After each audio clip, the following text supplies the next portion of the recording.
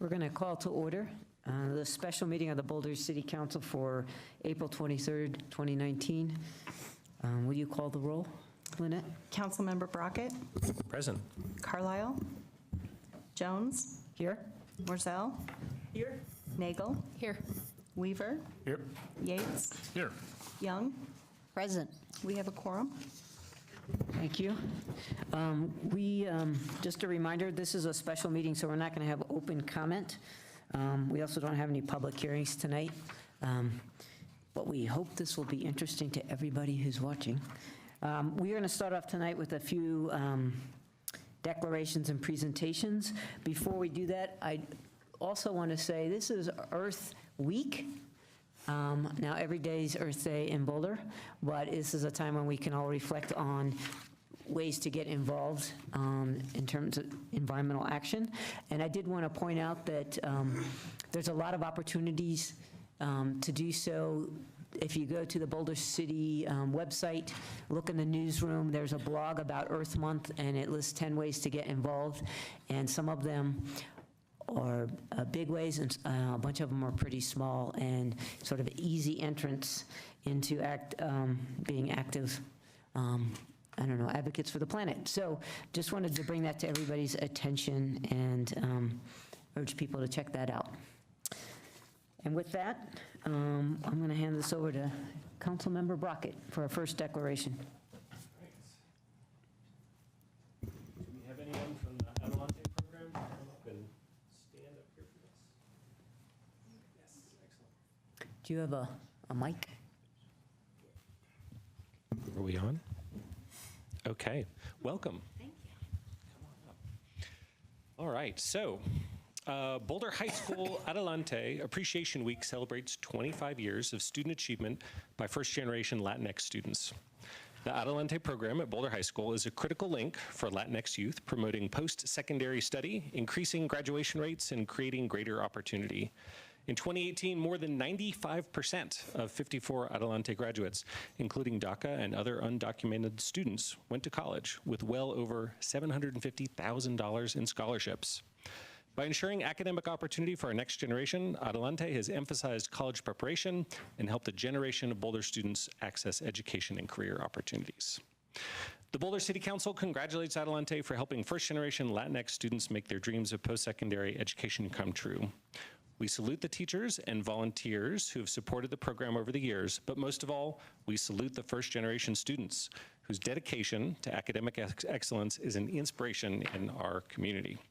So the City Council of the City of Boulder, Colorado, declares April 22nd through the 26th, 2019 as Boulder High School Adelante Appreciation Week. Congratulations.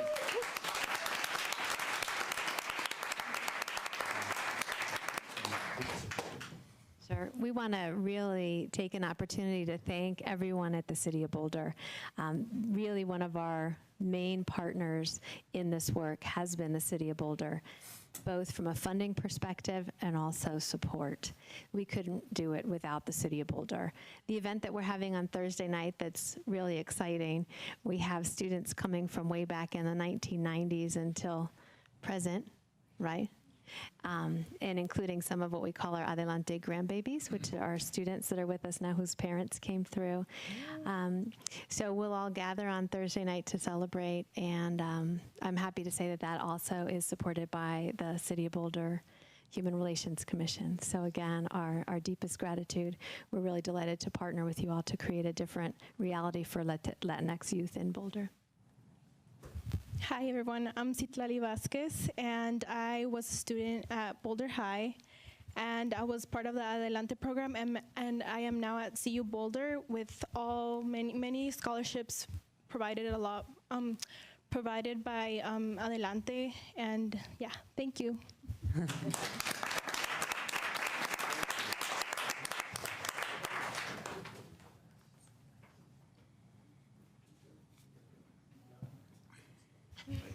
Thanks so much.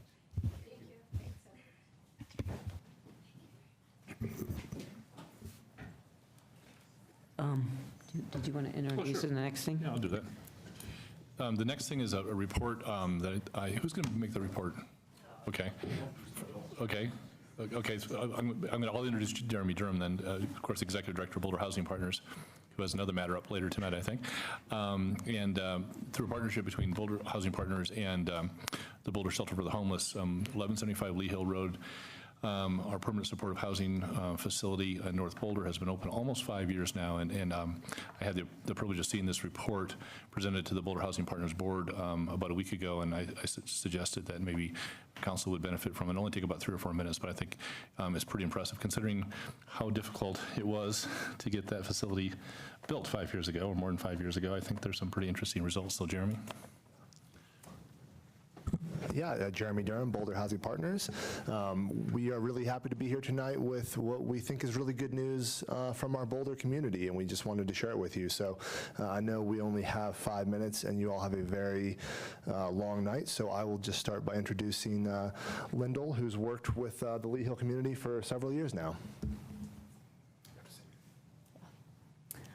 Hi, I'm Lyndall Ellingson, Resident Services Program Manager at Boulder Housing Partners, formerly the property manager for 1175 Lee Hill. First, a quick overview for anyone who's less familiar with the project. We opened in November of 2014. It's a 31-unit permanent supportive housing community that is a partnership between Boulder Shelter for the Homeless and Boulder Housing Partners.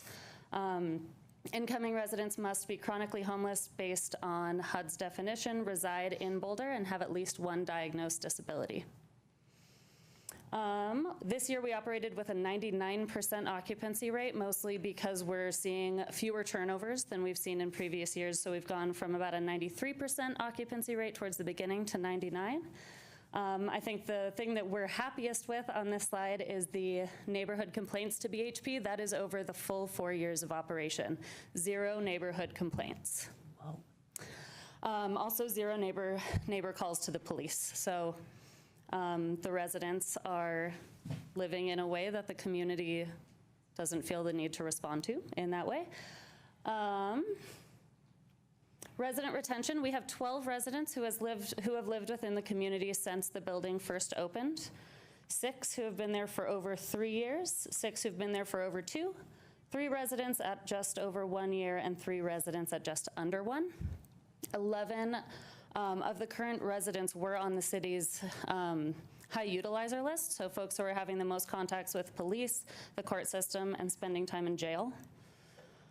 Of those folks, this is not comprehensive in any way. This information has recently come to us, and we're going to figure out how to make it more comprehensive over the next year. But our most recent resident, over a 5-year period while she was homeless, had 202 police contacts, 22 arrests, and 200 nights in jail. Since moving in September, she has had 0 contacts with the police and is currently employed working at Lee Hill through a partnership with the Ready to Work program. A resident who moved in on our very first day of operations previously had 95 arrests. Since moving in, he has had 0 arrests and only 1 police contact. And then that last one is a compilation of 5 residents who were on the high utilizer list. Prior to moving in, they had a total of 195 arrests. And since moving in, they have a total of 3 police contacts with 0 arrests. The Lee Hill program goals. The first goal is that it's measured after a 2-year period, and that is that 80% of residents will remain in housing after 2 years. We're currently at 71%, but we had a lot of turnover within that first year of operation. So if you just look at 2016, 17, and 18, we are at an 86% success rate, so we're moving towards achieving that goal. The second goal is, the second and third are measured after 1 year. And the second one is that residents improve in at least 2 of the following areas: income, life skills, money management, and employment. We're currently at a success rate of 97%, so only 1 resident has not seen improvement in at least 2 of those areas. And then the third goal is self-determination, so that residents' lives improve in at least 1 of the following areas: mental health, physical health, substance abuse, food, transportation support systems, adult education, and criminal justice. 80% goal, and currently the residents are at a 100% success rate. We recently met with our Neighborhood Advisory Committee, and staff and the committee recommended reducing the number of times we meet annually to 2 meetings a year or as needed, and that was voted on and approved by the board last month, or this month. Any questions?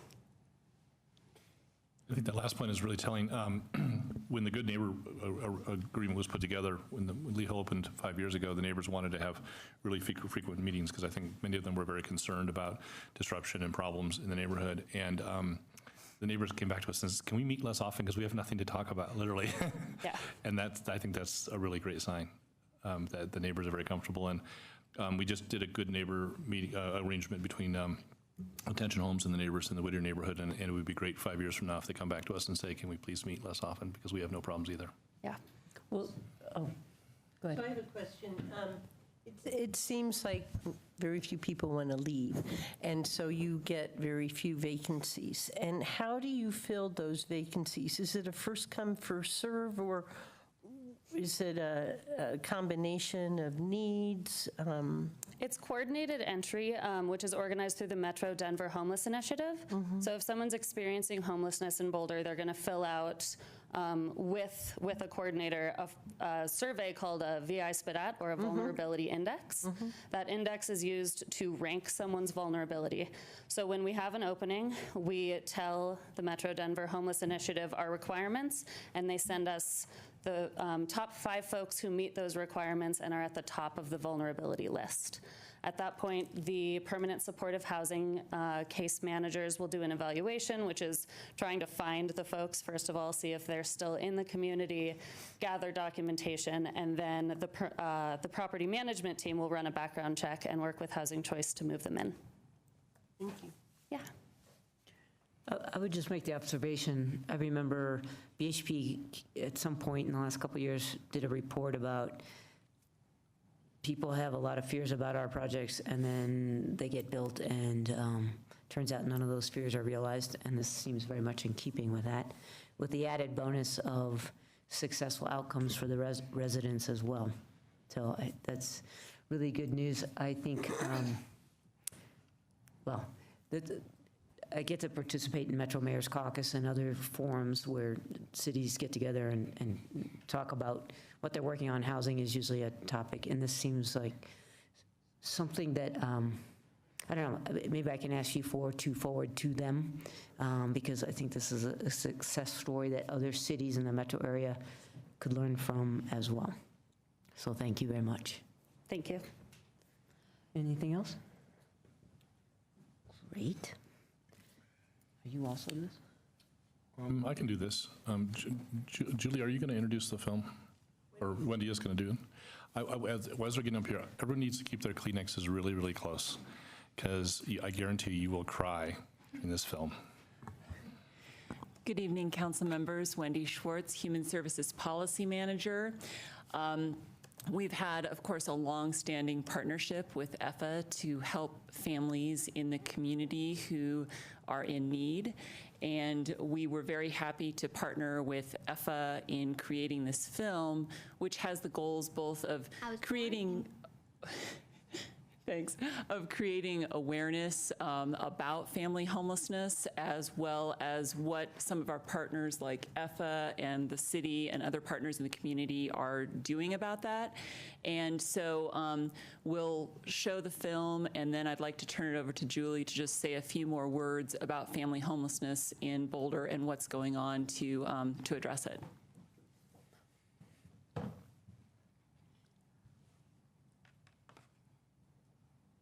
Haves and have-nots, my granddad always says. Somewhere between mama's job and daddy's big break, my brother told me.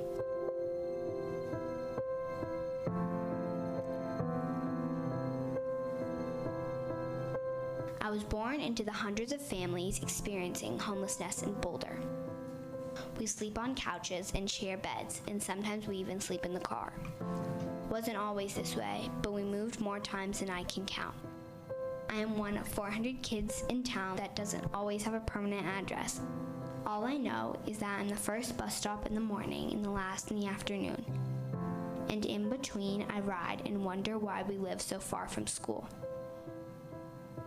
I'm one of 20% of kids that wait in line for free and reduced lunch in Boulder. Sometimes it's warm, sometimes it's cold, but I'm always still hungry.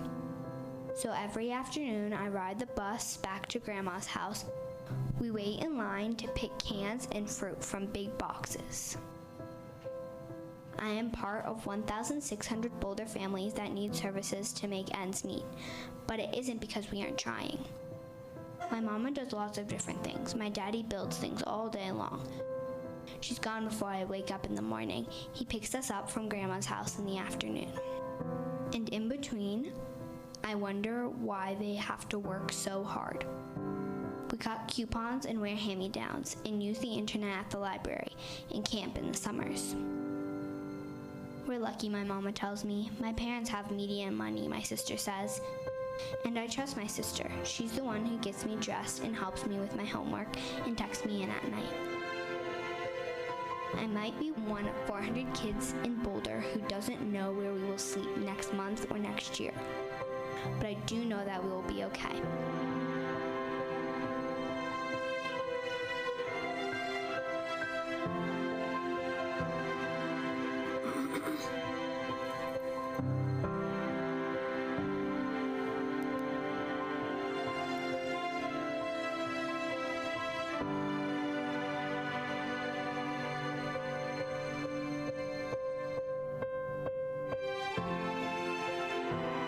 Be brave, Mama tells me, because life is an adventure, my granddad always says.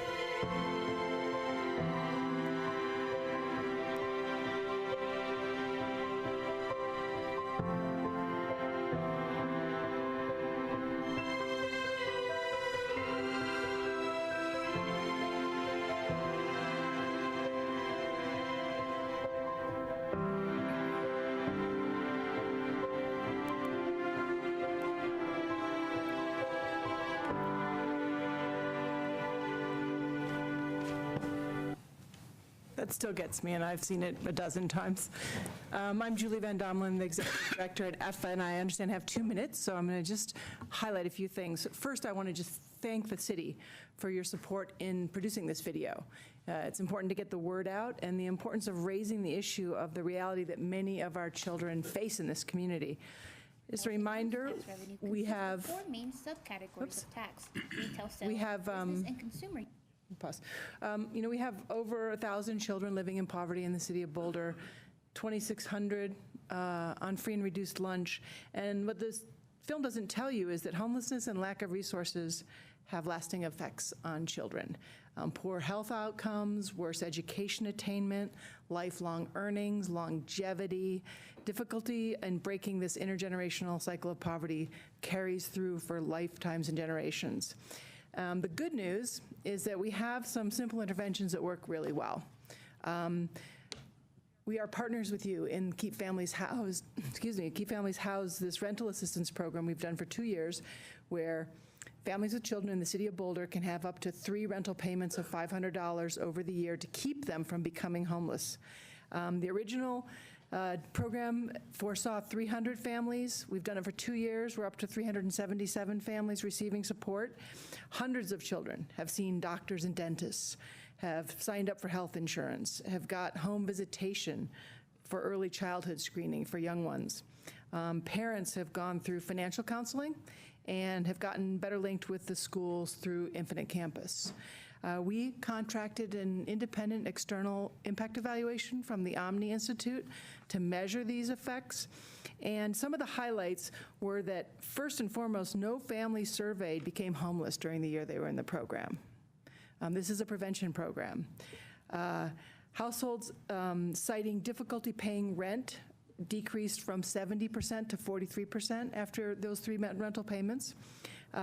Families experiencing food insecurity fell from 63% before Keep Families Housed to 48% after the program. Participants reported that they had to skip a meal so that someone else in the household could eat, one of the highest indicators of food insecurity, decreased from 23% of families to 10% of families. Overall, the The study found strong gains in employment, in income, in money management skills, improvements in food security, and overall movements up the scale from crisis to stability and self-reliance. I know time is short, so I'm respecting the 2 minutes.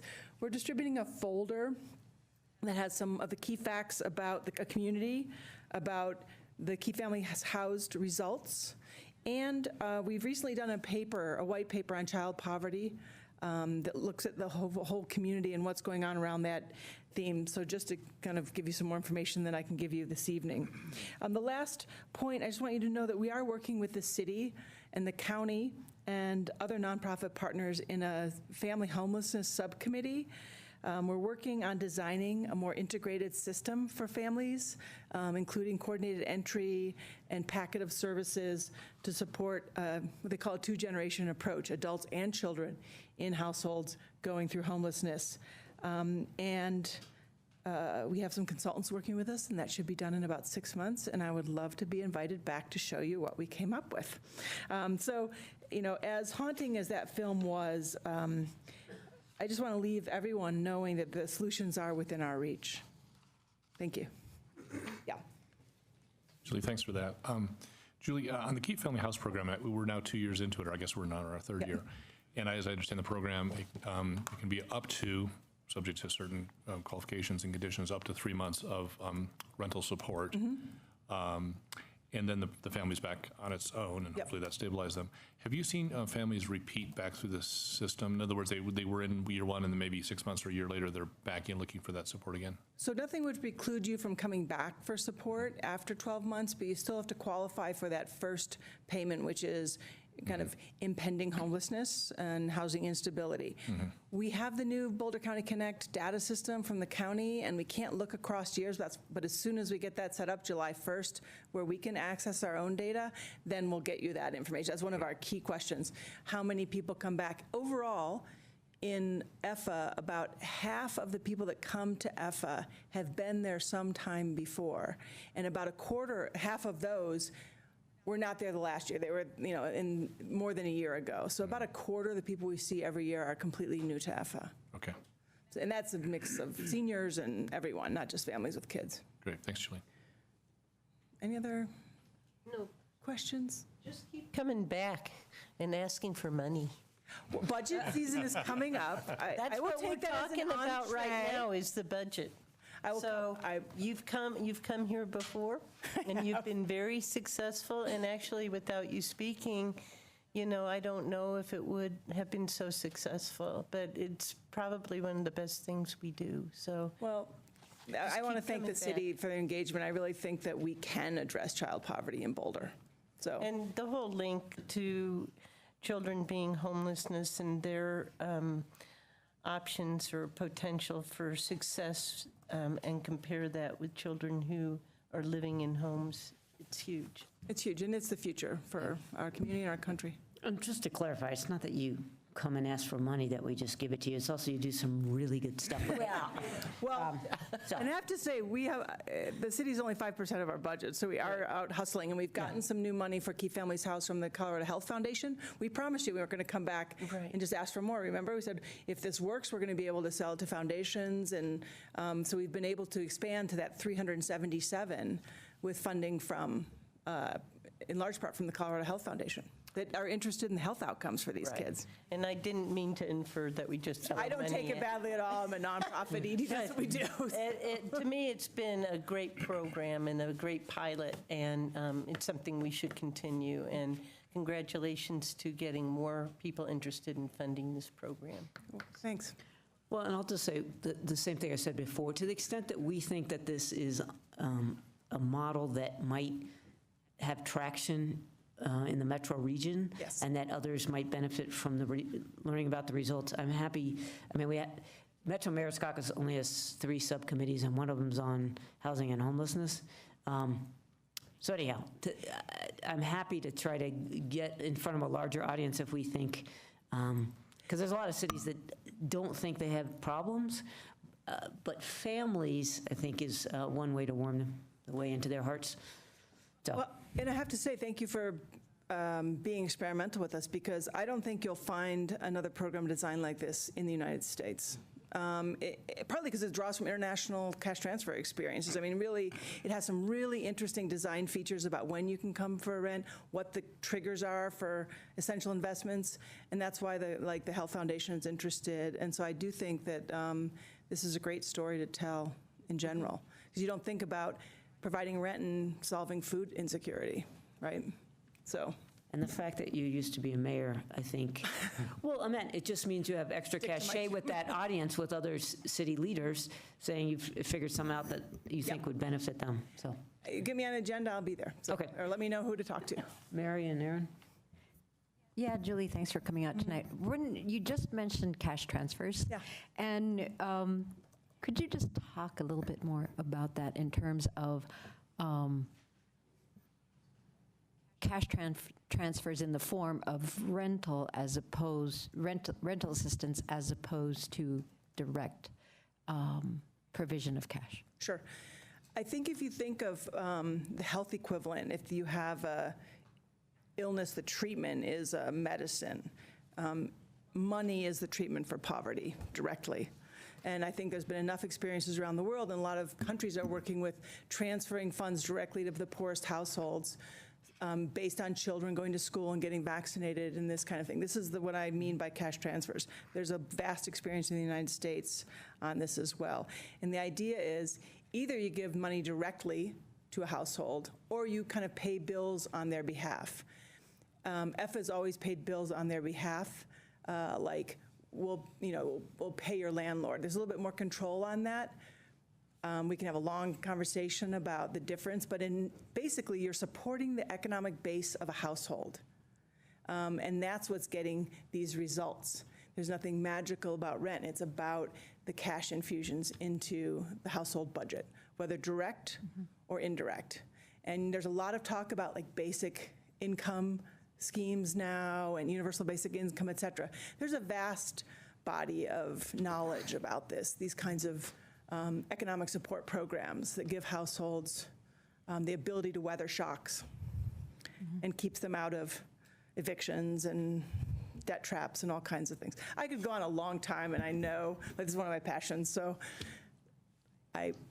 just cut me off when I need to. I don't know. When you come back, to be continued. Do you have more to? No, that was it. Thank you. If the council's interested, I mean, even a study session, I can write something up, and I'd be happy to. It's a fascinating subject, and I think Boulder can actually solve, with a bit of effort, no child would live under the poverty line in the city of Boulder. How's that for? Okay, that was tantalizing. Yeah, we'd love to hear your thoughts on that. Okay. Aaron? No? Oh, okay. Aaron. Thank you so much. Thank you. Okay, on that inspiring note, let's move forward with our work. Motion to approve the amended agenda. Oh, thank you. We need to, well, there's two things. One other announcement is, and this is to council members, we are still recruiting for 7 boards. I don't think we're getting a lot of traction on this, so I'm wondering, I was going to say, can the boards and commissions maybe do something about recruitment? Yeah. Yes, and we're just about there. Okay. Yeah. So we are missing, we have 2 seats available on the DAB. Which is the Design Advisory Board? Correct, and 1 applicant. So I will ask council, while we're at it, if we have 2 seats available, 1 applicant, is council open to interviewing for that 1 person and then directly appointing, and then get that board beyond the point where it might have like quorum issues and things like that. So just move on the 1 out of the 7? Just move on the 1 out of the 2. Yeah. Well, I meant, and we still need to have interviews for all the others, but that's another topic. But we have applications for the others? Yes. Oh, yeah. I didn't realize that. Then that was hot off the press this afternoon. Yeah.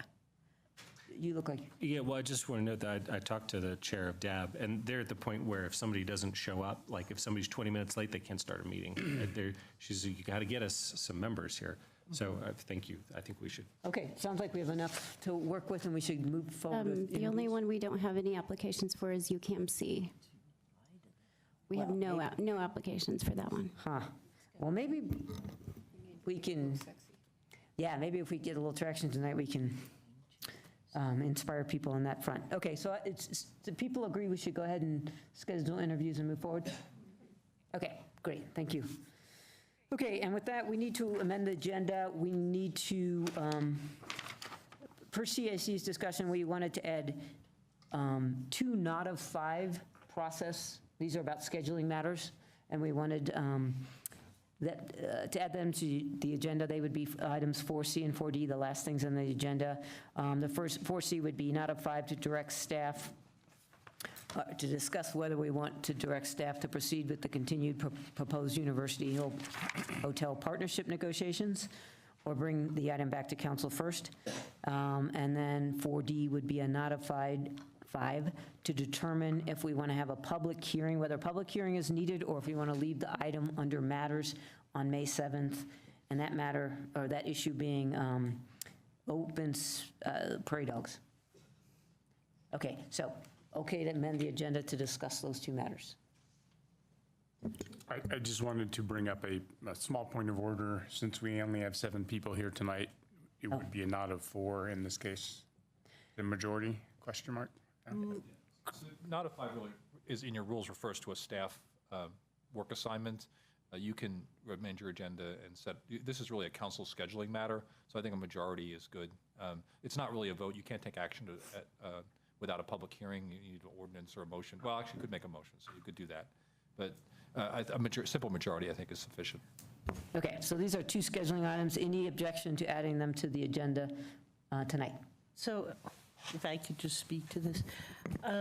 So this is, I was the one who asked, because this Hotel Hill came through in a confidential memo. And that what that memo said is that if we had issues or whatever, we needed to bring them to the attention of staff by May 1st. And we don't have a public hearing, except a public meeting, until May 7th. We're missing one of our council members tonight because we originally hadn't planned to have a meeting that night, and so she had scheduled other things. On May 7th?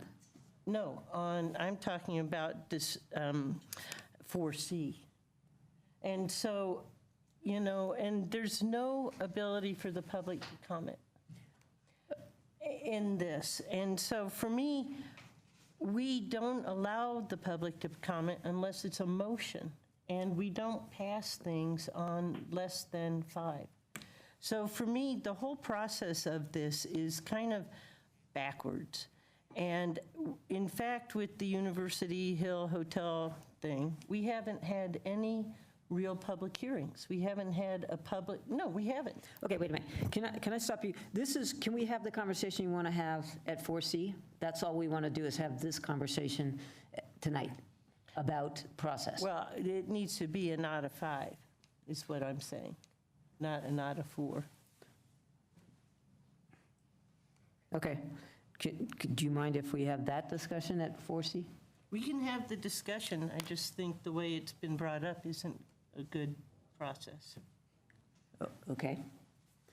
And I did ask for it to be brought up. I know, but people disagreed, and that's why we're bringing it to council. Right, and that's fine. Okay. All right. So I move that we amend the agenda. Second. Okay. Any more discussion? All those in favor of amending the agenda? 1, 2, 3, 4. Okay, we're unanimous. Thank you for that. Okay. Okay, your consent agenda tonight is 1 item, item A. I move we approve the consent agenda. And for the audience, there's just 1 item, and it's to settle a personal injury claim. Second. Any discussion on this matter? This is a... Show of hands vote. All those in favor? It is unanimous. Your next item is an update on preparations for the 2020 census. Hi, good evening. Phil Kleisler with the Planning Department. Thank you for your time this evening. The purpose of this agenda item is to bring council up to speed on some of the city's preparations for the 2020 census, as well as to have a discussion around and receive directions on an initial invitation list for a local complete count committee and to see how council wants to approach that process. The brief staff presentation will highlight several key components of the 2020 census, the city's involvement, and lastly, some next steps with the local complete count committee. Also wanted to call out several members in the audience who made it into Boulder today. One is Julie Frieder, Partnership Specialist with the U.S. Census Bureau. She's living in Boulder and will be representing or coordinating the census effort throughout Boulder County to ensure an accurate and complete count. Also with us today is Lily Griego, the state coordinator for the U.S. Census Bureau. Lily's doing that, but on a statewide level. Also in the audience, lastly, is Ryan Hanshin, engagement specialist with the city. And so Ryan was just appointed to the state's complete count committee. And so appreciate the guests being here tonight and handling any of the hard questions that council has this evening. That was a joke, sorry. In terms of questions for council, we are coming to you tonight for some initial direction around an invitation list that was included in the memo for a local complete count committee. And then we'd also like for your input around your expectations for communication back to council, whether that be written, oral updates through matters, briefings, and so on, and as well as how often that should happen, whether that's quarterly, biannual, and so on. So first, why do we do the census? It is mandated by the Constitution, but it's not the only reason why we do this process. A couple of important things to consider would be that it also determines congressional apportionment. And so there are 435 House members, and the decennial census will determine how many are allocated to each state. And so what this map shows is just one of the estimates in where through this data, it is estimating that Colorado may gain 1 House seat through the 2020 census, as well as several other states. States in the north and northeast with the purple shade may actually lose a seat. And then the state of Texas possibly gaining 2 seats. Another important consideration is that the census provides data essential for redistricting, which would take place shortly after the 2020 census. And lastly, the census provides for the distribution of over $883 billion of federal funds every decade. And on that note, when you read through news articles and so on, there may be some numbers thrown out there, and they're likely referring to a George Washington University project called Counting for Dollars 2020. And so what that study identified, among other things, is that $13 billion was allocated to the state of Colorado in fiscal year 2016 alone, and that is through 55 federal programs. Some of those programs are listed here on this slide. And so this is just another reason, another example of why an accurate and complete count is pretty important at a local level, because changes to an inaccurate count may influence the amount of funding provided through these programs to the state of Colorado and to Boulder County as well. The census currently has 11 questions, probably take about 10 minutes to complete. The general topics are here on this slide. As you know, there's a current court case regarding the citizenship question. There were oral arguments this morning that you likely heard about through news sources. And given some of the conversations and debate around that particular item, we did want to bring up a couple of notes around confidentiality that we thought were important. First is that by law, the Census Bureau does not share any of the data with other federal agencies. So that would include agencies like the IRS, ICE, and so on. Additionally, census employees, as well as city staff, including myself and a few others, actually enter into a lifetime confidentiality agreement, those who have to look at the raw data. And a breach of that lifetime agreement could result in significant fines and or jail time. And lastly, the data itself will be presented to the White House in late 2020 in statistical format only. So aggregate data is presented to the White House and to the public at large as well. A couple of things to consider this in terms of ways to respond. This is the first census where there's an internet option. And so you'll be able to log in through your iPhone, your iPad, sit at your computer to take the survey. You'll be able to call in and take the survey. And I believe they're offering 13 different languages to choose from. And then there's the traditional methods of filling out a paper survey as well as talking to someone at your front door. A couple of key dates that council will want to keep an eye on would be March 23rd, 2020. That's when the go live date is for the internet survey. April 1st is Census Day. A couple of weeks later, there will be reminder postcards sent out to those who have yet to complete the survey. And then non-response follow-ups began a couple of weeks later in early May. All of that wraps up in August, and that data is delivered in aggregate form to the president on December 31st, 2020. And so the memo included a bit more detail around the city's role and how we are involved in various technical and non-technical programs. But a couple of just to note for council is that city staff have several touch points with Dr. Cog, Census Bureau, and others throughout this process to ensure that the data used for this process is accurate. And so, for example, we want to make sure that the address list that all those surveys are mailed to is accurate and matches our known address list. We want to make sure that the projects under construction prior and being completed prior to April will be included in that count. In 2010, the city was also donated temporary space to the census and some library space and rec center space for the census staff to use in interfacing with folks there about the census. City staff also provided known frequented areas for non-sheltered individuals to help to assist the census in their homeless population count. And then lastly, which is the topic mainly tonight, is the Complete Count Committee. And actually just one note, Complete Count Committees, I guess in general, are volunteer committees coordinated by states, cities, and tribal governments, and they work to increase the awareness around the upcoming 2020 census. And so in practice, these are volunteer community members that receive information from the census and from the city, and they distribute that information and share it and talk to people within their areas of influence. Oftentimes these groups focus on hard to count areas. And so hard to count areas, in this case, the 2010 areas defined or identified by the census include the areas around the university, kind of bookended by the western and eastern neighborhoods. Those were seen to see 64 to 70% response rates. And so relative to other areas of the city, that was a hard to count area. And so that area, as well as some others, are possible focus areas for this group. The Census Bureau has a recommended membership kind of format or framework that's included here on this slide. One thing to note is that there's not a one-size-fits-all approach for this particular process, and so different groups function and are formatted in different ways, from a small town being a few people in a coffee shop to a large city being several dozen people having formal meetings and minutes and so on. And so in terms of tonight's request is that council weigh in on that initial invitation list included in the memo.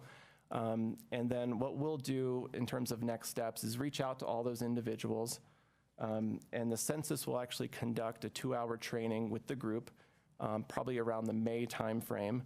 Over the next several months following that, there'll be a couple of additional meetings for the group to coordinate and basically chart out their game plan leading into the census day in 2020.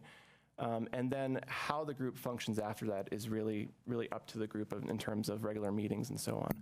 So that concludes my presentation. We kind of brings us full circle back to the questions for council, and appreciate your time this evening. Great. And thank you for coming to be with us tonight. I don't know if there's anything either of you would like to add presentation-wise, or you think we covered it?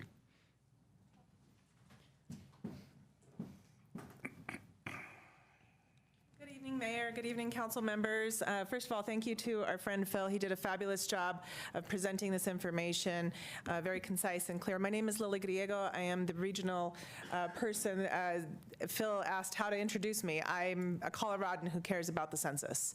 And so I left a job I love to come do this. And so I am managing Colorado, Wyoming, Montana, Kansas, and Oklahoma. So with that, I wanted to come and say we've hired locally. So we hired Julie Frieder. I want to introduce her. She is your partnership specialist. To anybody watching tonight, she is going to be working on the census here in Boulder. And it is so important to us that the partnership program doubled from 2010 to 2020 to make sure that we have folks who understand your community, engage in your community every single day, whether they're shopping, doing work, traveling with family, riding bikes, that this is something that they take with them as they go about their day every single day. So I just wanted to introduce her, make sure that you all know who she is and that we care deeply about the work, and I'll give her a moment just to say a couple of things, but thank you. This partnership is significant for us. We understand there are some challenges in Boulder. As I drove past, you have mobile parks here that we have to count. As a CU grad myself, the counting of students here that are student athletes that come into Colorado to enjoy Colorado weather and compete for this university here, they need to be counted while they're here. We need to make sure that Boulder has a complete and accurate count and gets as close as we can to a complete count to ensure that we have equal representation and access to the fair share of federal funding that we can get. So again, and I'll give Julie a moment just to say something. Thank you, Lily. Mayor, council members, thank you. And Phil, that was an excellent overview. I am really excited to be in this position of partnership specialist to work with all the different community groups, constituencies in Boulder to, as Lily said, ensure that we have a fair and accurate census count. It strikes me that this initiative for the 2020 census is very closely tied to the other topics that were brought up tonight on the agenda, to look at programs to make sure that the federal funds that are available to Boulder for free and reduced lunch, for Section 8 housing, for WIC, for so many programs that are helpful to ensure that Boulder can meet its goals. And so I look forward to working closely with Phil to making sure that we have strong partnerships, that the Boulder Complete Count Committee can put together an action plan and over the next year deliver on a goal of 100% accuracy in our count. So I look forward to working with you and being the partnership specialist. Thank you. Nice. Go ahead. This is a question for any of you. You mentioned a real important topic. When Sam and I have been, are members of the University Cities Committee of the National League of Cities, and we've been talking a lot about this, the National League of Cities, the last couple of years. And of course, one of the challenges that university cities like we face is that the initial requests go out in April when students tend to be here, and the follow-up requests are happening in May and June when students have often drifted away. And can you talk a little bit about how university communities are addressing that, incentivizing students to respond while they're still here so we get them in our head count? So I can address a few things if it's okay, and I'll be really specific with regard to Boulder and Colorado. So I'm really excited that we get to announce that CU is actually a statewide partner. So I met with the president, the presidents, and the vice presidents and the chancellors, and we secured a partnership with them. They understand the critical nature that we face with counting students prior to finals coming up. Folks are kind of checking out, heading home, wherever home is. So we're going to be working here in Boulder specifically on the campus for something student-led within the campus.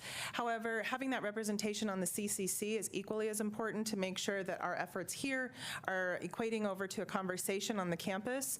So we're going to do a few different things. The one thing that we want to go back to is that March 23rd date.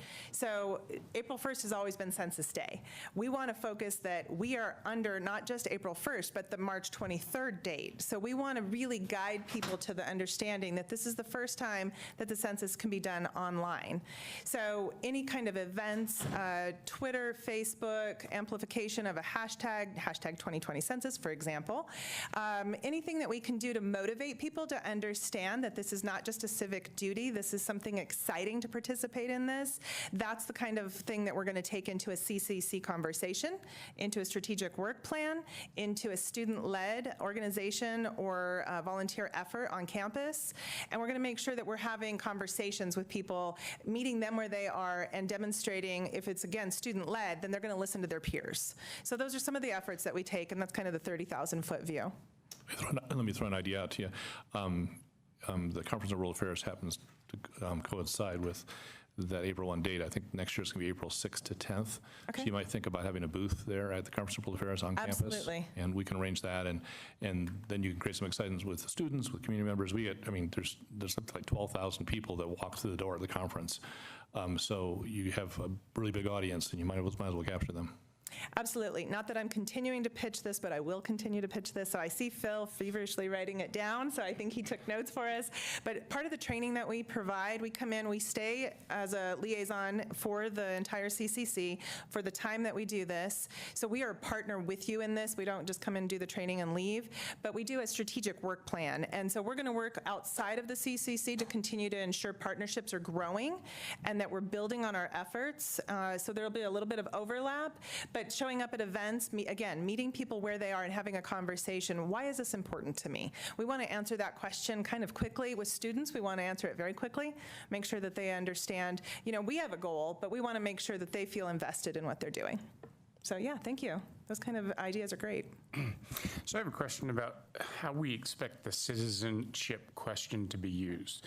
Do we expect that is going to be used in the count to decide whether there's an addition or subtraction of a congressional seat, or will it just be informational purposes? I mean, what is the point of the citizenship question, and what do we expect to be made of it?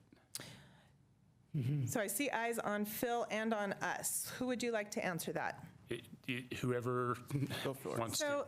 So and if Phil wants to complement this answer, I think that would be great. Couple different things I heard there. So first of all, the Census Bureau data is used as the #1 resource for data for businesses, planning departments, folks who are in city government especially understand how we use our data. So a census database or data system, we want the best data we can get. So when you have 11 questions, of course, the more that are answered, the better off we are as far as providing data back out. With regard to the citizenship question, we are in litigation right now. So as a party to the lawsuits, we can't engage in conversation around that. So I do know that there has been news related to the citizenship question today. One of the things that I would answer back to the council is that this is exactly why we're here today. We want to pivot back to what we're doing.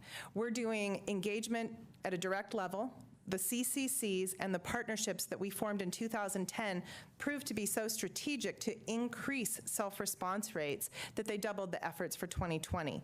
So we have to get out and we have to talk to folks about, #1, this information is protected by Title 13. You walk into a cafe here on campus, people are going to say, I don't know what Title 13 is. So we have a lot of education to do to ensure to people this is a trust that we take very seriously and that we will not break. And Phil already talked about the consequences if that trust is broken with the public. So we want to talk about you can trust this. You can trust the cybersecurity is another issue that's been coming up. So we want to make sure that folks have a faith in the system that they're investing in themselves by answering the questions.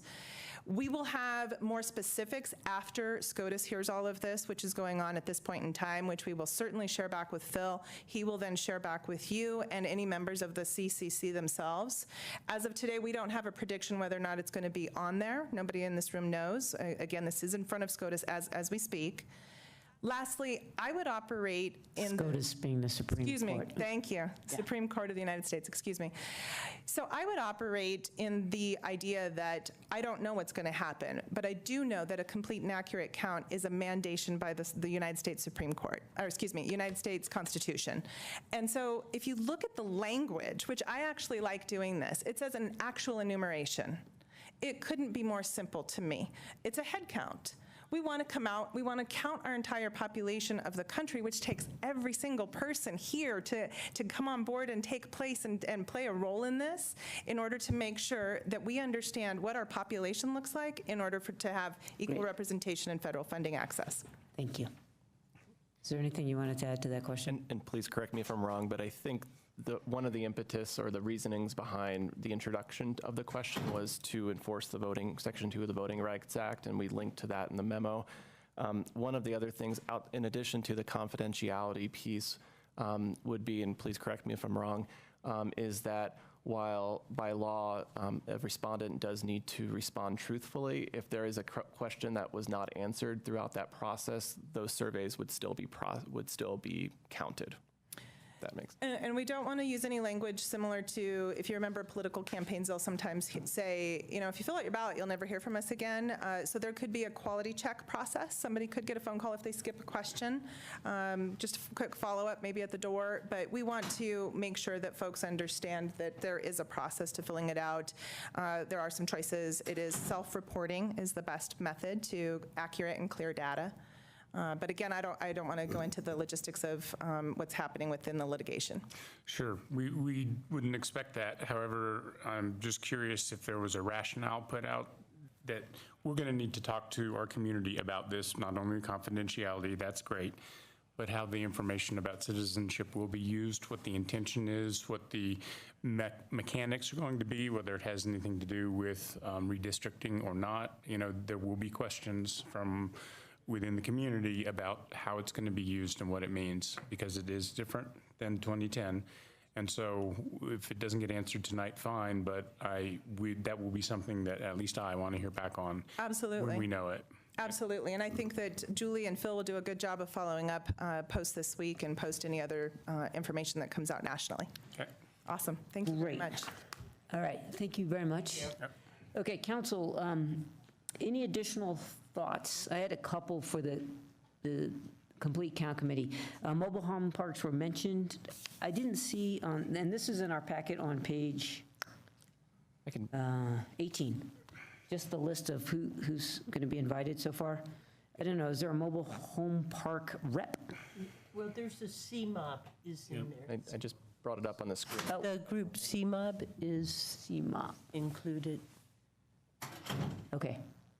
I don't know why I can't see It's them. at the bottom of the left, community organizations. Oh, there it is, okay. And then I guess under faith-based, and maybe this is good enough, maybe not every denomination needs to be there, but we have an Islamic center, and I was curious if maybe that should be one point. People have other ideas? I was wondering, I haven't gotten to my notes, but why we wouldn't be including like Thistle and EFA. Is EFA on there? Yep. Okay. So, yeah, I would include Thistle because they have a lot of units. Mary? Yeah, some additional suggestions. VIA, the Center for People with Disabilities, I didn't see up there. Boulder Community Hospital,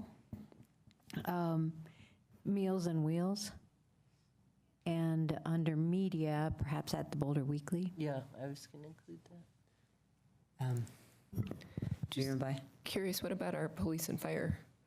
Like BES, RMR, Boulder Rural? I mean, I'm just curious because wouldn't they have, I mean, not to mention city and county, you know, I mean, BOCO, all of them.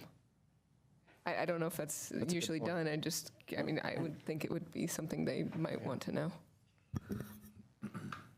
Okay. And I think for some of these, if we think they're covered by somebody else, we'll leave it to you, but, okay. Other thoughts? One note would be, you know, if the mayor, if you would like to chair the committee, or if you would like a designee to do that, or if you'd like. You mean like you? Yes. Yeah. That seems like a very, very good idea. Noted. Okay. All right, anything else on the first question? Okay, and I presume if you have other ideas, we know how to forward them to Phil. And as this unfolds, obviously, since we all end up being ambassadors, well, that leads to question number 2. How often do we want to receive updates, and through what? Do we want just IPs occasionally, or? I will offer this, even though I probably won't be around. I think a public thing in the spring before it goes live, like this, but presumably with a larger audience, would make sense. We also might share something like an IP with council once the group has their work plan put together and stuff as well. Other thoughts on that question? I think quarterly is good enough, but I would like to hear, once the ruling comes down about the citizenship question, maybe that can be in an IP, in a more timely fashion, because I believe that it has implications we need to understand. And then, once it goes live, I presume you might want to periodically remind our listening audience about getting the word out. Thank you. All right, thank you so much.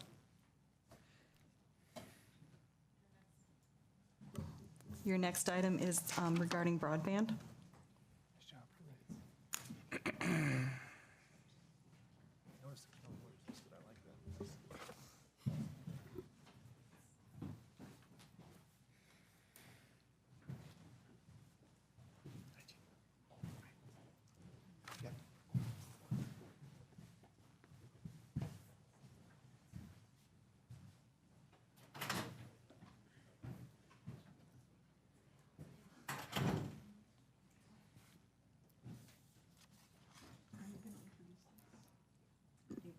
No, you.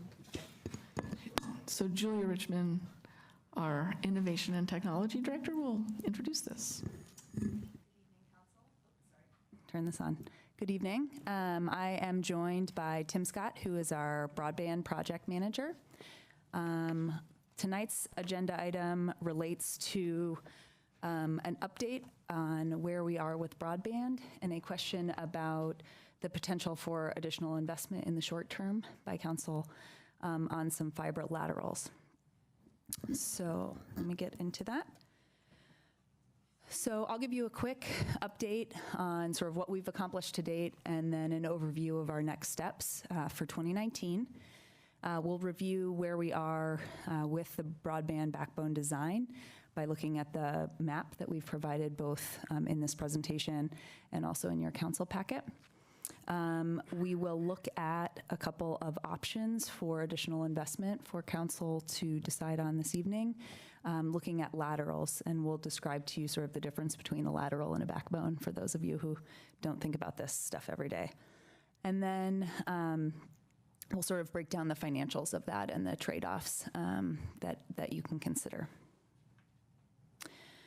Wanted to remind you of why we started this project in the first place. Council approved and updated these guiding principles last year when we met in January. So they include citywide access, equitable and inclusive, future-oriented, competitive marketplace, net neutrality, and open access. So part of the goals of this project are to achieve the notions identified in these guiding principles.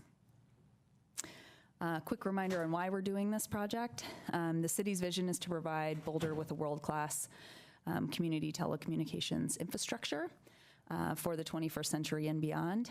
The current project is a focus on building the first step to create a fiber platform, provide future connectivity for city and community stakeholders, offer opportunities for smart city applications, the Internet of Things, and other sensor-based technologies, which are becoming more commonplace today. And then enable core infrastructure for the city, which gives city control and provides some technology future-proofing to our city infrastructure. Just kind of a reminder of how we got here. Q1 of 2018, we met with staff. We met with council, staff met with council, to review different options for models for getting to broadband in our community. If you recall, there were 5 options, including the option to take no action. Council expressed interest to proceed with the construction of a dark fiber backbone and to start moving on the project in recognition that getting to a full city-owned internet service providing utility was an order of magnitude beyond our financial capacity at the time. In Q3, staff released an RFP for design services for the citywide backbone. We got lots of great responses. And in Q4, we selected Magellan Advisors as our design consultant for this project. Hey, can I just ask, there was, in between those two, you got back a response that was, hey, we'll maintain it too. Can you remind us, is Magellan covering the maintenance piece or no? No. Can you just Yep. remind me of?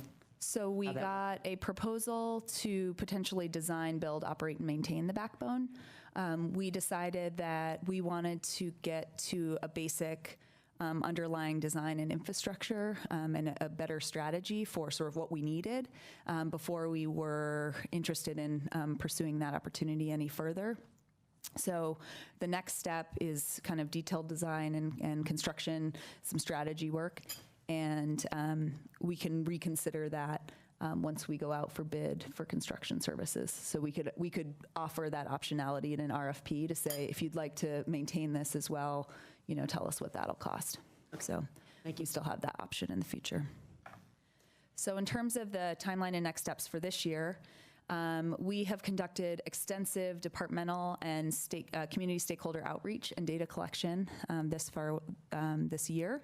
We've met with about 20 different city departments and community organizations to understand what their current and future fiber needs are. We are currently in the process of evaluating the existing city-owned conduit. So in some cases, when we built our city fiber, we put in a second conduit. And so what we're doing right now is looking at what is the condition of that conduit. Can we reuse it for broadband? Is it still functional? Is it in good condition? Those kinds of things. We will also be doing some fielding services using the high-level design. We now need to go in and say, what side of the road? Is it in the softscape? Is it in the sidewalk? Is it in the road? Sort of very detailed perspective on where the construction will happen. We'll optimize that design, and then we will kind of move into development of an RFP for construction services. We will issue the certificates of participation, which is the funding mechanism we're going to use for this project at the end of the summer. And just as a reminder, certificates of participation operate kind of like a mortgage on city buildings. And that will provide us with the capital to do the project. We expect that we can raise about $20 million worth of cash from that issuance, and I'll come back to you with sort of why that matters in a second. We expect to begin construction sometime in Q4, so we'll begin construction this year for the project. Two additional things that are worth noting. Beginning this quarter and next, we're going to be doing a lot of thinking and strategizing around what the technology components of our smart city strategy should look like based on the broadband backbone. And we'll be looking to evaluate the market interest for partners on this backbone. So either folks who will lease fibers from us so we can generate revenue, or organizations that will be potential service providers, especially to community areas that don't have access today. There's some really interesting nonprofits in that business and commercial providers who could help to accelerate community access to high-speed internet. Julie, before you move off that, sure. Can you go back to that schedule? Yep. You started to allude to this. I want to drill down a little bit more. Is it possible that somewhere in this calendar here in 2019 that you could pre-sell or pre-lease some of the dark fiber to customers, people like, Comcast or CenturyLink or Verizon or AT&T? Is it possible that could happen up front where they have an interest, and that, I suppose, number one, could affect your design and your fiber count, but also could affect your finances and some of your timing? Are you doing pre-sales? Or are you going to kind of build it and then see if they come? I think our intention was to build it and then see if they come. We hadn't thought about a pre-sale model. I'd have to check with our bond counsel to see how that would impact our certificates of participation. Hopefully that would make it more enticing as an issuance, but yeah, I don't know the answer to that question, but it's certainly something for us to look into. Okay, thanks. Mm-hmm.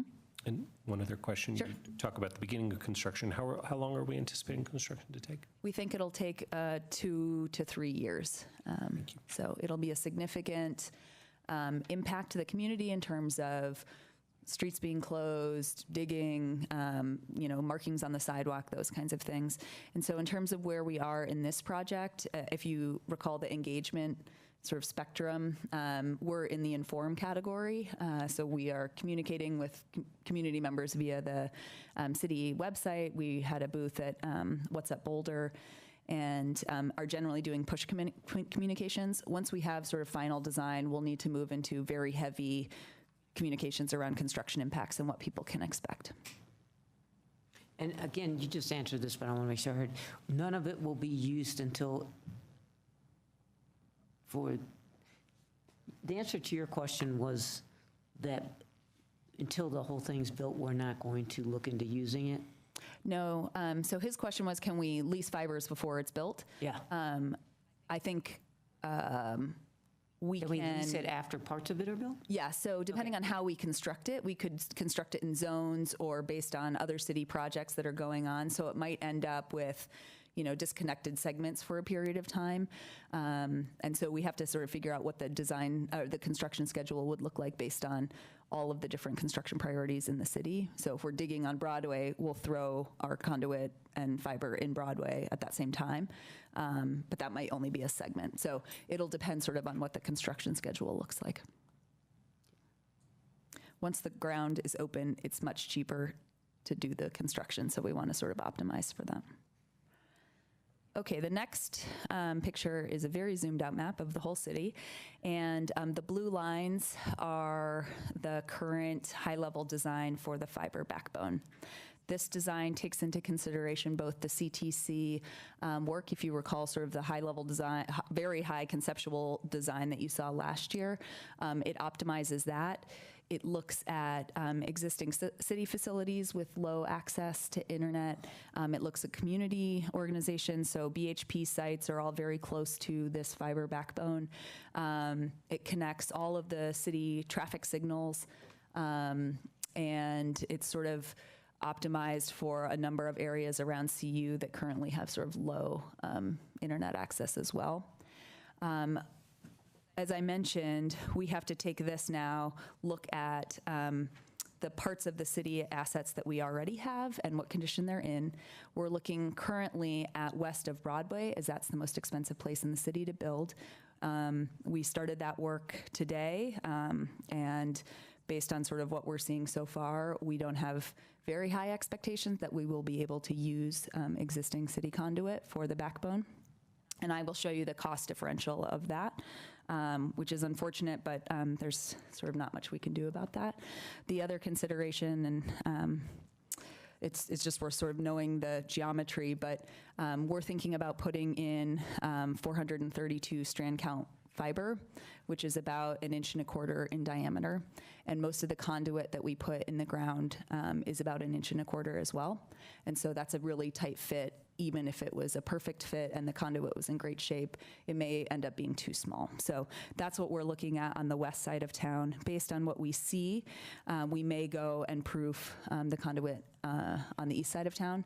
But if it's sort of in bad shape on the west side, we'll probably just say we'll build net new in general. And it's not worth the expenditure. Hey, on that note, this notion of making sure that we're building for the future, this would be an example of where we thought we were but didn't end up. Well, I meant we put in conduit with the idea that this would work, and it turns out, oops, we need bigger. Yeah. I guess in some cases, we have used that conduit. We've leased it to other organizations and have generated revenue. So it was not a wasted exercise. This is just a particular case where. Okay. Yeah. I'll just underscore the obvious. Trying to anticipate the future is difficult. Yeah. But obviously,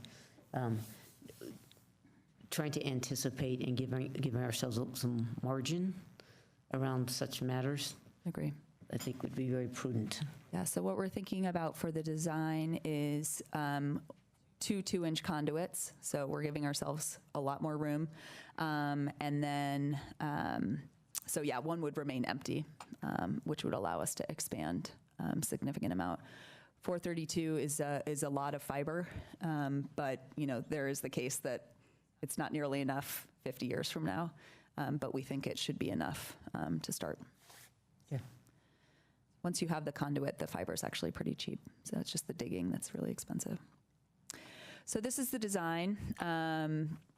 It is about 50 miles of fiber in the city.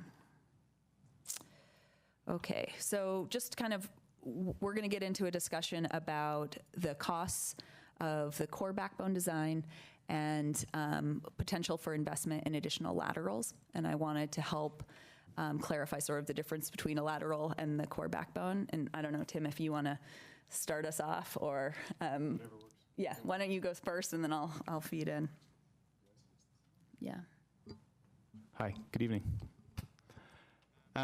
So it really a relatively simple concept, but on the slide there you'll see the black conduit cable, which, as Julia was saying, the 432 backbone cable essentially runs along a particular route and will go in periodically to vaults that are placed both strategically and certain distances along the particular route. And in this case, many times if you don't have a lateral connection coming in, you might just leave that vault empty. It's just simply a way that the fiber passes through, or if it's the end of a reel, it's how you would connect one reel to the next reel as the fiber cable gets pulled. In this particular case, we're actually putting what's called a splice case into the vault. And that specific splice case would be used to fuse into the backbone fiber and literally take, it's hair level fiber stuff.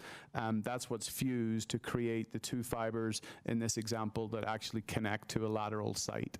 So in this case, that could be, and you'll see the examples of the laterals, but that could be, a fiber connection or a fiber lateral that's going to a tower site or going to a potential RTD site, or fiber that's leveraged to ultimately connect your traffic signals in the city, which are all wireless at the moment. Actually, none of them are on fiber. So that's how a fiber lateral works, and it's just trying to make the distinction between a lateral connection and the actual 432 backbone, which is sort of the first initial piece of this project. I have a question. So how often do you put these, and what if you wish you had and you didn't? Can you go back and do them? How does that work? That's a great question, and you never get it right 100% of the time, but you do strategically position them at perhaps road junctions where you might take a lateral connection that goes to a business park or into a community or something, for instance.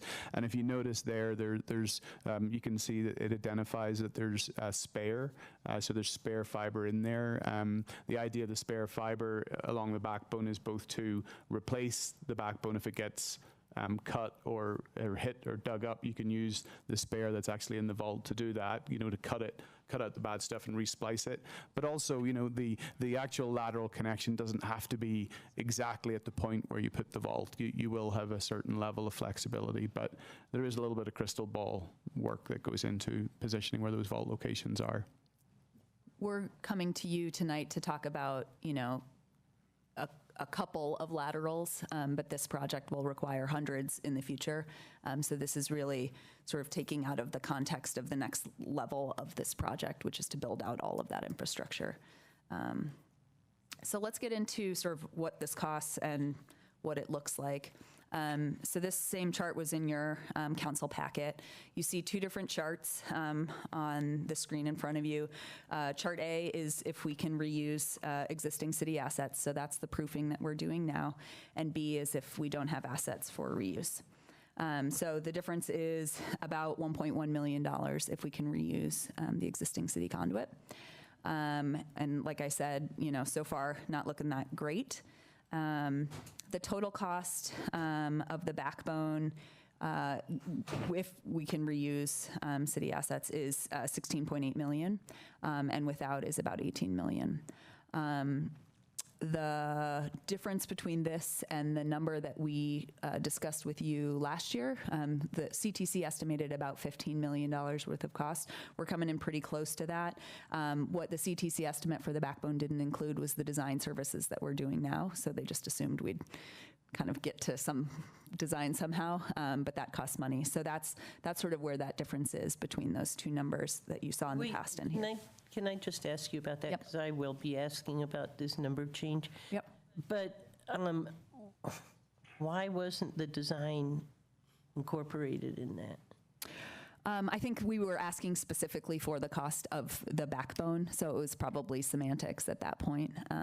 But yeah, but this is millions of dollars we're talking about. That's true. So it would have been nice to know that and not have semantics, but to have actual knowledge of this. So I'll just save my comments for later. Okay, so core backbone design is somewhere between $16.8 and $18 million.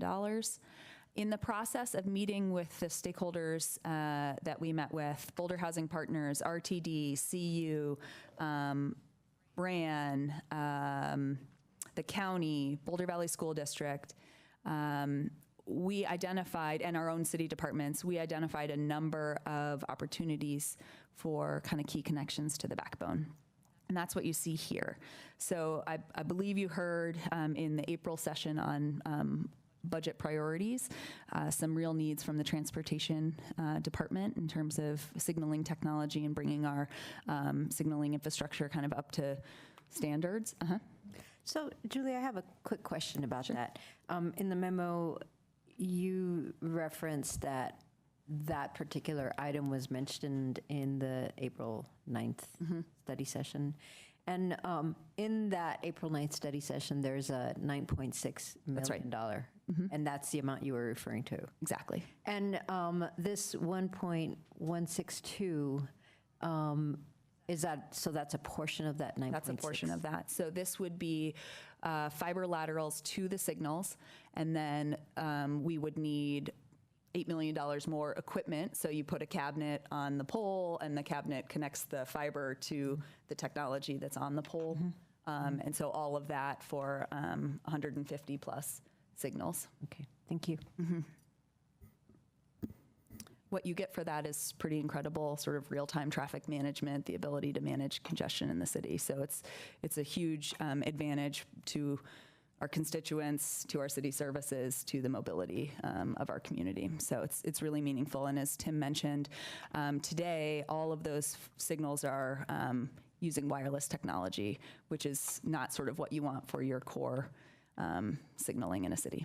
So that's the first one. There are a number of gap areas that we identified when we did kind of community outreach, and the number 2 relates to kind of all of the BHP sites in the city that were high priority for BHP to get connections. It also includes a number of very close access points to 2 of the manufactured home communities. And so there's a real advantage to kind of moving more quickly with number 2, which is kind of closing the gap on internet access. What's the extra 40 cents there? Just kidding. That's a probably like a precision. I was half a yes. Surprised. Well, so it's it's a commodity, and so you multiply the commodity times distance, basically. Can I ask a question on that? Just pausing on the manufactured home communities in BHP. So it's great that we're going to have fiber running past many of these places and laterals into them. Who then would act as the ISP for them? And is the idea that we just build this and then hope that Comcast or CenturyLink or somebody picks up the slack and we say, hey, listen, we've built it almost all the way to the front door. We want you to be the ISP and provide these people with service, or would we take it a step further and actually facilitate that? So I think our hope is that we can facilitate a partnership, that we're reducing the barriers to access in those areas that have traditionally been underserved. So either, yes, a standard provider coming in and building the last mile, or the city can work to develop a partnership that can help get there. We haven't come back to say, BHP, what do you want to do in terms of partnership? That would be sort of the next steps. If these laterals are approved, how do we want to get them lit? The city itself can't provide that service today, but so we have no intention, at least presently, under this budget, of lighting any of the fiber. We're just running dark fiber as close as we can to some of these critical places. So for city assets, we do have the potential to link the broadband fiber to our own city fiber, and we can use the same ISP that we use today because of how they're chartered, but we can't provide commercial services on that. So that's the difference, unfortunately. Another follow-up question. So I assume say that they get a partner and then ISP and such like that, that some, the BHP communities, say if it's one building, it's probably relatively easy for them. If you put a lateral over to them, they can do things internal to the building. And some of them that are a little bit more spread out, it'd be harder. And for a mobile home park, it'd be much harder because, of course, they're all individual structures. Are we distinguishing between those, or is this basically the idea to get the fiber to all of those areas, kind of regardless of the feasibility afterwards? So they prioritize certain areas. This is not every site in the city, but they went through and looked at where internet access is really weak today, and so these are their priority areas. Our initial idea here with the laterals is just to get as close as possible, and then we'll need to figure out what the approach is after that. But the feasibility was based more on who has less internet and less on feasibility of actually getting it distributed once it's at the site. Exactly. Yeah, it's just the areas with the least amount of access today. Other questions? Okay. RTD came to us as soon as they heard we were building the backbone because there are 3 or 4 sites in the city that they just have never been able to connect. So these were a couple of priority laterals for them, which will hopefully help them improve services in our community. Services to the bus station, give us an example. Yeah, so with RTD, at this point, their interest is actually just in raw fiber connectivity. To their own sites, to their facilities, and this represents... Like bus stop? Tell me what the facilities are. I'm just trying to get a picture. Yeah, I'm trying to remember the specific, there's 4 specific RTD. Downtown? Yeah, one of them was And then Park and Ride at Table Mesa. Table Mesa, yeah, is the other one. And then maybe also Boulder Junction. That sounds familiar too, yeah. There's 4 specific locations. Here they are. Oh, here they are. 1400 Walnut, 1707 Exposition, 30th and Pearl. Okay, you guessed right. 63rd Street. So their request was basically, we've always really wanted to be able to interconnect our facilities with fiber. If this project is an enabler for us to do that, we'd certainly like to look at it. And that's basically the incremental cost to do that in the project. Are they going to help pay for it? We haven't yet asked, but if that's your direction, we're happy to do that. Right. Maybe some turnouts fair pay. Ooh. None of this is like negotiated. Yeah. This is, We'll swap the train for the lateral. oh, yeah. And free eco passes too. Right. So certainly options to negotiate here, but these were just high priorities and recognizing the impact to the community, we wanted to bring them forward. Number 4 is Parks and Recreation and OSMP facilities. So this includes the Ranger Cottage at Chautauqua, Scott Carpenter Park, and there are a couple of others that I can get into the details of, but these are highly used community assets that are outdoors that currently don't have good fiber connectivity. And if you're sort of like, why would we want connectivity at the Ranger Cottage? We have point of sale systems there that we run on wireless technology. There's parking infrastructure there, right? Like there's all these kind of services that we provide out of that facility that are using wireless or low-grade wire technology. So part of the reasoning there. And then the others are, soccer fields and things like that people could potentially leverage community internet while they're visiting. Number 5 relates to the public safety towers. So if you've been following the kind of protracted conversation about the 5 cell sites for our public safety radio infrastructure that we've been having with both the county and with you all, these are fiber laterals to connect those towers. So this is kind of critical city infrastructure. These sites are farther afield than the others, which is why they're so expensive, right? This is just a multiple of distance times assets cost. And so these are sort of farther away, and that's why the cost is so high. That said, we need high quality fiber to get to those radio sites for that infrastructure to be effective. So we will have to add this at some point, and our thought is this a good time? And then the last is, go ahead. Finish up. And then Okay, the last one is the lateral connection to the new North Boulder Library site. Yeah, we don't care about that. So I can go into more detailed costs if we want to talk about that. We can focus specifically on the laterals. I have slides going into each of those. I don't want to drain them if you feel like you sort of already know at a high level. But the question that we wanted to come back to you with was, there is a difference between the amount of money that we can raise through COPs, about 20 million, and the cost of just the dark fiber backbone, which is somewhere between $16.8 and $18 million. Is council interested in using that extra capacity to invest in additional fiber infrastructure through these laterals? And if so, which which laterals are important, and how do we prioritize across policy areas? I will say that if council chooses not to use that additional capital, we could use it for other city purposes. So I think there are some restrictions on how we use it, but it could fund anything else that you're interested in. So I want to make sure that that's really clear. Okay. Question? Yeah, a couple follow-up questions. If you can go back to the one on the lateral. Yep. Do you want to go to the detail slide? No, the one before, please. Thank you. The public safety tower, does this, would this be functional once we connect? Yes.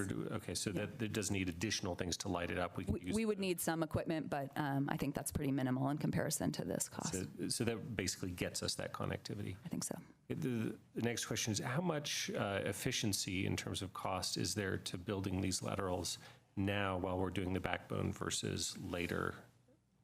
So we believe a significant amount, from permitting and closures to construction crews and kind of labor efficiency. We think it's, I don't have a range estimate. I don't know if you've got. Yeah, I mean, I don't really have a certain percentage, but obviously with the crews out in market building the backbone, placing those vaults that we looked at, there's obviously efficiencies to them also, pulling a fiber lateral in at the same time. I'm not sure what percentage that is, but. Can you give sort of order of magnitude? Is it a couple percent, 20%? I would guess somewhere between around 10% at least. Yeah. Thank you. Bob? I guess I don't know if people have other questions. I had a couple items of feedback in response to your questions to us. Great. One is, I kind of alluded to it earlier, but I would encourage you to, sooner rather than later, reach out to logical buyers of fiber. First of all, I guess to make sure that, we're building the network where they might want to have it, because we wouldn't want to be surprised and find out that they have some input on design that we're agnostic about, that's really, really important to them. And second, they might even help fund this. In other words, could be some pre-sales where they want to reserve some fiber in certain places, and they may be willing to pay money, or at least commit to pay money up front that may affect some of your decisions on the COP. So I guess I'd encourage you, I know you've had some discussions with some of the potential buyers, but I would encourage you to kind of bottom those out and potentially even pre-sale if they'd be willing to make some commitments. Great, yeah. Does that make let you do more laterals? I mean, you may be pleasantly surprised to find out that buyers of fiber are willing to fund a lot of this, of the base backbone, and you may be able to do more laterals. Yep. The second thing, and kind of along those lines, is, and Julie, you and I have talked a little bit about this, there's a nationwide FirstNet network being built out for first responders, and that contract was given to AT&T, and so they're having to build out a whole parallel network on band 14, and they're building it here and everywhere else in the country. And so really specifically with respect to pre-sales and making sure that we're building fiber to places where people might want to buy it, I'd really encourage you to talk to the FirstNet AT&T folks and find out where they're going to build those first responder networks in our area, because they've been given something like $15 billion by Congress to build this thing. And we, if it doesn't make sense for them to build it separately from us, if we have some bits that they could use, we might as well collaborate. Yeah, or even just minimizing construction. So lots of advantages to that collaboration. Exactly. Sure. Good idea. Thank you. All right. So Julia, if I understood you correctly, you said there's $20 million available from the COPs, and that whether or not we choose any of these laterals, that difference between the 16 or 18 million will be used on some other project. Is that correct? Okay, just wanted to make sure that I understood that correctly. Absolutely. Yeah. Okay, can you go back to the questions then? Yes. One thing I will mention too, Councilmember Morzell brought up the cost increase, and I neglected to mention that there is a 20% contingency in our costs, and CTC had a 15% contingency, so that's a significant difference there as well. I'd rather err on the side of very conservative in terms of these construction costs, particularly west of Broadway, where we know it's a lot of boring into rock. That's part of the cost differential as well. So No, and I appreciate that. It's just that I guess I was kind of surprised in reading this that we had gone from 15 to 20 million, and that it was just a sticker shock. And I was okay last year. I don't think I was. I think I was there at the vote, but when we had the study session, I don't think I was there. And I was okay moving forward with 15 million. My concern more is the cops and putting so much of cops. We hadn't really used that until recently. Yeah.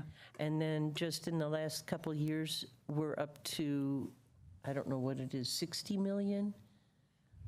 40 million for the hospital, and then 20 now, or, so that's like 60 million, and I'm just a little conservative on that. Yep. It makes me a little nervous.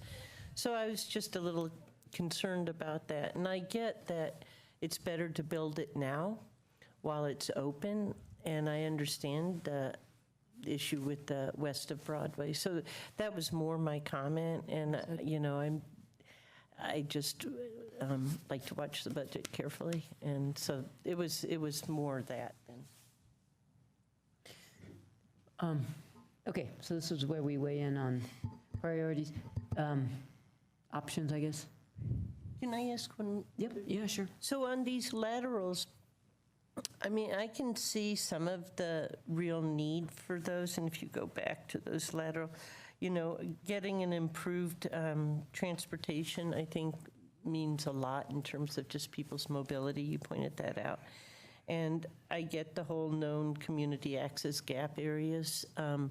Increasingly, children are being asked to use computers in schools, and if you don't have any connection, you're already way behind in your learning. So I get that. I get the RTD, people have downtime.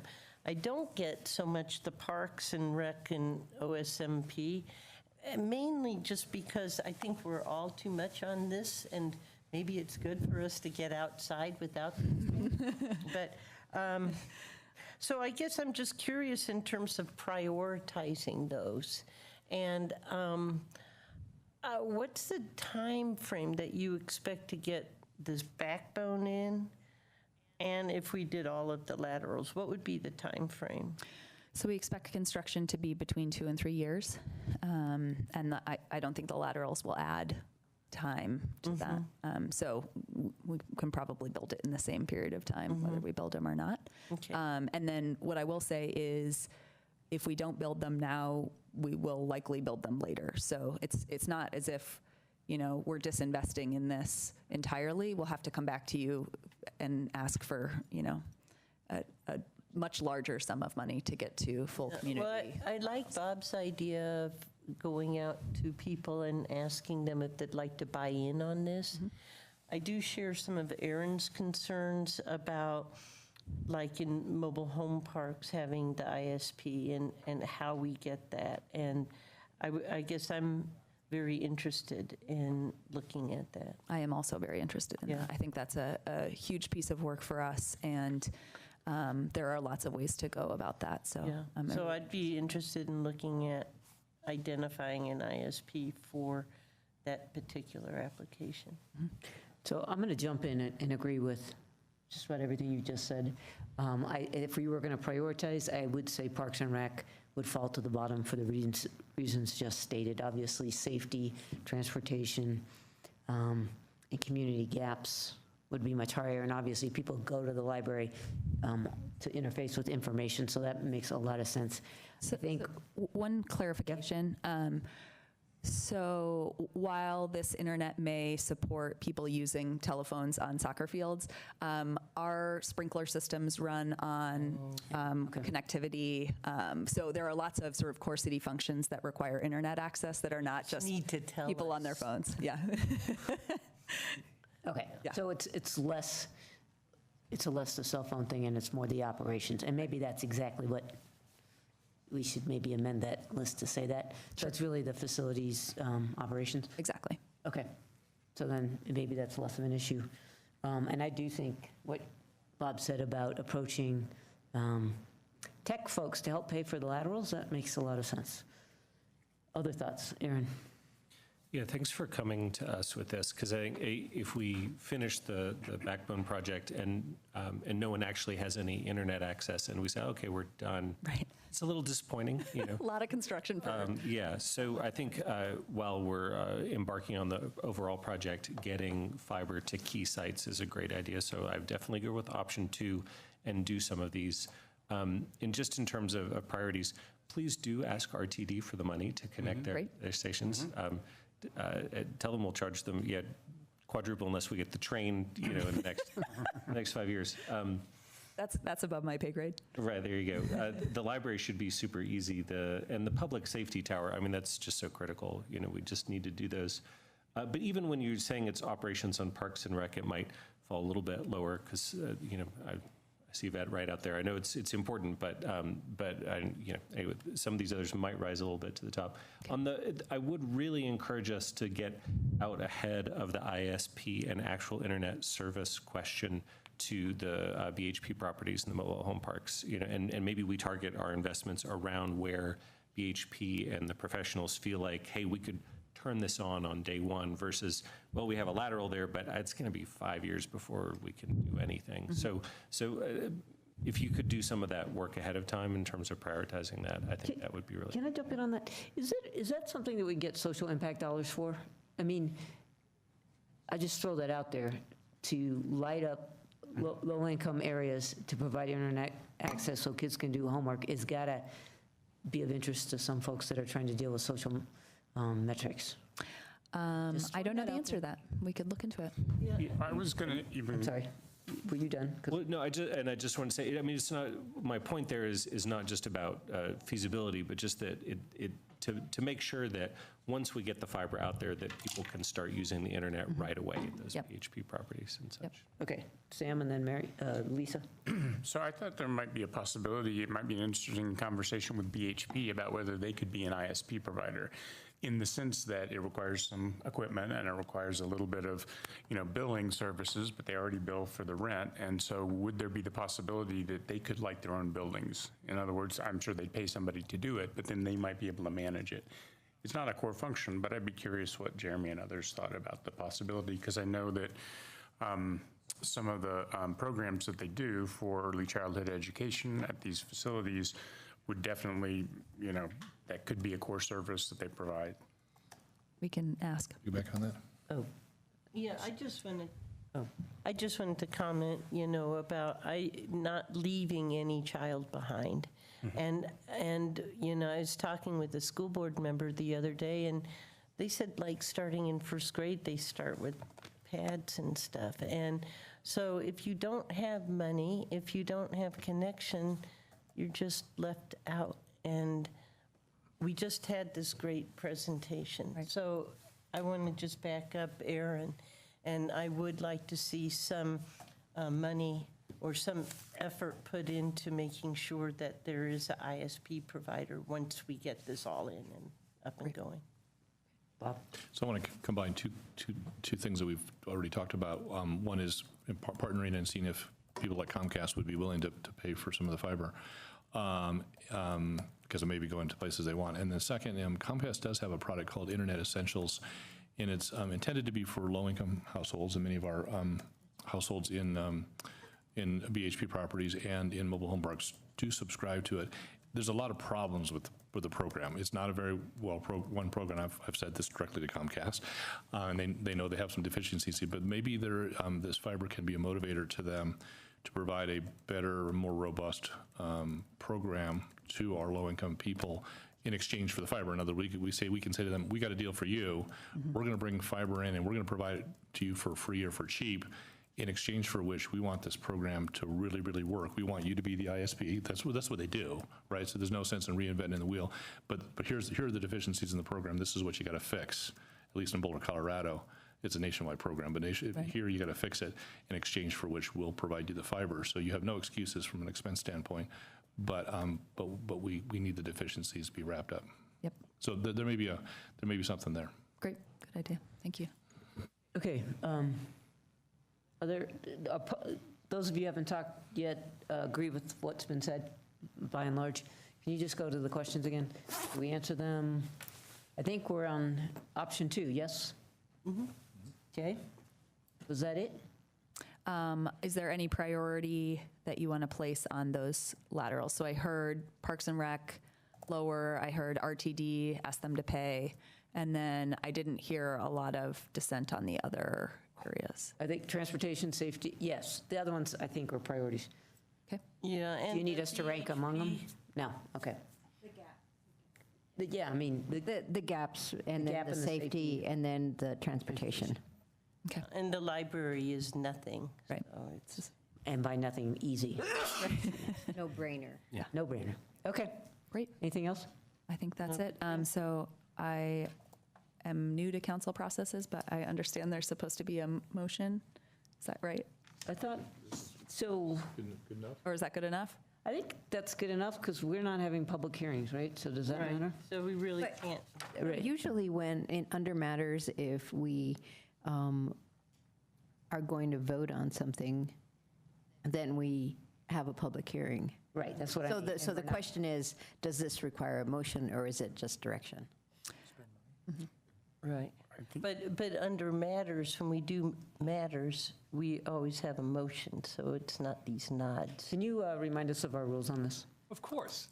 So they're asking you to authorize the expenditure of funds, so you should do that by motion. The charter says that you can act by motion, ordinance, or resolution, so you can act. Under your rules, you can have a motion under matters. This is under matters, yeah, you can have a motion under matters, and then you have the option of opening up a public hearing right after the motion, or is made and before it's voted on, or hold it to the end of all of the matters and have one public hearing for all of them at once. So I can make a motion? Yes, please. All right, so I move we authorize additional funding for high-priority network laterals in addition to the dark fiber broadband backbone. I'll second that. Any more discussion? I'm going to say, would anybody out there like to speak to this matter? We'll come up.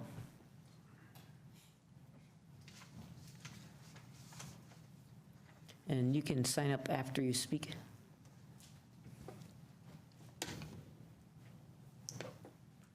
Yeah, my name is Neil Abraham, and I'm curious as to... Can you tell us, are you a resident of the city? I am a resident of Boulder County. Great, thanks.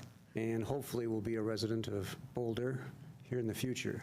Sweet. So one of my main concerns about the Internet of Things is 5G.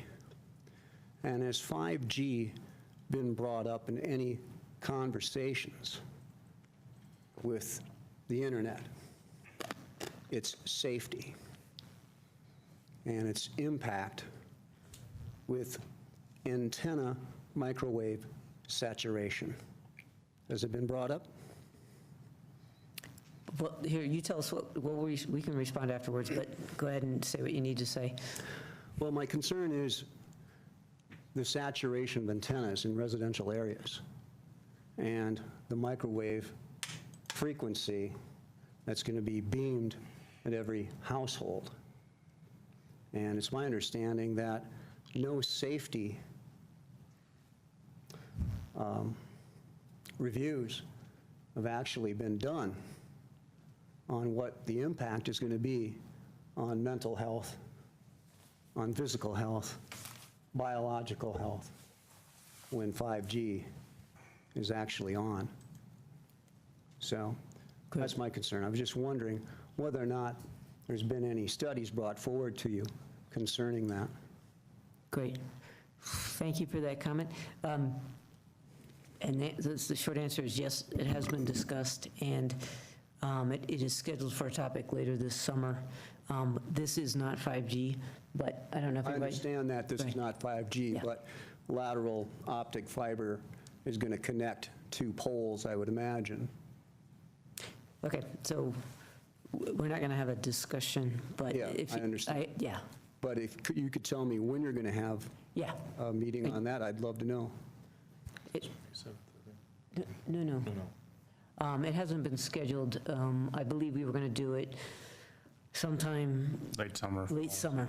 So it's, because we're not imminently making decisions about 5G, it's somewhere... And furthermore, we're preempted from making any local rules about it by the state rules and by federal rules. So if you have concerns about that, our hands are tied twice at the moment. So by the Act of 1996. The people to talk to about this are state and federal representatives at the moment, because even if we did all the studies in the world and had them all, we wouldn't be able to avoid 5G antenna rollouts. So it really has more to do with local governments being empowered to make those decisions. I see. Yeah. So the people are kind of powerless. Well, at this level of government, but you are welcome to talk to the state and federal reps about that, and there's lawsuits pending on the issue of local control as we speak. Oh, that was encouraging. Yeah. Thank you. Thank you. Thank you. I don't even see anybody else from the public here, so we will close the public hearing. All those in favor of the motion? It is unanimous. Thank you very much. Thank you. Thank you. Your next item is regarding the civic use pad.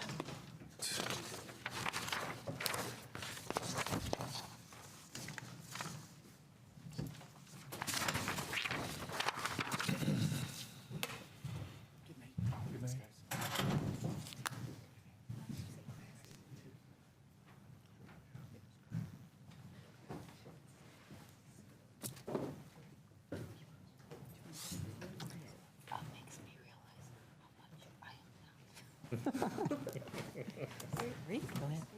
Sporty, that's it. Sporty.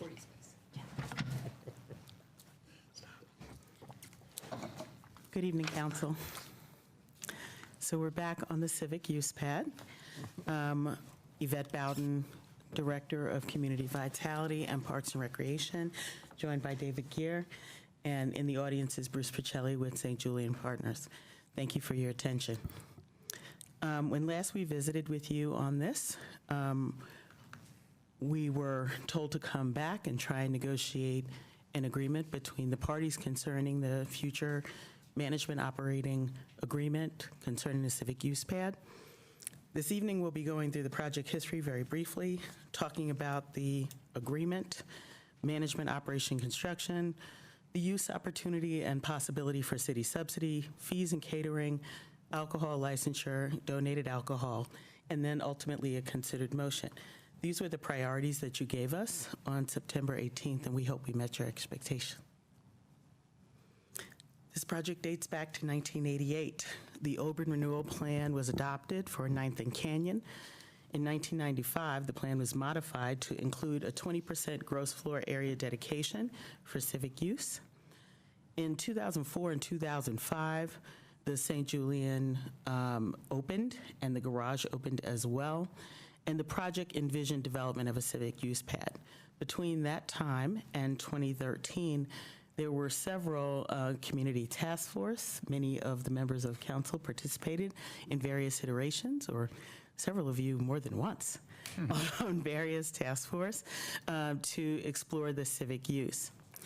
A design was commissioned by the city in 2013 in collaboration with the St. Julian Partnership. In 2015, the concept was revisited by this body with the rooftop deck eliminated, in large part because of the height moratorium. In 2018, I came to you in September with an update for a nonprofit survey, just alerting council that this was a continuing need. We'll talk a little bit about that in just a minute. and negotiations have continued. So not to go through all the slides again, but just hitting the results, we went back out to 190 local nonprofits. We were able to get 56 of the Boulder nonprofits to participate in the survey, exploring and updating their need for meeting and event space. The findings were largely consistent with the feedback of the prior task force organizations. There was a slightly lower concern that event space was lacking in the community. This is probably likely due to bringing, more use of Avalon, the JCC, and various other things in the community. But there was a greater expression of preferences for particular types of amenities by nonprofits. These ranged significantly based on the type of nonprofit, both in terms of frequency, size, and makeup of the space. However, across the board, there was a need for access to a kitchen, and nearby priority parking or nearby parking for events continued to be something to look at. When I brought you that in 2018 in September, you said meeting those needs or continuing to look at those needs in the negotiation should also be a priority. In your packet are the terms of the negotiated agreement to date. I appreciate David's assistance in this effort, and of course, St. Julian Partners. I'm going to go through very briefly at a high level what we have put before you in your packet, and we're happy to answer any questions. As it relates to management, operation, and construction, St. Julian Partnership will develop, own, manage, and operate the facility, including the first floor civic use amenity. The design, of course, would complete all applicable permitting processes, as would any other development in the city. You asked about the civic use opportunity and potential for city subsidy. The uses described are in the agreement, are consistent with the prior direction that you had in your letter of intent. There is attached to your packet a listing of nonprofit organizations proposed. This is just by way of example and comes from a local organization that's an association. We recognize that the list is old and will need to be updated. The agreement calls for the list to be updated at least annually, and the list is not inclusive of other community groups that would be mutually negotiated between the city and St. Julian Partnership every year during the term of the agreement. Wait, what do you mean by that? It's not inclusive of other groups? Right. Under the letter of intent, community use included community groups and nonprofit organizations. Under the agreement, we've allowed for both. The attached listing is just illustrative of the types of organizations that would be included. We've continued conversation with St. Julian Partnership and should also acknowledge that it also includes some organizations that serve Boulder but are actually located elsewhere in Boulder County, and other community groups, as we might agree annually during the term of the agreement. I was just trying to understand the distinction. What is a community group? Give me an example that isn't a nonprofit.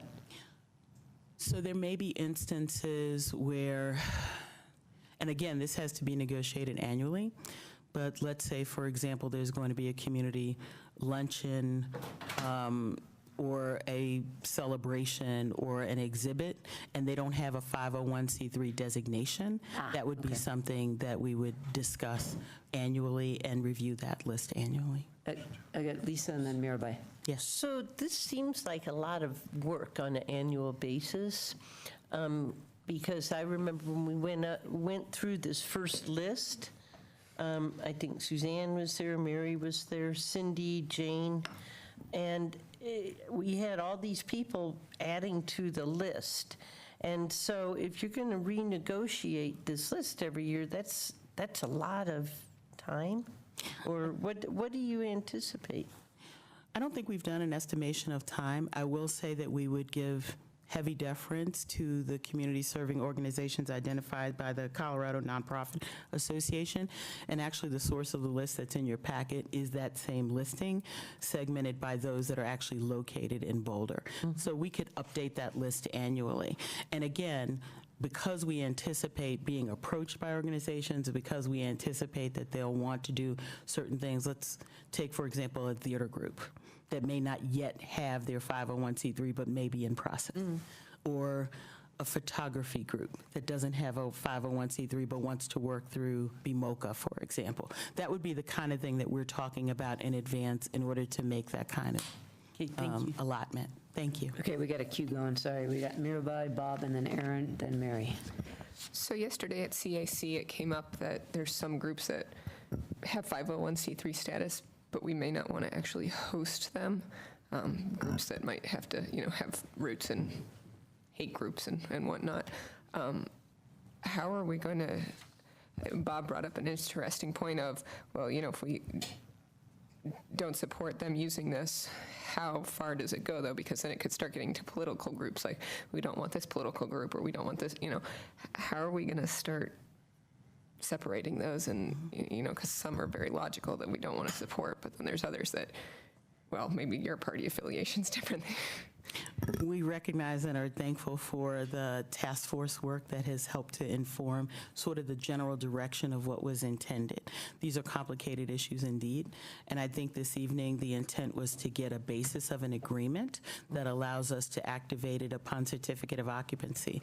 Over the next period of time between now and the time that the property is actually built out, we would be working with council with the city attorney's office to define how that process would actually work annually. The creation of the Colorado Nonprofit Association list happens automatically, so we can start from there. And then, of course, through our outreach and conversation of who's already been using properties across the town, that would also help. The reason we think it is worth an investment is the events that are held in our civic spaces, although inclusive, and largely probably because of the 501c3, not philanthropic nonprofits. Those are more political organizations or lobbying organizations. So it's slightly different. And so council will have an opportunity, I'd imagine, to weigh in on the developed process, but that would ultimately become an attachment to this agreement. Thank you. Bob? So I'm going to stick with this topic because I don't understand either. So let me just kind of ask you kind of, I guess, a yes or no question. If there is an organization that's 501c3 that's not on the list, would they receive the benefits of this agreement? Again, assuming that the list is updated annually, but if it's never on the list, you mean? It's not on the list, never updated. For whatever reason, somebody forgot about it, oversight, somebody didn't want that organization around. I'm just trying to get an understanding, because the way it's written and what you're saying are maybe slightly different things, so I want to understand pretty clearly, if an organization is a 501c3, but is not on the list, however often the list is updated, is that organization excluded from the benefits of this agreement? No, they're not. No, they wouldn't. They would just have to request. They'd have to make a request to be put on the list. But if you're only updating the list once a year, so the organization comes in and says, hey, for whatever reason, we're not on this list, we've been a 501c3 for a while, we want to rent the place next month, and we want to see the benefits. You say, well, we just updated the list a couple months ago, so you're going to have to wait until next year. I don't, so the agreement as it's drafted wouldn't prohibit that, and I can't see that our staff would be that bureaucratic about it. Okay, well, let me Plus ask you have to sign up 3 months in advance. Yeah, the other thing too is, I think the way that it's anticipated that booking is going to occur is that booking, the primary booking season for this will be from 1 year to 2 years out. So these are events that are anticipated to be planned quite a ways in the future. So hopefully those issues well, let me ask, be let me go down easily to, worked out. okay, let me I go can down to, piggyback on that, Bob, just one more.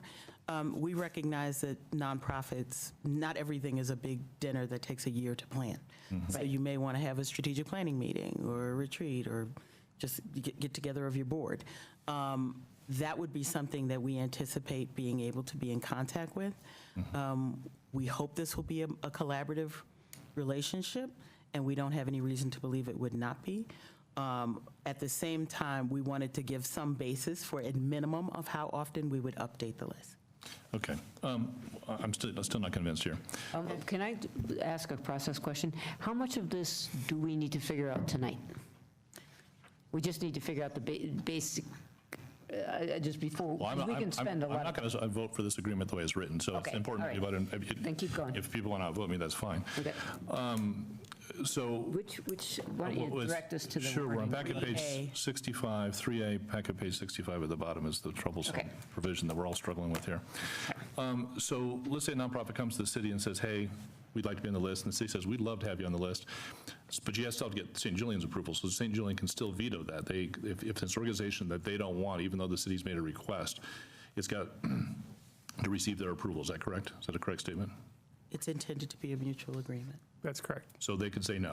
They could say no, yes. So if there's somebody that we want and they're nonprofit and they otherwise qualify, St. Julian can effectively blackball them from this agreement. Is that right? Because I mean, it's mutual, so you have to have both parties agree, right? It requires both. And, since the packet was published, we've had some additional conversations with St. Julian. And we've added a standard in terms of what we're intending to be the primary beneficiary of this agreement. And what we would propose is that it would be organizations directly serving the city of, that directly serve the residents of the city of Boulder. Regardless of whether they're on the list. Excuse me? Regardless of whether they're on the list? Yes. Well, that would be the standard for getting on the list. Well, but okay. Bob? Go ahead. So there's like a prescriptive piece in the clause? Well, I was going to go there. Thank you. Okay. Yeah, that's the next thing I was going to do. Okay. So the way it's written, though, it says and/or. And so, and I don't exactly know what and/or means, but it says they're a 501c3 and/or they're on the list. Because that gets at the community groups. Heidi, can you project from staff 1 and 2, switch it from 3 and 4? Thanks, Sam. That's exactly where I was going to go. Okay. Yeah. So they've gotten some amended language, which we've put up on the screen for you, Bob. And we're just focusing on A, right? So I can make that a little bigger, I think. If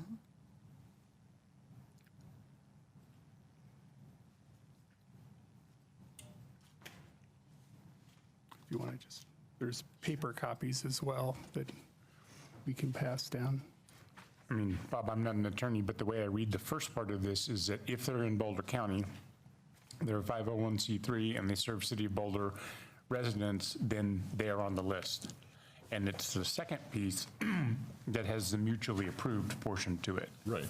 So if we have the first thing, why do we need the second thing? Then I guess is what I'm thinking. In other words, do you anticipate there'll be organizations that meet the first test, that they're in Boulder County or Boulder City, they're serving, they're 501c3? Do you imagine there's organizations outside that in addition to those things? I imagine there might be. Okay. So why don't we just say, so with this amendment, you're saying that any 501c3 that's serving Boulder residents is good to go, regardless of whether they're on the list or not. Is that right? But they have to be 501c3. Yes, 501c3 serving Boulder residents. But but there's.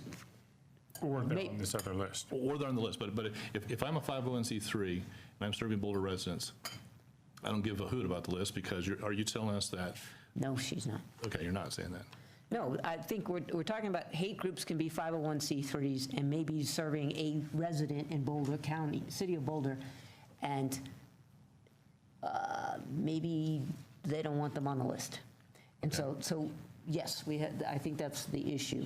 You don't automatically, Well, I guess I'm concerned about two things. First of all, the list that we know is a bad list. I know I'm serving on a 501c3 that's had 501c3 status for a couple years. They're not on the list, so that tells me that list is at least 2 years stale. It is old. Yeah, so I guess we need some assurances that that list is going to be updated. But beyond that, there's still discretion. In other words, the St. Julian can still say no to anybody, even if they're 501c3, even if they're serving people in Boulder. You're saying they can still say no to certain organizations. Is that what you're saying? As could the city. Of course, I understand the city. I'm not worried about the city because I guess we have some say over it up here. But the St. Julian could exclude. I mean, I'm going back to Mirabai's point. I mean, if they don't like an organization, maybe it's the NRA, maybe it's Planned Parenthood. I don't know who they are. They can say, that's really not. I mean, it's a Hobby Lobby situation, right? I'm sure St. Julian's a very nice place, but I don't know who's going to be running it 5 or 10 years from now. And if they want to assert their political views and exclude groups, that we, the city, want and these groups want to participate in, that doesn't make me feel really comfortable. If you could say, if the St. Julian and the city could say, if you're a 501c3 serving people in Boulder, you're entitled to the benefits, that's fine. Then if you want to do a list, go ahead and do a list, because it doesn't really matter, because that's really what we're trying to achieve. But if you're saying that they still have a veto power, even for 501c3, even if they're serving people in Boulder, that makes me concerned. Is it possible to develop some additional criteria to flesh that out? Because, I mean, What happens if it is a hate group? yeah, I mean, that's what we're hearing is they don't want to be having hate groups at the hotel. Well, how about we flip it over? How about you give us a list of the people you don't want? I mean, if Okay, that's not a good way to do policy. well, it's a shorter list. One opportunity that council has this evening is to give us direction to delve into that conversation further in the development of a process that could be attached as an exhibit to the agreement. I can tell you that both in the interests of the city and our own standards and values, as well as the interests of the property owner and manager, I can appreciate that there might be need for additional dialogue. We thought we were bringing you at least the basis, that we could then go further in that between now and a certificate of occupancy, but I do appreciate the additional direction and interest. Okay, so we have well, there is a queue. So I have Aaron and Mary next, and then Sam, and then Lisa. Okay. I'll wait till comments. Oh, you're in the middle. We totally interrupted your, okay, sorry, my bad. Let's stop talking about this and let her finish the presentation. It's very short. Okay, and then we'll circle back. Sorry, I forgot that we weren't even done. It's okay. Okay. Okay. So as was shared with you on September 18th, the city subsidy is an idea anyway, to be funded from site-generated accommodations tax revenues from the units above, and according to the agreement would be limited to $250,000 per year. The fees and catering that you asked that we look into are proposed and attached to the agreement, and assume that basis. We did do benchmarking to look at what would be competitive for that based on size and to make sure that it was accessible and affordable. There are damage deposits, insurance requirements, and cancellation fees common to the industry built into the agreement. And a catering list has been developed, which is also attached to the agreement, which also considers affordability and access. You also asked that we look at alcohol licensure. As is the city's practice, alcohol licensure typically goes with the owner of the property, and since St. Julian would own the property, they would hold the licensure. We have, however, had the agreement address alcohol and donated alcohol as you requested. See how fast that was?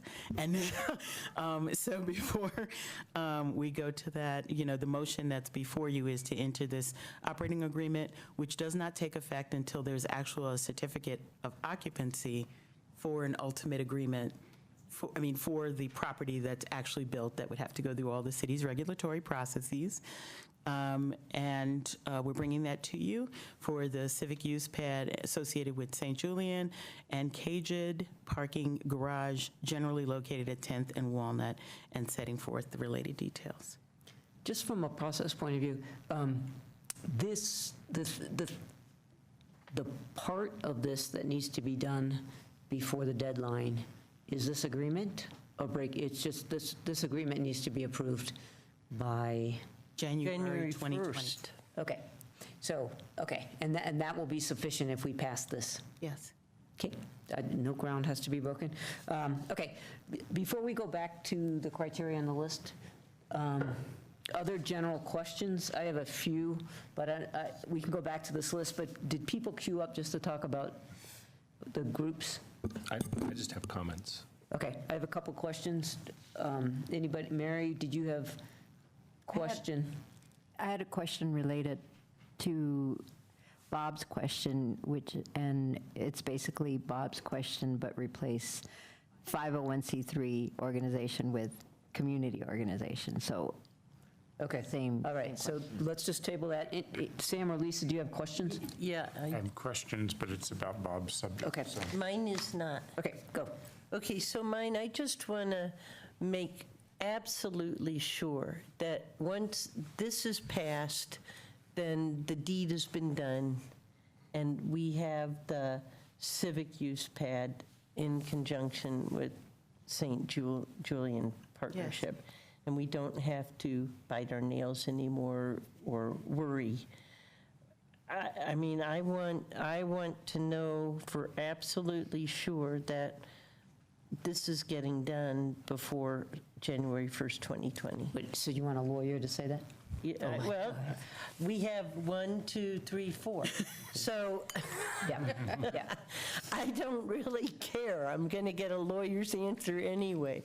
So So from lawyer number 4, that this is a contract that springs into being effective when they build the hotel. Of course, the one thing that will have to happen is that the addition to the hotel has to be built. Right. So there is, one contingency in there, basically, is that, that I am assuming that Mr. Porcelli and the St. Julian Partners will have to demonstrate to a bank and other investors that what we're proposing here is financially viable.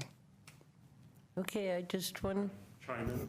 Yeah, please do. We've been talking many years, Bruce, so come on up. Bruce Porcelli, St. Julian Partners, 1881 9th Street. I appreciate everyone spending time on this. Many of you have spent time on the task force and kind of been following this over the years. A lot of what we put together here is more for so that there's nothing holding things up going forward. From time, I think when we first worked on the test fit 6 years ago, and we went before the EMC, and there were members that would say, Bruce, why would you do this? Why do you want to enter into this type of agreement? And this was 6 years ago, and we said, well, we're not getting any younger. We'd like to see this move forward. We don't want a lot of obstacles.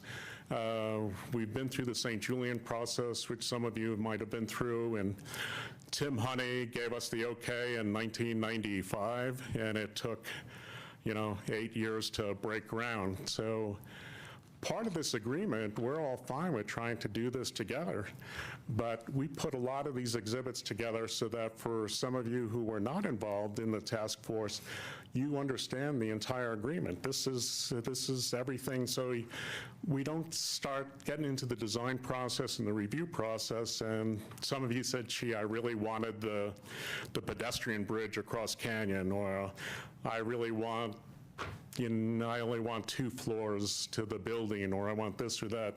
This agreement, all the exhibits, is not meant to be a further negotiation. It's meant to be for a complete understanding. So even if, and I hate to say this, but even if you don't give the nod tonight, I want everyone to kind of go through it and say, okay, gee, there's some things in here I still don't understand. I want some clarification. I'd rather do that now before we St. Julian Partners start going through the process and designing and spending a lot of effort on it, and then there's glitches that people don't quite understand. One of the $64,000 questions has always been who gets to use it, who decides on the civic groups, and I know that's going to be what we've said from a commercially practical standpoint. If somebody calls and wants to use the space, we just want a list we can flip to. We don't want to go through a vetting process every time somebody calls and says, oh, we're a civic group, we want to use the space. So it's more of trying to come up with, and we say annually, whether it's biannually, quarterly, whatever, I mean, we're open to it, that people can sit down and say, okay, these are bona fide nonprofit groups or civic groups.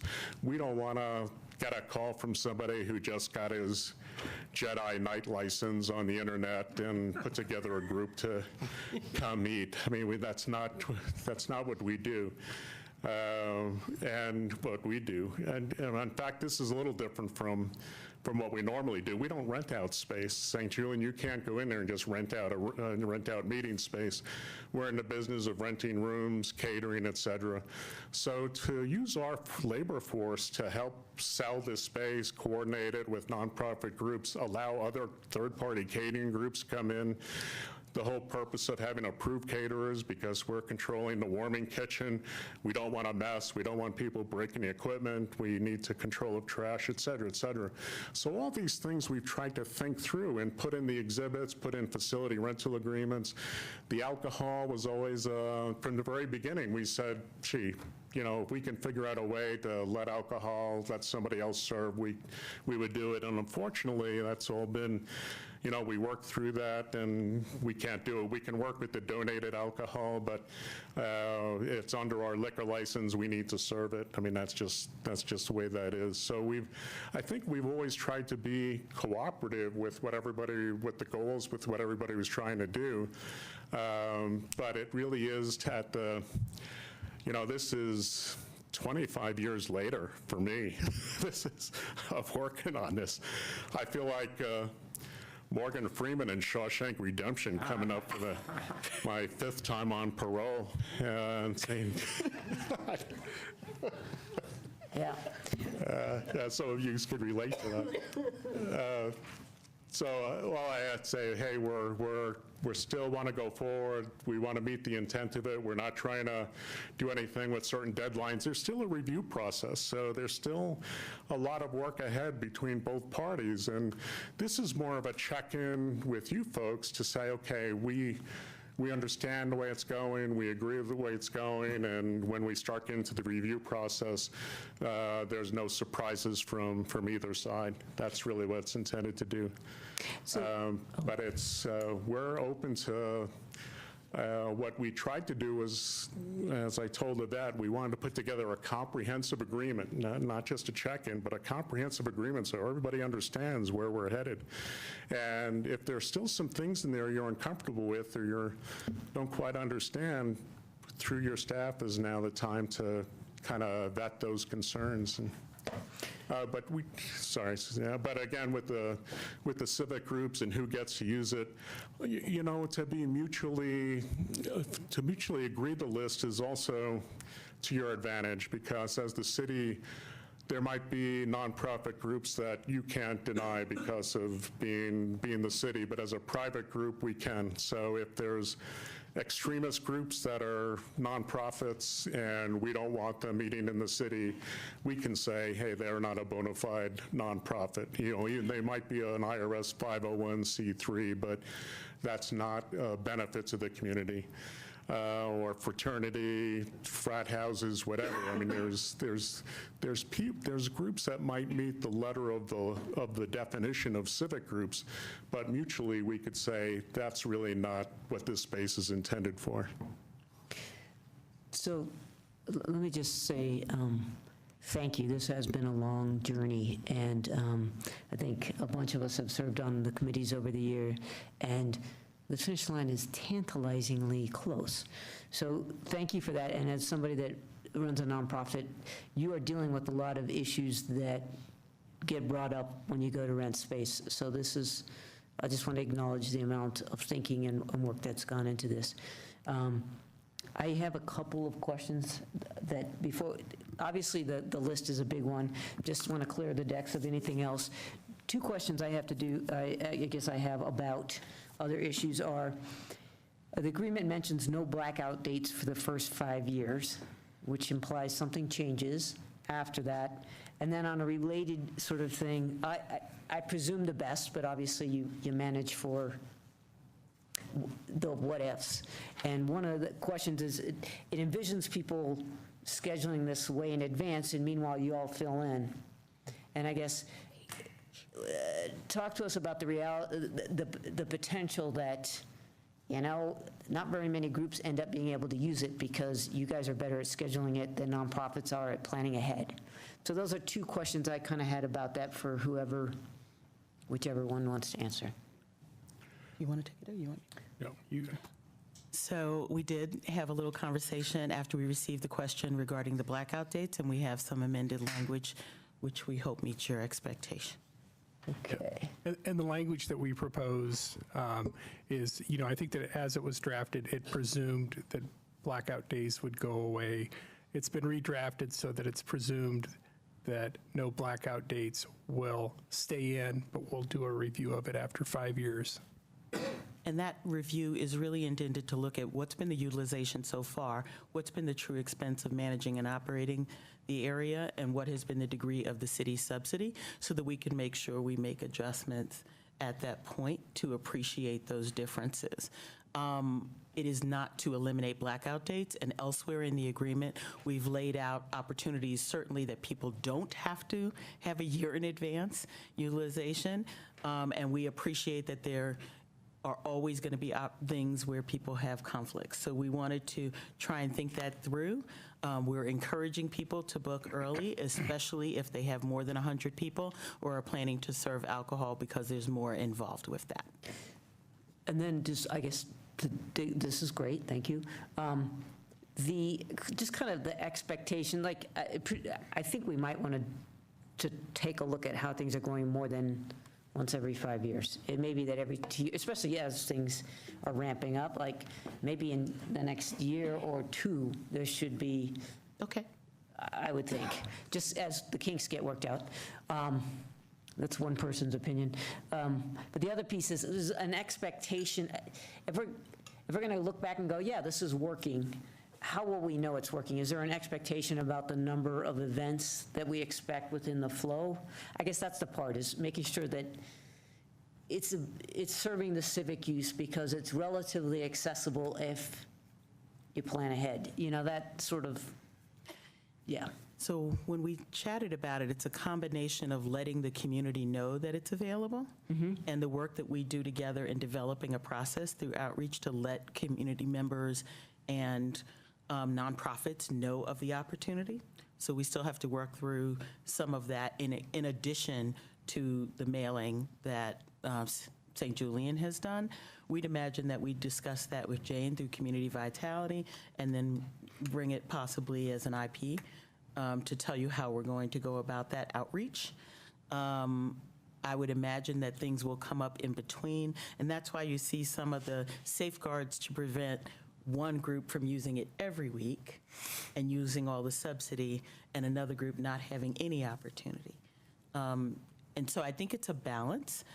This is really a demand-driven agreement, so we have no idea, even though, I've run, as several of you have, I've run a lot of different kinds of organizations and nonprofits.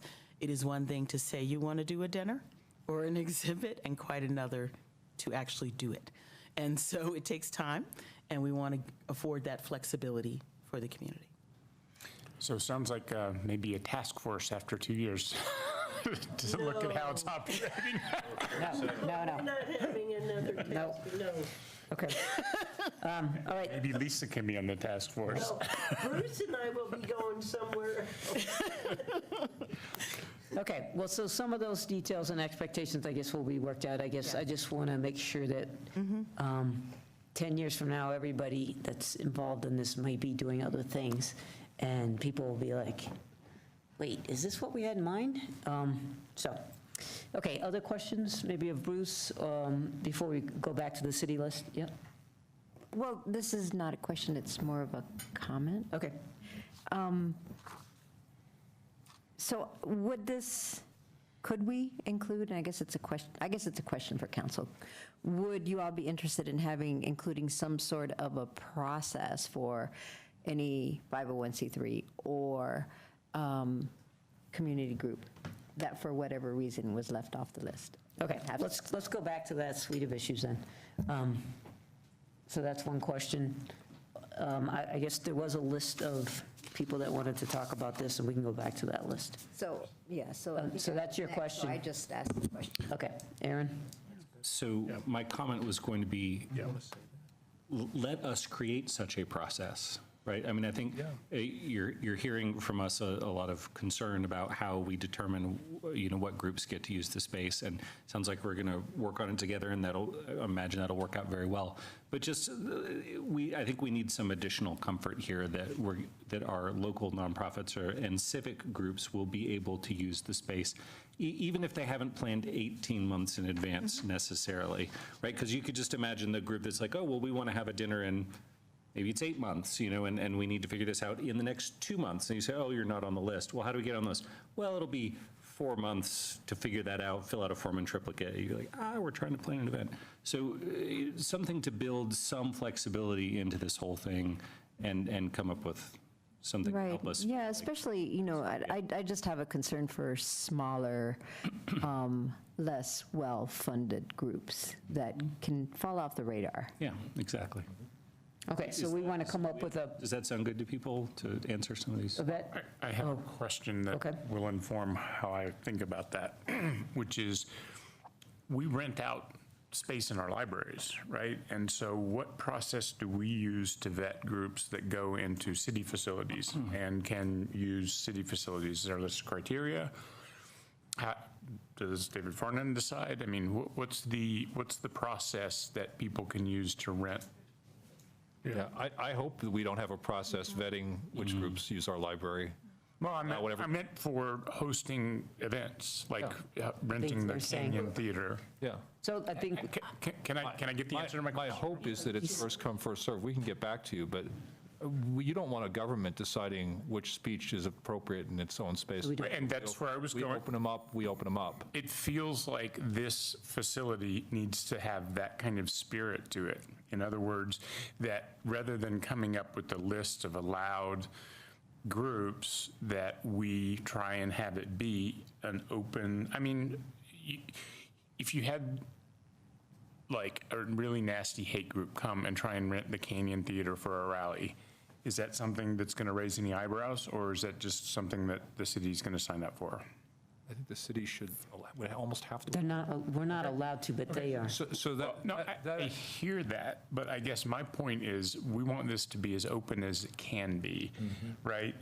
Because it's a civic use pad. I mean, it literally is something that's dedicated for the city. So maybe we have to have a little more guardrails on it than that in this case, but I think we should be really careful about the restrictions that we place on it. So just a thought on that. I think, to me, this is less about trying to keep bad groups out and more about, well, we have a limited resource here. We're creating this space that we're allowing groups to rent at a subsidized rate. And so that's about primarily nonprofits and other civic-oriented groups, as opposed to me and my 4 best friends, who are not a group at all, but hey, we say we'd like to rent this space. So I think it's more about making sure that with a limited resource, we're having actual nonprofits involved. But not all nonprofits go fill out the 990 form every year. And there's activist groups that would like to have, and there can be great clean energy activist groups, people self-organizing to do kind of some of the work that we did for the Muni analysis by meeting in the libraries to start with. And why would we not?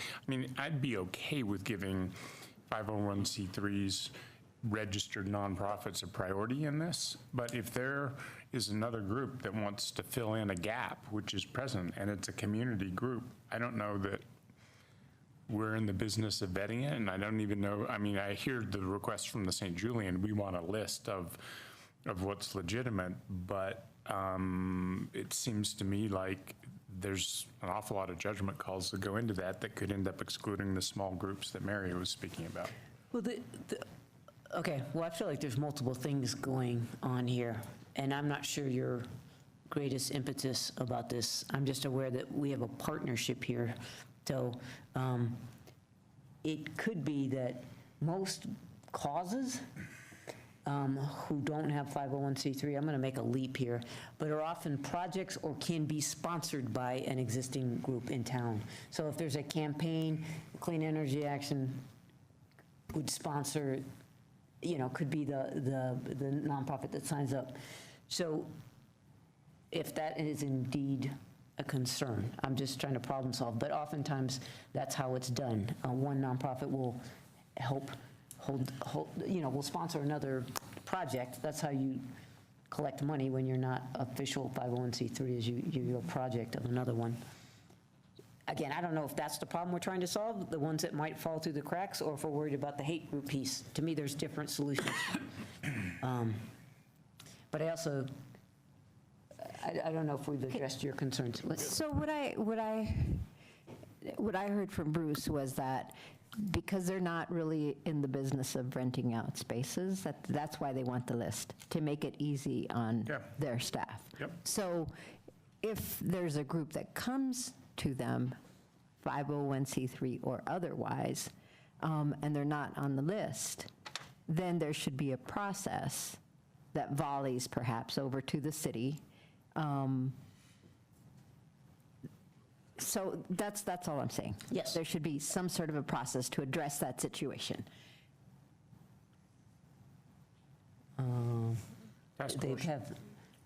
They have some language to present to us on that fact. Let us pause and read.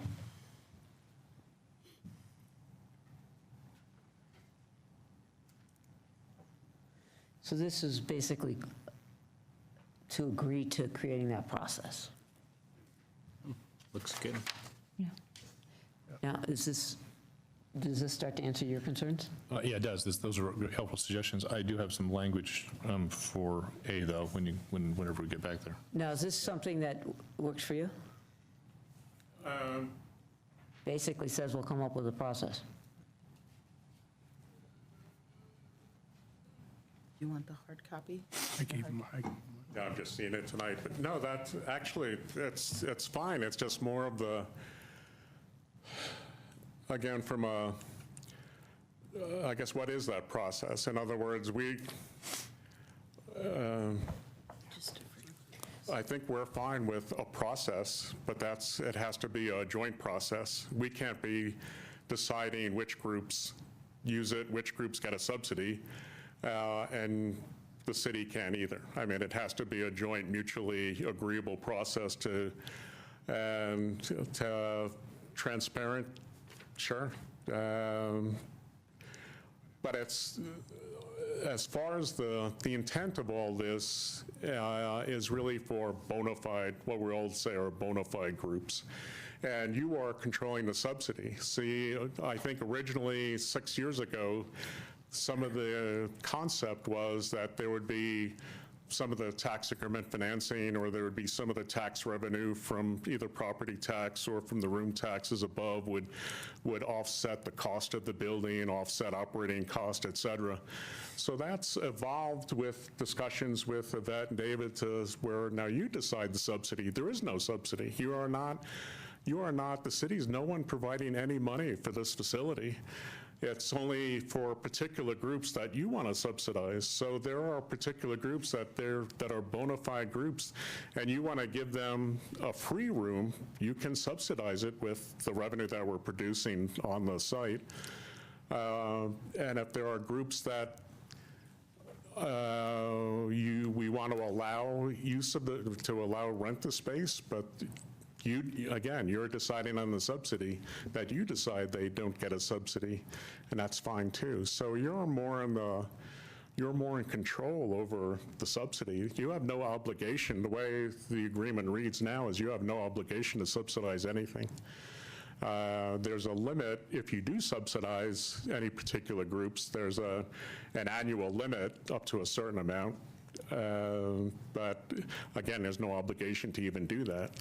So that's, the process for deciding the group should be mutual. The process for who actually gets a subsidy, I would say it was more on your side than ours, because that's May I just piggyback on that? The other thing to consider, and the reason we don't have this a little bit more fleshed out, is it's our belief that we need to do a little bit more thinking on how the subsidy should be used.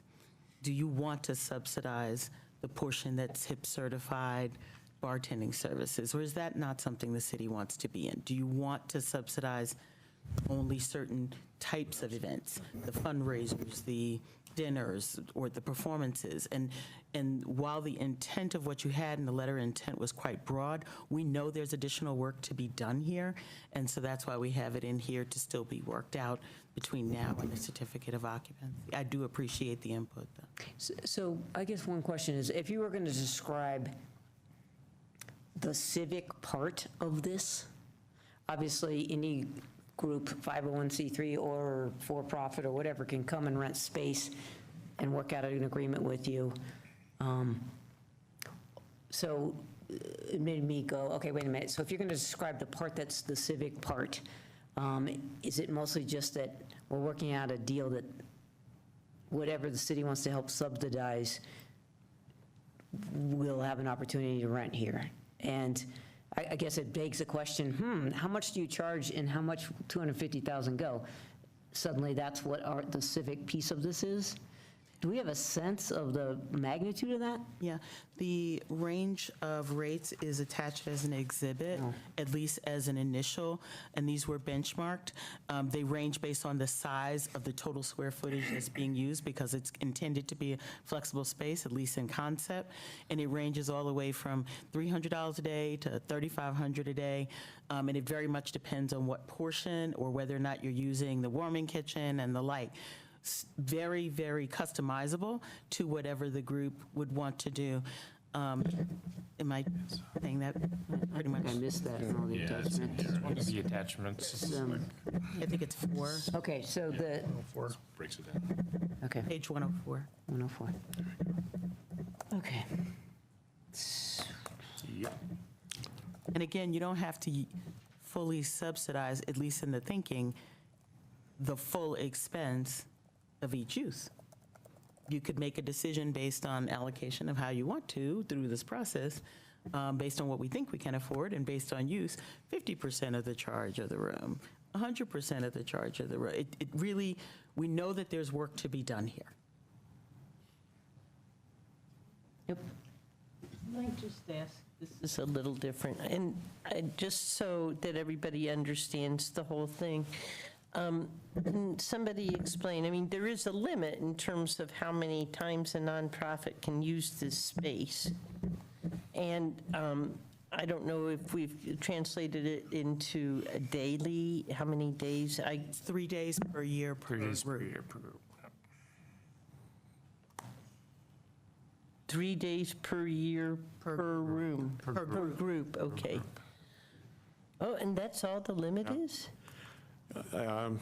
Yeah, you know, one of the things I just want to add on the whole civic, when you look again from a practical standpoint of the way the space is divided, this is not set up to be a church basement, high school cafeteria. This is generally for larger groups. You know, we said that there's a pent-up demand for meeting space for people to have their fundraisers and other meetings. I'm surprised alcohol actually is as high on the list as it is, because there are so many meetings that we do currently that are not, maybe they're not all nonprofit. We do cater to a lot of nonprofits, but there's a lot of breakfast meetings, lunches, et cetera, just general seminars that people get together for, and you know, alcohol is not part of it.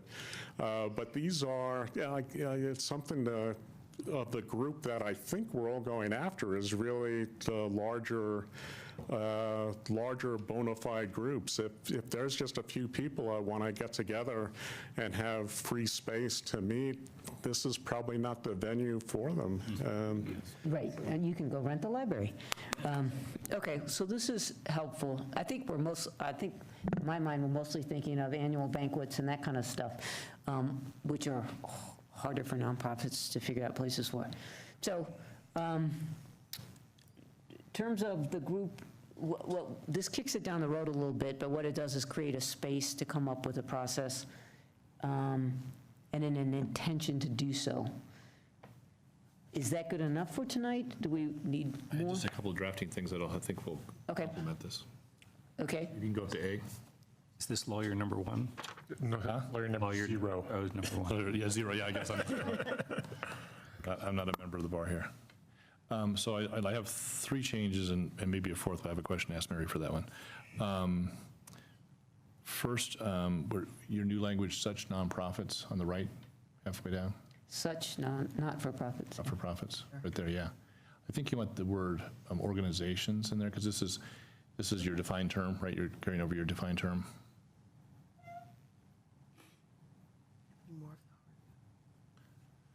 Okay.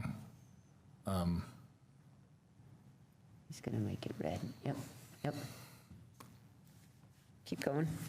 This is a little bit more substantive. Right before that, after the word list, there was this hard copy or digital list. I would suggest adding, I'll just say the phrase and I'll explain it, which approval will not be unreasonably denied. So the sentence says the parties will get together and mutually approve changes. And oftentimes in a legal document, if you have that type of thing, you want to put a little bit of a guardrail on it and say, no one can be unreasonable here. There's probably a presumption of that, but oftentimes lawyers will say, which shall not be reasonably denied, so that neither party can say, no, we just don't like the color of their whatever. So where do you want that? After the word list, digital list. I'm not seeing. Right before.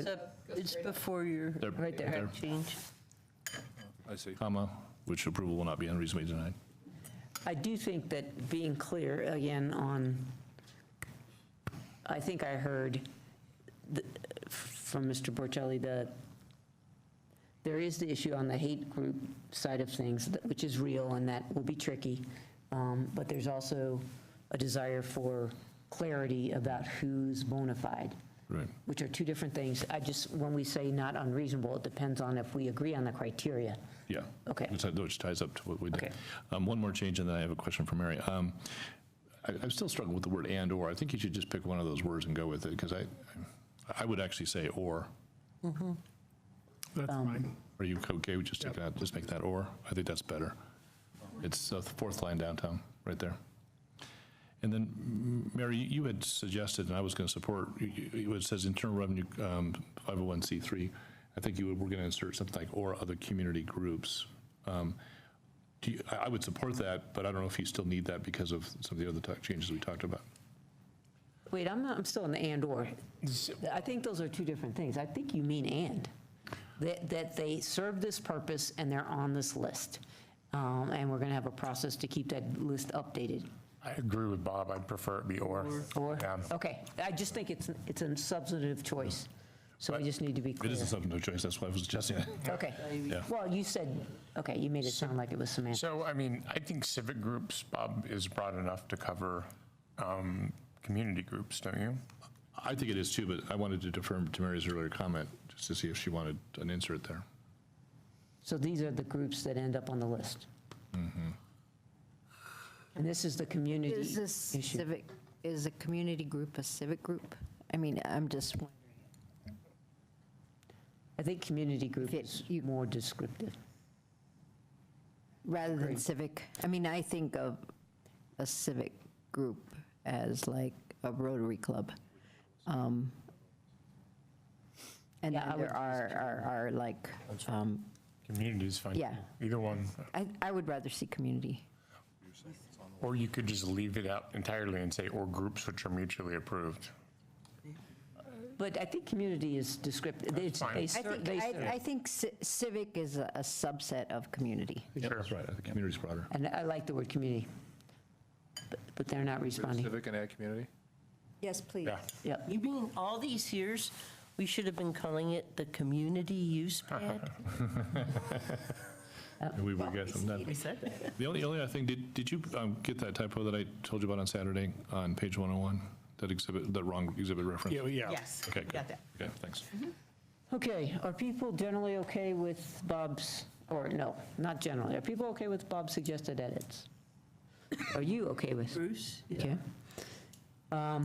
Any other edits? So just to be clear, the way you want it is that if you're a 501c3, you're eligible, even if you're a hate group. Well, you got to be serving city Boulder residents. There probably could be a couple people in Boulder you serve. No, it's not saying that. It says or groups which are mutually approved. By making it an or. That's right. You've said either or. So if you meet the first criteria, you don't have to meet the second. Oh. That's right. Because it's conjunctive. That's why you might want that to be and. Can we add a comma? Can we, so that it's clear that which are mutually approved for program participation? I thought Bruce was saying it's got to be mutual, so it has to apply. Yeah. That's an argument for and. But I think Aaron's comma solves it too. Well-placed comma can make all the difference in the world. So that makes the which start an independent clause. Right. So it separates it out for the first part of the sentence. Where's the comma? Before the which. It goes right there. So this preserves Bruce's role in the process. Yes. So either community groups or 501c3s are subject to the list. Yes. Yeah. Jane wants to diagram the sentence. I like that. Let's go diagrams. So I'm scanning the 501c3s, the list that we have, and I'm sure that there probably is a group there that may be doing things objectionable, but almost all of these groups are community service organizations of one kind or another. So, I mean, maybe there's some small chance, and I think we're fine where we are, but I don't think that what we're thinking about for hate groups is probably the most likely thing. And to be clear, the city probably shouldn't be saying the content of anybody's speech, which is why it's important that the St. Julian has a say, because they're a private entity. They can do whatever they want. We can't. I mean, somebody comes to us, says we want to speak, we kind of have to allow them to. Yep. And so And they are it the is owner private. of the property. It is private property, so we don't have the same constraints as we do in the library. So I think it's really important that they have a say. So I'm going to argue for sentence structure. I think it should be 501c3 organizations or community groups directly serving City of Boulder residents. That you want to move the or community groups Yeah, that's better. Yep. up. That's fine. Does that work? Yep. It does. Okay. Which directly serve City of Boulder residents and All right. Yeah. Okay. Right. You want comma which? which, comma, directly serve City of Boulder residents. No, not there. Oh, wait a minute. Hang on. First do mine, which is or community groups. Boulder History Museum. Yeah. I don't think that's there anymore. I don't know that you need that, which I'll be honest. They're community groups that are directly serving Boulder residents. Okay. Which are mutually approved. You could do it, but you don't have to. But I don't really care that much. Okay, anything else on this one? The other thing I would ask, this is a process thing, I would ask, rather than using this list, which we know is not a good list, would you please just go to the IRS 501c3 list, and anybody who's got a Boulder address, I would start with that. I mean, because I know there's organizations that are 501c3s that are based in Boulder that are not on, that It are came not on this. from the Colorado Association of Nonprofits. But it's stale. I know, but get it from there. Yeah, get The Boulder- a good list. Okay. Doesn't matter where it comes from. It does matter where it comes from, but make it updated. Okay. Okay, anything else on this? It's nice to get it done. No. Yeah, now let's go I about want it. to say thank you, Yes. Bruce, and I want to say thank you to staff to get this to where we are, so. There was a time when I think some of us were a little concerned that we wouldn't get there. So this is huge. Okay, I saw Aaron and Mary at the same time. I'm not sure who was. Well, I wanted to make the motion. Oh, Can I just make a quick comment? Sure. Well, so thanks for Steph for all your excellent work, and Bruce for hanging in there for so many years. I think there's a light at the end of the tunnel. I don't think it's a train. I think it's freedom from prison. The task force. Right, yeah. Thank you. Sorry. Are we going back to the Shawshank Redemption? Yeah, exactly. method? Okay. So I move that we authorize the city manager to enter into a management and operating agreement between the city, Central Area General Improvement District, and St. Julian Partners, LLC, concerning the use of the civic use pad facility associated with St. Julian Hotel and the Central Area General Improvement District's parking garage, generally located at 10th Street and Walnut Avenue, and setting forth related details. Second. But not until after I rewatch Shawshank Redemption. And that would include all the amendments. And include all the amendments as discussed tonight. No, and that's fine. Okay, all right. Anything else do we want to say? Yeah. Okay. I can't believe we're here and right under the wire too. So thank you. And yeah, lots of people spent many years on this. So yes. And thank you, Yvette, for taking it to the finish line. Yeah, you got it there. No, I will say thank you. And the only thing, I was on it was called the Community Review Group, and we had the St. Julian Hotel. We got the 10th Street corridor in. Anyway, that's like 93 or 94. Anyway, it was a long time ago. And I am so glad we're at the end of this and we're still smiling. So thank you, Bruce, for hanging in there, and, you know, everybody who's participated in this. There's a lot of people who aren't here tonight who were on task for 1, 2, 3, 4. Did we go to 5? It was 4. It was 4, but yeah. also Molly Winter and. Yeah, and there were just a lot of people involved, and so they should be recognized as well. So Many a council member has cut their teeth by serving on that. Thanks very much. I appreciate it. And we've had a good relationship, and you'll be putting on your CAGED hats because there's CAGED property involved in this project. And so we got a lot of work ahead in the review process, because it's actually not that easy for us to do to connect where we need to connect and do all this stuff. But we've been good neighbors. We've all worked well together, and even the St. Julian project. I remember at the opening, there was we invited the public in for opening day at the St. Julian, and it was quite a process to get the St. Julian done and open. And elderly woman had come to the opening, and she was dressed to the nines and to see the St. Julian, and she didn't know. I was standing out on the back terrace, and she didn't know who I was or anything, and she was just looking out at the hotel, and she looked at me and she said, "If I knew it was going to turn out this beautiful, I would never have been against it." And I think that sums up a lot of the process, where people are, they don't know what to expect, so there's a lot of hesitation and obstruction.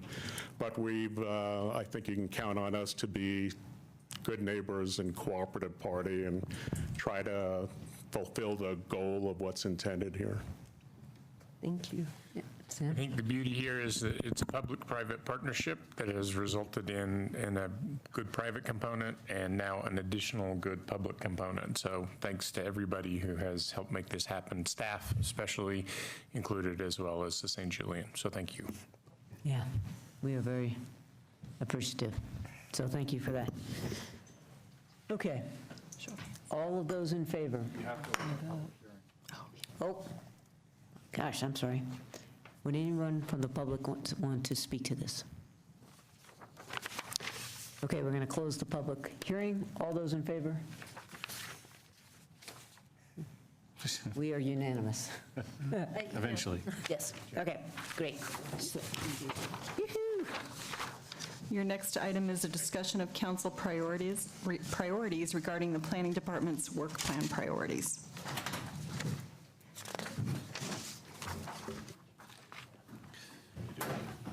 Let me see that yours. I have a easy part, but I have a hard one.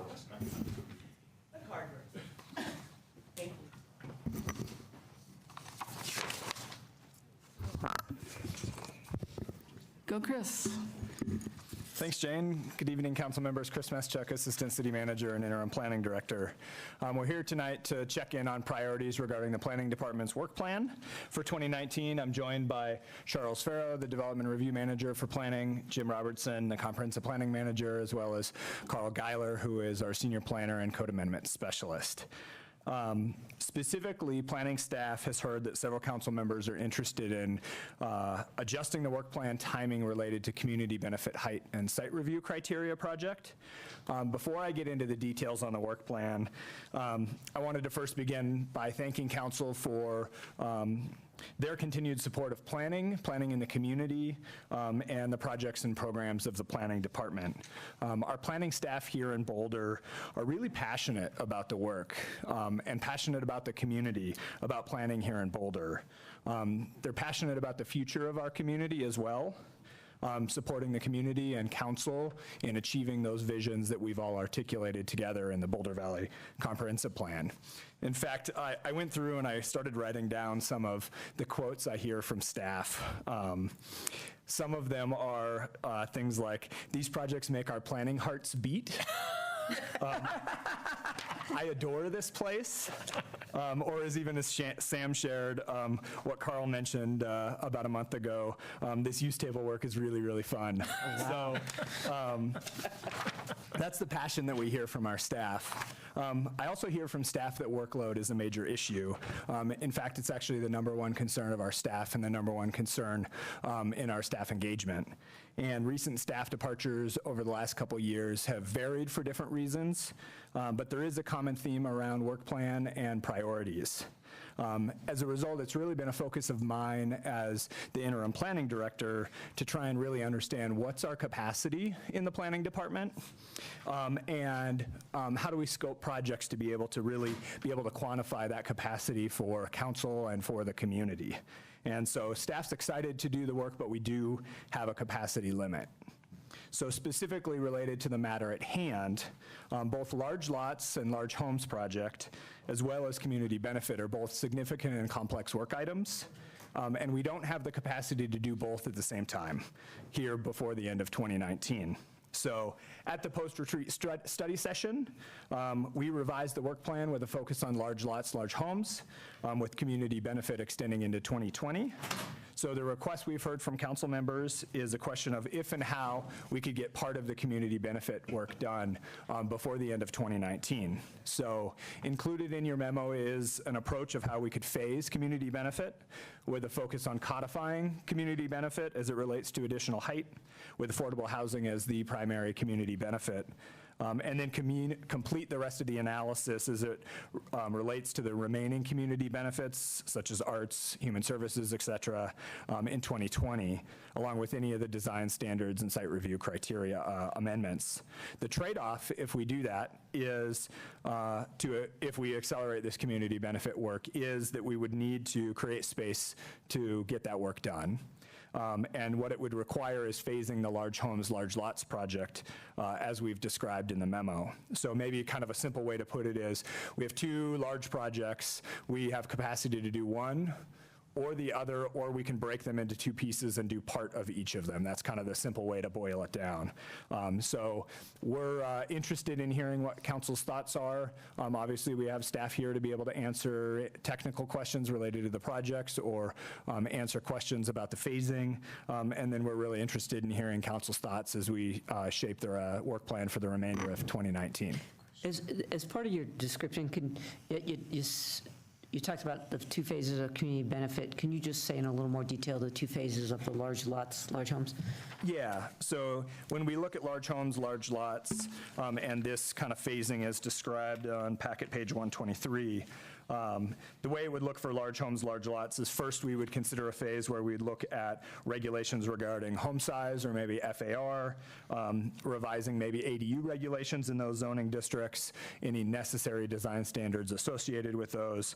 Then the second phase would really be where we start to look at some of those creative infill opportunities that we talked about before, or exploring changes such as subdivision, multiple units, maybe it's land use and rezonings, that sort of thing. So that's the bigger work that would have to wait. Okay, Sam. So Chris, thanks. I thought this was super clear, what choices you're giving us. Do you feel like if we go with the amended work plan, that the workload issue will be under control, that we're not putting too much pressure on for the rest of this council? Yeah, I think we can manage with this adjustment. We tried to bring you an adjustment that is still manageable within the current workload and capacity of the department. Great. And in phase 1 of large home and large lots, we also have just changed the building code standards, right? So that homes which are above 3,000 square feet, new builds, will have to be net zero homes. And do you view that as having a positive impact on the general intention of large homes and large lots projects? I might look to Carl to color in here as well, but are you really asking the relationship of, with the more stringent energy codes, will that start to guide maybe folks into smaller units? Yeah, kind of. I mean, just speak a little bit about how the FAR restriction or home size restriction and the new net zero rules or new energy code rules are going to interact with each other, because it seems like it could be a positive interaction as far as incentivizing home property owners and home builders to do what we're hoping for. Got it. Yeah. So anyway, I just thought that's a component that's not listed here. Yep. So But we've already done it, so we could check it off. Put it on so we can check it off. I see, that's where he's going. Yeah. Well, we had talked about that as an option early on in the large homes, large lots. Yeah. So I don't know, Carl, do you have any thoughts about that? Carl Geiler, Planning. I think when we talked about this, I believe it was back in September of last year, the house size issue and the character issue in the neighborhoods, I think what we talked about is that there had to be a multi-pronged approach to try to disincentivize the large homes and try to get smaller homes and potentially additional units. So yeah, I think the net zero 3,000 square foot change would be a disincentive to doing a large home. Doesn't mean it's going to always work that way, so it's going to take other tools to get there, but I certainly think it helps. Okay, great. That's all I had about that. Mirabai. Okay, well, Sam's first question kind of got to where I was going, but I mean, in your perfect world, how would you like to, I mean, I know you want our opinion, but you live and breathe this every day. You have to deal with the staff being upset or overworked or leaving because they're overworked. So just speaking freely, do you have a way that you'd like to see it preferably? Easiest, where it all works kind of out? I think it's actually a challenge that we wrestle with as staff, that both of these projects and all of the projects that are on the work plan are actually really important work and really exciting work to work on. And so I think part of what we're trying to balance is, should we focus on trying to do one project and bring it from start to finish, then start working on the next project, or does it make more sense, or is there a desire to do a little bit of both? And I think what we've experienced is sometimes we're focused on one and then we'll switch to focusing on multiple projects. And so we're, I think, just interested in hearing council's feedback on at this point in time, is it best to try and get part of each of these projects done, or should we stay focused on just one of them? And I think we're open to either of those approaches. Obviously, there's a great desire, and staff appreciates being able to have a work plan that's kind of set, and then they've got their marching orders and run forward. But we also recognize that things change, things come up, things happen in the community, regulatory changes occur, even at a state level that then we need to react to. So we understand the work plan can't be locked in stone, and it has to be dynamic a little bit. And so it's not a one or the other. So in this sense or instance, I think we're just interested in hearing what council's thoughts are related to especially these two projects.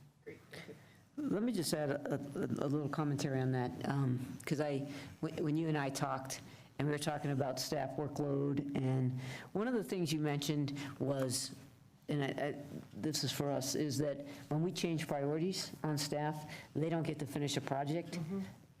It's a real bummer. Oh, I get it. And I do think that whichever way we pick, we're committed, because that's a lot of work satisfaction is tied to getting something done. And so anyhow, it's just a good reminder to us that when we change course, we do create havoc and lower morale. So I have some. Yep, you go.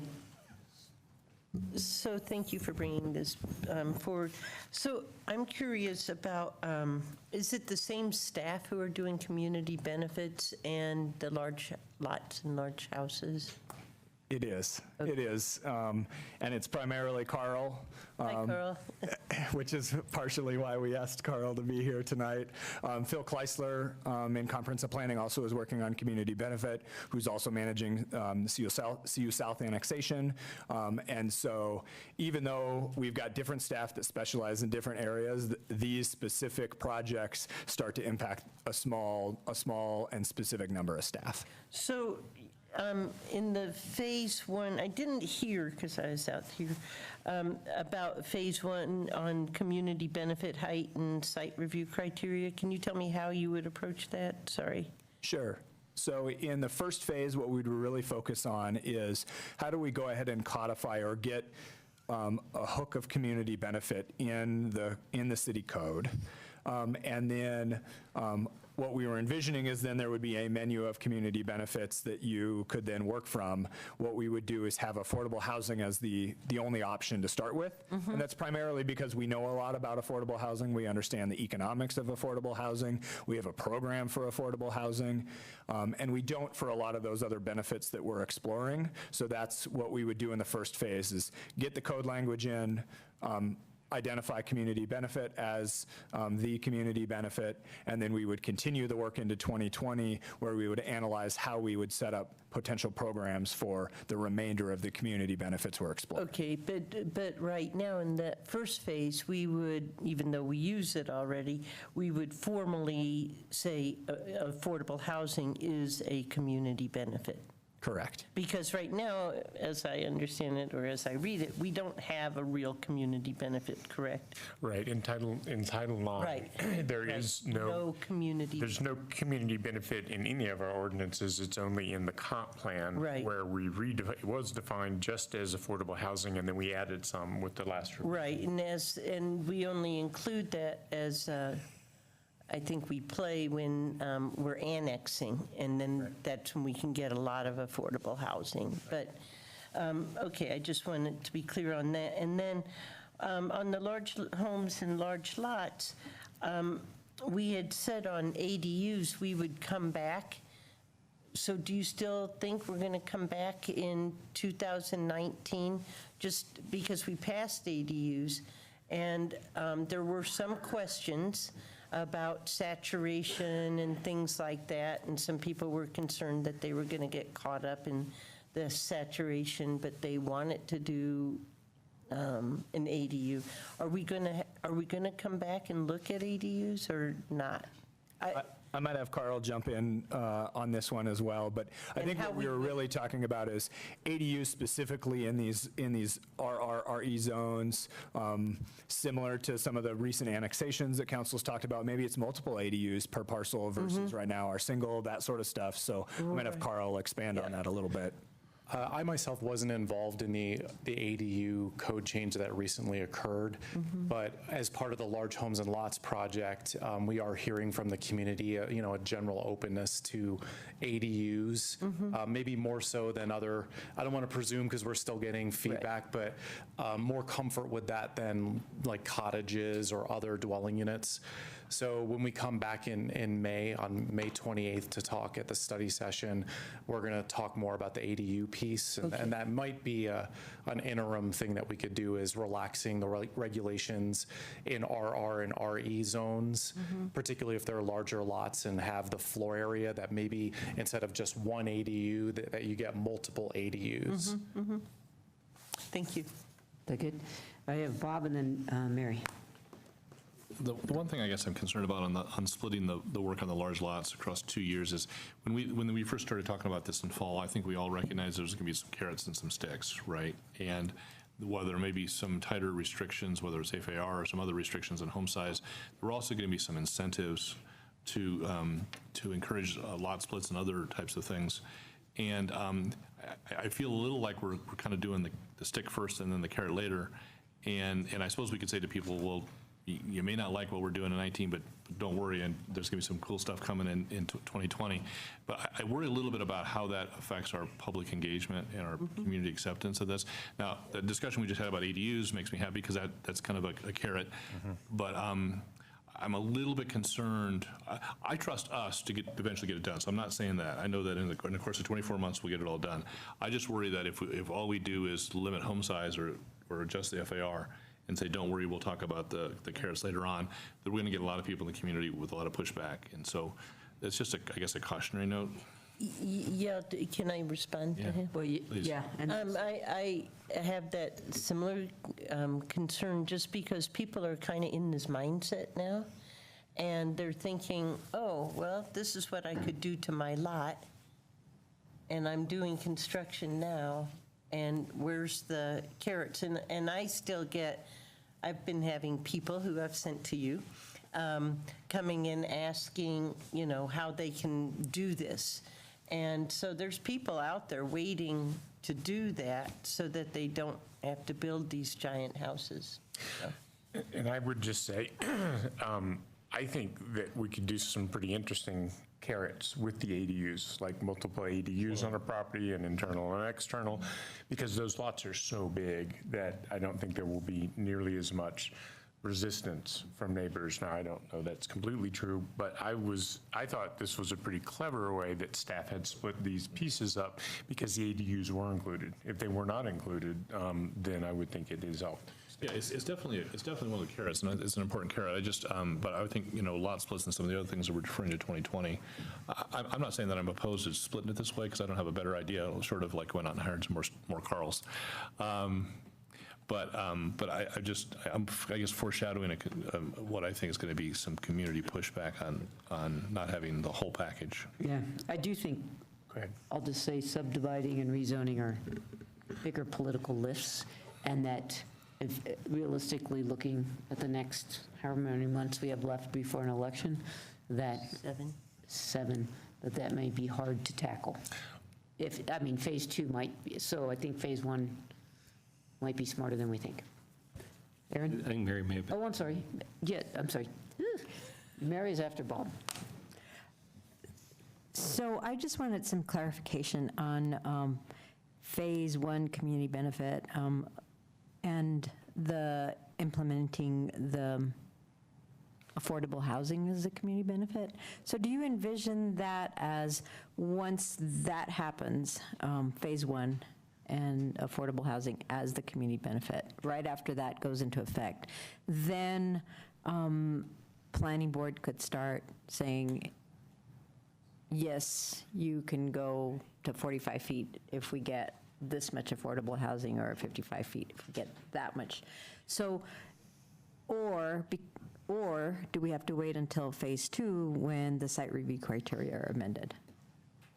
I think that's a really great question, Mary, and it's actually something that we've identified as, I think there will be a question for us to answer of, once you put that first piece of community benefit in place with affordable housing, is it that the time that you would go ahead and change the height ordinance?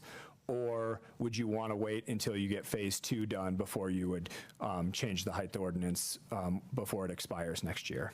Well, when does it expire? Sorry. May 2020. Okay. Well, I guess, so the question is do we really have the affordable housing in exchange for additional height after the ordinance passes in 2019? Or do we have to wait? If we have to wait until the site review criteria are amended, you really don't have it until then. So it doesn't seem like it would make sense to lift the height ordinance until you actually have it as an option.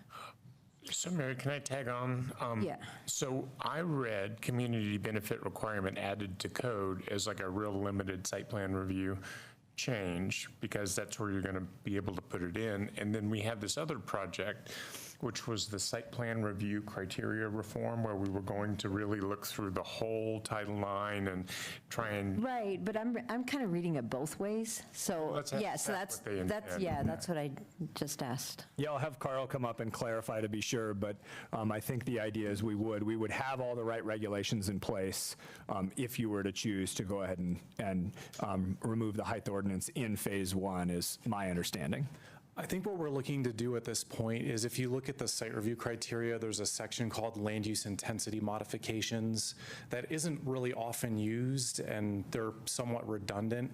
So restructuring that to be a community benefit section is kind of what we're looking at. So if we were to phase this, we would do some targeted changes to that section in the site review criteria, but it wouldn't include all the holistic changes to the criteria to increase predictability and try to hone in on more metrics in the site review criteria.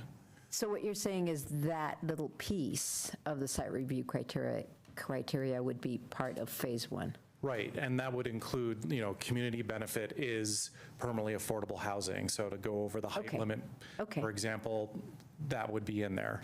And then in phase two, we would just add to that section. Yeah. But just wanted to be clear that phase one, after phase one, you can start doing that in projects. Yeah, it would be implementable. Okay, great. Affordable housing is. Yes, affordable housing is a community benefit in exchange for height. Can I ask one more question on that? And it would be one of those things, if you say you're going to do it, you have to do it. So we'd lock in a condition of approval. There's none of this touchy-feely. Yeah, you'd have to meet the criterion to get. Okay, well, some of the stuff that we think we're getting, we don't get. So I just wanted to make sure. That's the whole point. Aaron. Thanks. So, well, I'd like to advocate for taking these projects separately rather than chunking them out, so that finishing large home, large lot, and then finishing community benefit, rather than doing a piece of each. And there are a few reasons for that. One of them is definitely the issue that Bob raised. I think the large home, large lot, I feel like there's going to be a process of giving and of taking away of people's options. And I feel like that will go much better as a package if it's all at once. So if you say, well, maybe there's something that says, well, your building can only be this big, and people go, you just took away all these development potential. We say, but you could do it as maybe a duplex. I mean, who knows how it'll end up. Maybe it'll be multiple ADUs, maybe it'll be different options. And so I think it might make the taking away a lot easier. But also, if we're going to grant additional development potential, the fact that we're adding restrictions at the same time, I think will make it easier to add additional development potential, because we say, well, but we're also restricting the size of these buildings. So I feel like in terms of getting the community outreach and the buy-in, I think that project works well as a whole package, and I'd love to see it that way. With the community benefit, one of the things I'm really hoping to see is arts as a piece of that, and so and affordable commercial space and some other things. So we get really busy and things come at us, and things that we don't have on our work plan have a way of going out for a long time. So I worry that if we finished phase one of large home, large lots or community benefit, that we might not get to those second phases for a long time. And then, so say arts as a community benefit might end up happening a long time from now. And I really hate to see that. So I would love to get one project just all the way done and then move on to the other project. So that's mine. So I will have to argue the opposite side of this question. Yeah. But the real reason why is because we have this height moratorium for community benefit. And if we say focus everything on large homes and large lots and get that done, we're going to be looking at affecting the RRs and the REs the way it's structured now. And so I think we can add some of the carrots and some of the sticks, but I really don't want, this is an opportunity to get a definition of community benefit into site plan review. And it's the one that addresses our single highest need in the city, which is affordable housing. And so I could see us having to extend the height moratorium even further if we try and do all of this, because some of these are very, very complicated. Nexus study related to the legality of the arts and all the other community benefits. So I've watched the planning board come up with their list of community benefits and the scoring system, and I think that's going to be a whole lot for the development community to digest. And I would just hate to miss the opportunity to get a community benefit requirement into our ordinances, which it's not. And so for right now, we don't have any certainty that we're going to get any benefit if there's above by right height. And we have a lot of places where above by right height can happen that are exempted from the moratorium. And this would both affect them and then any place we brought out of the moratorium. So I view these as both so important that getting, the hooks in the code that we can then build on in the future is really critical, because if we don't get the hooks in the code, we may completely miss the opportunity. Council could change over to a different kind of council, and I would like to have these things done with some certainty. And then it allows discussion about whether you lift the height ordinance if we know that we're actually getting affordable housing above and beyond whatever is required. Lisa. So, I don't know if I'm following this, but I thought for the community benefit, we would just, in this proposed breakup path, that we would just do affordable housing. We wouldn't have anything to do with height. Yeah. Well, we don't have to. Right. It can be either way. But it's in exchange for height is normally how it's done. Well, doesn't have to be, but. So Lisa, say we're in a DT district, which is exempted from the height moratorium. If we don't go ahead and do this, then something could come in and do the same thing that it happens now. They could request additional height or additional floor area ratio, and we would have no way to condition anything. And I guess my question is, so how do we get that in there? That's what you're trying to tell us. And you don't have time to do both. Yeah. I think they said they can do the affordable housing, but not the list of all the other things. Arts and other things. Right, but I get what Aaron's saying too. I mean, when we're on something, it's just like staff not liking to be pulled off of a project because you're thinking about that one thing. It's an efficient. Well, I think, to me, the community benefits phase is much nicer than the large lots, large homes. And I guess, so I kind of get what you're saying about large, that it would be better to do it all at once. I guess given that affordable housing is such a top priority, I guess that's why I lean towards what Sam said about, I want to get the community benefit piece locked in. I think that would be really huge. I would like to get as much as the large lots, large homes done as we can. But I guess getting at least phase one of the community benefit is pretty important to me, such that I guess it becomes worth the trade-off on large lots, lot home, albeit regretfully. And we're probably going to run out of time anyhow, let's be clear. Mirabai and then Mary. Can I just get a clarifying from council on this? Okay, so let's say we move forward with Sam's proposal and we designate affordable housing as a community benefit. Could we designate that still just for buildings that are exempt from the height moratorium, meaning I'm not really interested in having height personally in other areas where it's not allowed right now for anything. So is that, if we create it as a benefit, does that lock us into allowing height in other areas that doesn't currently allow that height for exchange for affordable housing? It's a choice. I mean, it basically asks that question in the work plan list, which is, do we want to lift the height moratorium early or not? And so that's a question I think council can decide when we're there. But I think, but I think maybe what Mirabai is asking is keep the height moratorium forever in place.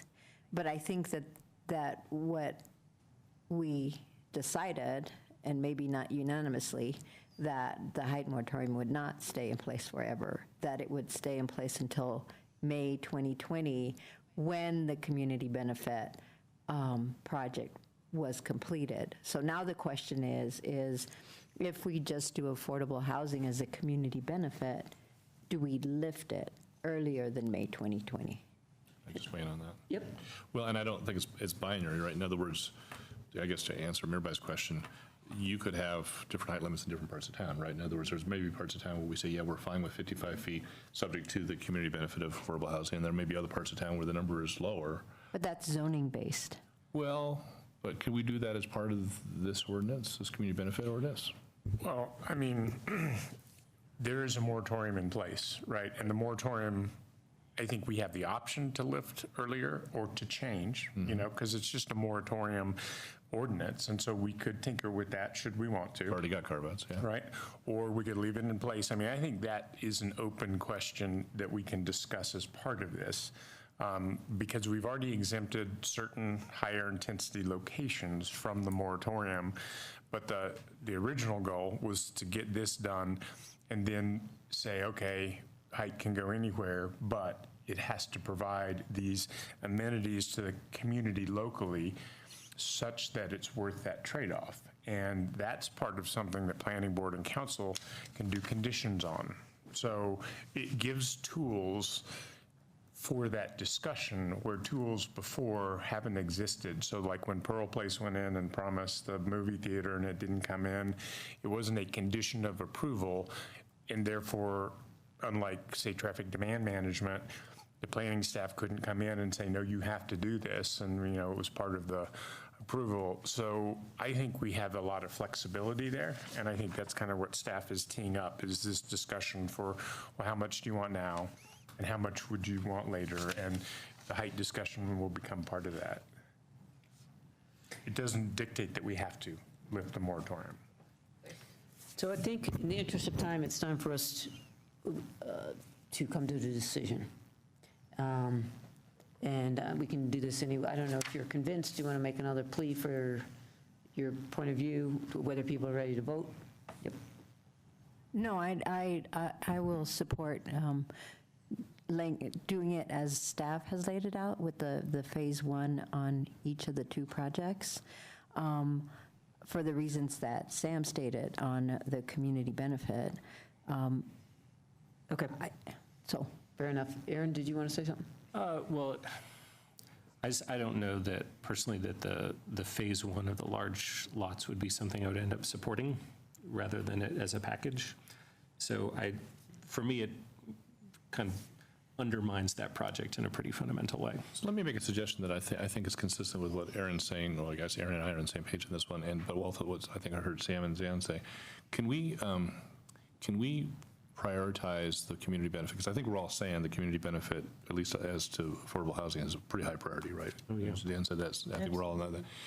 Do that with the highest priority, and then try to bring together. It doesn't matter which side of the calendar year it goes on, but bring together, per Aaron's point, phase one and phase two as close together as possible. If they could be in a package, all the better.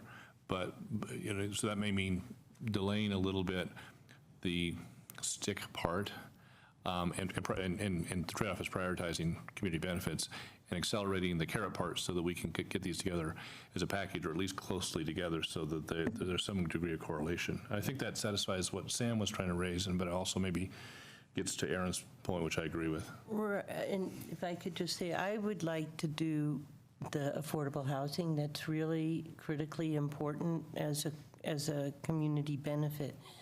And I'm okay with not adding the height to it at this point, because that's kind of too much details. But I agree with Aaron and with Bob that this large lots, large houses thing is a carrot and stick kind of thing. And I think if you want it to be successful, they kind of have to go together. So if we could get this community benefit, the affordable housing part, and I don't know what's involved in that. I mean, you could just come to us and would say, yes, that's fine. But I'm sure there's a lot more work to it than that. Yep. But I don't want to lose the momentum we have on the large lots, large houses. And I'm just afraid that we will, and I don't want people coming in, like we have an election, and people coming in and saying, well, you didn't keep your promise on the large lots, large houses, so now let's just stop the large lots, large houses. And I think when you think about all the RRs and REs, and there's a lot of potential to get smaller units and more affordable units. So I have a thought on both Bob and Lisa's comment. I think actually we have brought in a stick already, and that stick is the change to the energy codes in large houses. I mean, they have to be net zero if they're above 3,000 square feet. So in a way, we've already accomplished a piece of that. And I would be comfortable rejiggering this a little bit so that really what it focuses on is not regulations of home size or FAR, because that's going to be problematic and will result in a lot of fighting, but to look at the carrots and maybe try and do the carrots as the first part of it. And because I think lot subdivision, ADUs, multiple units, you know, that kind of stuff, if we just took away and said, okay, we've already put in something that disincentivizes large homes, and then along with that, let's bring in some carrots, I would be okay with that kind of rejiggering. And then you can complement that in phase 2 with restrictions because we've already got an important restriction in place. And plus you would be dividing up the square footage among units, so you essentially are not forcing, but if people go that route, we will end up with smaller units. Yeah? Okay. Yeah, I mean, I think part of what we heard from staff is that if you looked at the entire menu of new options, that might take too long. Sure. And if I misunderstood that, let me know. But maybe if phase 1 were like the easy to lift carrots.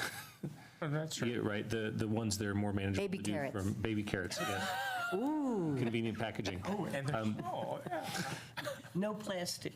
Okay. So the easy lift incentives that are easier to do from a staffing and regulatory perspective, and then let phase 2 be the more complicated incentives coupled with. For the next council, that's brilliant. Let's leave all the hard controversial stuff and do the fun stuff. Well, that means it'll be a fun election. There you go.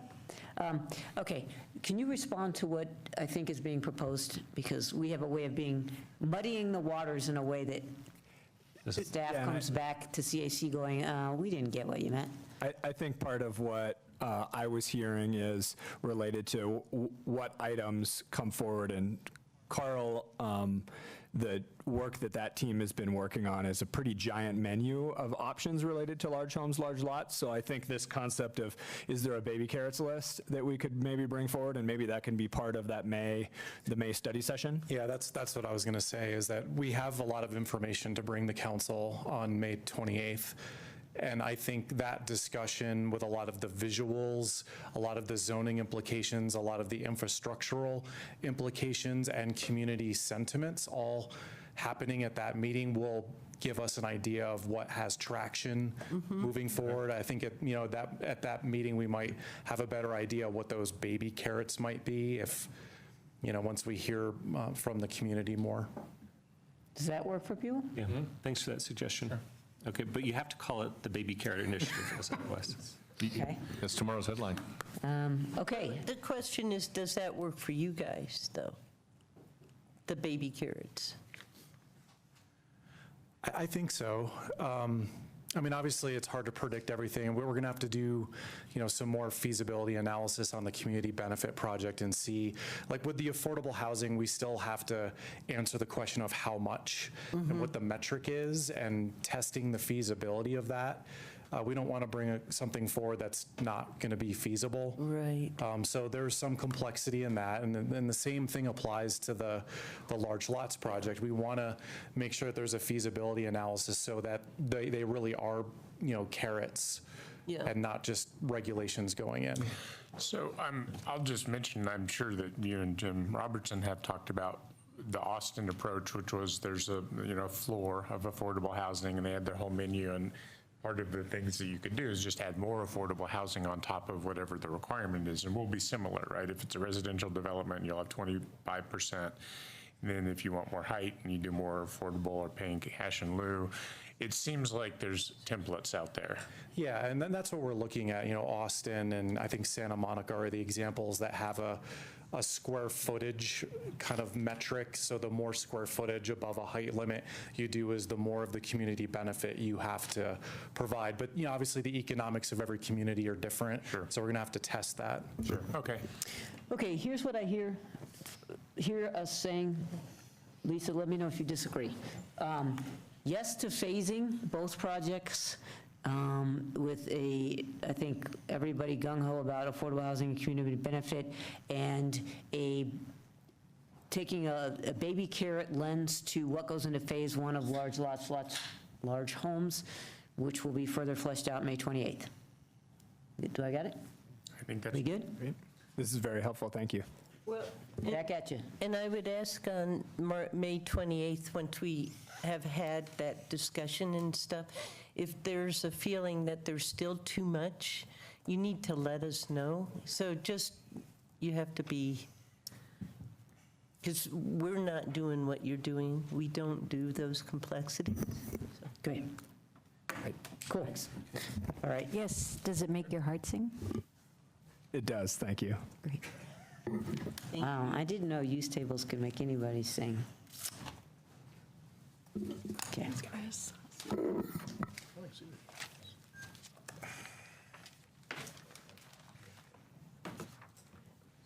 Are you ready for your next item? Yep. It's an update on the work plan for electronic petitions. So the purpose of this item is to provide council with a check-in on staff's progress on electronic signatures on petitions. And that's what that says. As you know, this was Measure 2G that passed to the November 2018 ballot. So this is where we've been so far. November 6, 2018, it passed. December 11, 2018, there's a study session on all matters elections. At that study session, council staff presented a work plan to implement the Denver e-sign system first for the 2019 or 2020 election, and then follow with a full electronic petitions. Following on that work plan, staff proposed a ordinance, 8318, which had a first reading on February 19, 2019, and a second reading on March 5, 2019. It passed on first reading. Council decided not to go forward, decided it wasn't worth staff's time to implement e-sign, and sent us back to try to implement a process to implement full electronic petitioning right away and not go through the step that of adopting the Denver process. So since March 5th, staff has been working to implement this, and we want to give an update. There's a lot of community passion about this, and we seem to get criticized all the time for how we're doing it. So we want to make sure that we're completely transparent in what we're doing. So there are relatively few precedents for any sort of electronic signature. The only one that actually involves petitions is Arizona. Arizona has a statewide system that they implemented about 5, maybe 7 years ago to allow for candidates' signatures on candidate petitions. We had a very good conference call with 2 representatives of the Arizona Secretary of State's office who implement this system, who describe some of the challenges and some of the benefits of it, some of their philosophical approaches. Switzerland has allowed electronic voting in some cantons since the early 2000s. There were 2 systems. One is being abandoned, the one developed by Geneva.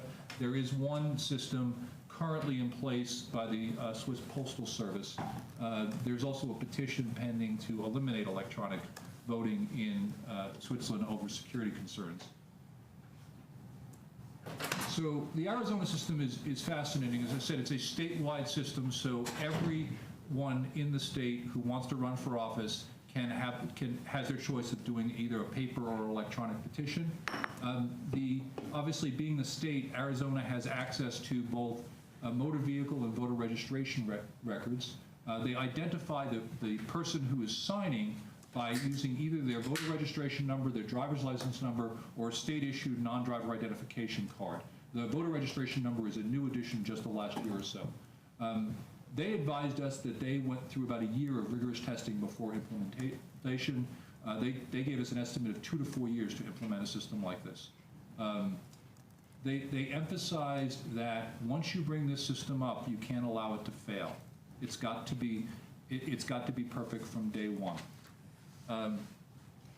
So to do this sort of thing, we believe that the effective deadline has to be April of the year in which you want it implemented. Since people start submitting petitions generally in April or May, but generally in April, if they want to get them on the ballot, if it's not ready by April, it's going to be hard to implement for that election year, or maybe a little bit unfair because some people will have it and some people won't. So we're working towards April 2020. We are developing, currently we're looking at a business process. We're looking at system parameters and looking at what's out there and what other people have done have helped us identify some of the concerns, such as a city, we may not have access to the DMV database. We do have access to the voter registration database, and we'll have to, as we go through this process, we will have to come back to council ultimately to draft an ordinance, but also to get your guidance on some of the decisions that will have to be made and how this system will be implemented. For example, how do you identify the person? Do you use voter registration numbers, which can be obtained by anybody with the name and date of birth? So there's a security concern that you'll have to judge. One of the interesting things in Arizona was they kept coming back to, if you don't do it on paper, don't do it in electronics. So, for example, they don't allow anybody to withdraw a signature, which is something that people here have talked about being able to do, because if you sign a petition for a candidate, you generally have no ability to withdraw it. A paper petition, because it's gone. There's no way to do it. There's a process here where you could ask for your signature to be removed, but it's a complex process. You'll have to make a decision on whether or not you want the electronic system to have somebody be able to click or unclick their signature, and how long that'll go, and some parameters about that. So one of the things is we're working to identify what all those questions are and to develop the parameters. We then have to figure out, so the coding, to some extent, is the simplest part of this, because you can hire somebody to do that. The hard part is deciding what you want coded. That's true of almost any computer implementation. So we'll conduct an IFB. We are talking, I think 2 weeks from now, with the folks from MapLight who have offered to do it for free, which is a great offer. Of course, we have to tell them what it is before we can retain them to do anything, because you have to define what your parameters are before you can start coding. And then we'll need to procure a system, implement a test environment, and then test. So the key parameters that we've talked about so far are the level of security, both in the database we're acquiring from and what we're doing. For example, Arizona's system doesn't seem to have any way to block out a bot. You know, when you go on to like to buy tickets to Chautauqua, if you go on the system, that you have to prove that you're not a robot. So there's no sort of level of that kind of security, picking boxes and things that you do in a lot of things. The question is, are you going to want something like this, or are you going to trust some level of open identification? The identification methodology, that's what I was talking about. How do you identify who it is that's signing the petition? Interaction with paper petitions. Are you going to still allow paper petitions? And please don't answer that question yet. There's lots of things to think about. One of the things is, if you allow paper petitions, we'll have to develop a methodology for making sure someone doesn't sign both a paper petition and an electronic petition for the same measure, which means that all paper signatures will have to be entered into a database and then compared against the signatures on the electronic. If you're going to eliminate paper petitions, then you only need one system and you don't have to do that. So if you're going to phase them out, that means you still have to have both systems at the outset and then go to a different system. Again, you don't need to make these choices. We've identified some of the issues that you'll have to address at some point. We'll adopt implementing legislation at some time in the future. Now, consider the potential charter amendment. I probably made too much of that in my memo, and I apologize for that. As I look at the section 39, which was the section that we added on requirement verification of signatures, which was a new section, it says signatures. The three sections we added for electronic petitions says signatures or endorsements. So my concern is that in the future we could face a challenge that we hadn't adequately verified because the addition of section 39 was at the same election as the three sections that were added to allow petitions. So my suggestion was, as we go through the ballot process, which is starting next month, that you consider a potential tweak to section 39 to make it clear that electronic petitions are allowed. And I never intended that would delay this process. We're talking about a November 2019 charter amendment to affect a system that will be implemented earliest right now in April of 2020. My thought was, if we could do it in advance, we could avoid a potential future problem that could occur later. I think there are good arguments that we don't need to do it, but I hate to rely on good arguments when it comes to election matters. I would rather have it nailed down. And if we can nail it down at virtually no cost with no additional delay, I would recommend doing it. But as I said, that's something that you can consider as we go through our normal process. So this was intended just as an update to let you know and to make sure you understand and the community has heard that this is complex. You don't generally implement a new computer system in just about a year, and that we want to make sure that it works before we implement it. So there's going to be, if we can get through the design and procurement process and the testing process in less than a year, we can implement in April 2020. That's a pretty heavy lift, and it may slip till April 2021, and we'll keep you apprised of developments as we go forward. And that's it. Great, thank you. Questions? I have a question. So MapLight offered to do this for free. Are they offering to, on some of these parameters, do the parameters we choose affect their offer? And I'm sorry if I wasn't clear. We're talking to them in about 2 weeks. So we're going to try to develop things a little bit better, and we have a call set up, I think, in about 2 weeks. Okay, So I don't know but as far as we know, that they're open to, and maybe even have thoughts on, okay. So I think from a coding standpoint, you're talking about taking an entry and comparing it to a table. It's not rocket science in the coding part. It's the security parts that are. Okay, so the answer is, as far as we know, they're agnostic. Okay. I guess the other thing is, there's a new state administration in charge now, and I guess, have we talked to the new folks in charge about access to different? Not yet, no, but that's. But that's the plan, because it seems that they might have, especially if this is going to become potentially a model, they might have some thoughts for us on that. It's actually a really cool process. Yeah. If you think about the way mail-in ballots have improved, at least my voting, I never go into a ballot box not knowing who I'm voting for. I think giving people the opportunity to sit at home and think about a petition and research it is a lot better than having somebody come up to you outside the library and tell you what may be a lie about it and to sign it. So I think this improves the process. We're all pretty excited about working on it, so I think it's going to be something good. It's not something you can implement overnight. Okay, and one last thing, sorry. Is that and maybe this complicates it, but maybe not. Maybe it just means there's more good heads thinking about that. Are there other cities that have been contemplated, like Denver leaps to mind, or other big cities that have been thinking about this that have some thoughts on it that, again, if we're developing a model, I'm just asking if anybody. I think people have reached out in there. We haven't been able to find a lot of cities that are doing this, or states. Because Arizona said nobody's contacted. Yeah. But I talked to Arizona, and they said nobody had ever, we were the first ones ever to call them. Okay, I'm just curious whether Denver, too, is thinking about taking the next step. I don't know, it would be worth knowing. Denver about e-sign. Yeah. They're in the middle of their own their municipal elections. Right. They're not really talking to us right now. We talked to them a while ago. And when they're done, we'll reach out to them again to get more experience from them. Great, I think that would be wise. Well, so when you talk about developing key parameters and so on, it really sounds like you're developing a specification for the code and the system that needs to come. And that is absolutely the first thing you have to do before you go place an order for software that's custom, is that specification. If it's wrong, then even a great coder is going to give you something that doesn't work. And so, I mean, that has to be the absolute first thing. And it might be something to take back out to the elections group, would be to say, here's the spec we've developed in the process. Do you have any feedback or thoughts back on that?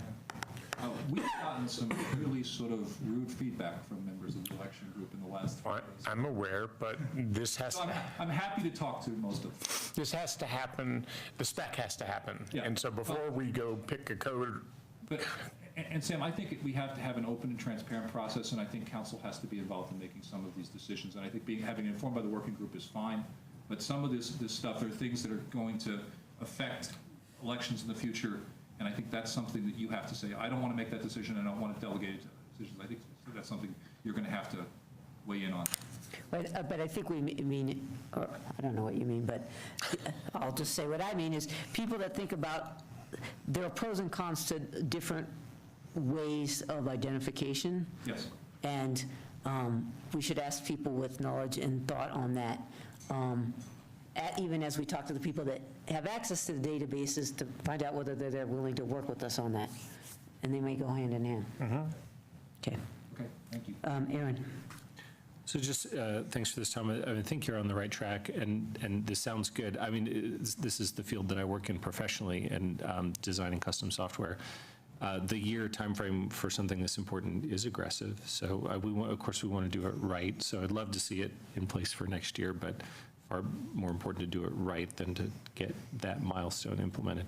But yeah, we would need to check in every so often in terms of the spec. I mean, you have to put together a really good spec, and it does involve decisions. So I guess that means there are some check-in points with council that we would look forward to on some of those issues. And so for the charter amendment, it seems like an abundance of caution, but maybe kind of harmless too. And I guess we'll just talk about that during the ballot measure process. Is that the idea? Does that sound right? Yeah, I mean, it doesn't seem like it's one way or another, and it is an abundance of caution, but I'd rather be safe than sorry. So it's not like it's going to undo ballot 2G or whatever, so. Okay, in terms of a timeline, or next check-ins, or how, the flow, or as you mentioned, you want us to be a part of this. What's the timing then, do you think, when we'd next talk to you? So sometime after the break, we're as I said, we're working to talk to MapLife, and a lot of the things that we learned from Arizona were very helpful to sort of sit back and digest and take them in the context of our state. So I think sometime in July or August would probably be a good thing for us to bring back. Okay, yep. Wouldn't we bring it up, though, in May when we usually talk about ballot issues? I think the charter amendment is separate. I thought Suzanne's question was the Okay. process. Yeah, I think we agreed that we'll talk about it at the chart. Can I just... Unless anybody disagrees. But just echo what Zan said about reaching out to the new administration. The new CIO of the state, Teresa Sejurek, never pronounce her name right, is a Boulder-based IT professional with many, many years of experience. And I think she's really interested in doing innovative things. So we might have a willing and interested partner in the state. I assume you will make that happen. If you need us, okay. If we need your help, we'll ask. Okay. Are there any other thoughts, input? Keep moving. I mean, the community's hungry for it. So, and it's something which I think will be great when it's in place. I agree. And yeah, and I assume would be a model. So, okay. That's all you need. Okay. Thank you. All right. Your next item is a call-up consideration, form-based code review for 2360 30th Street. Kurt? Yep. You're looking surprised. I wasn't sure who was, I'll join you. Okay. I'm going to...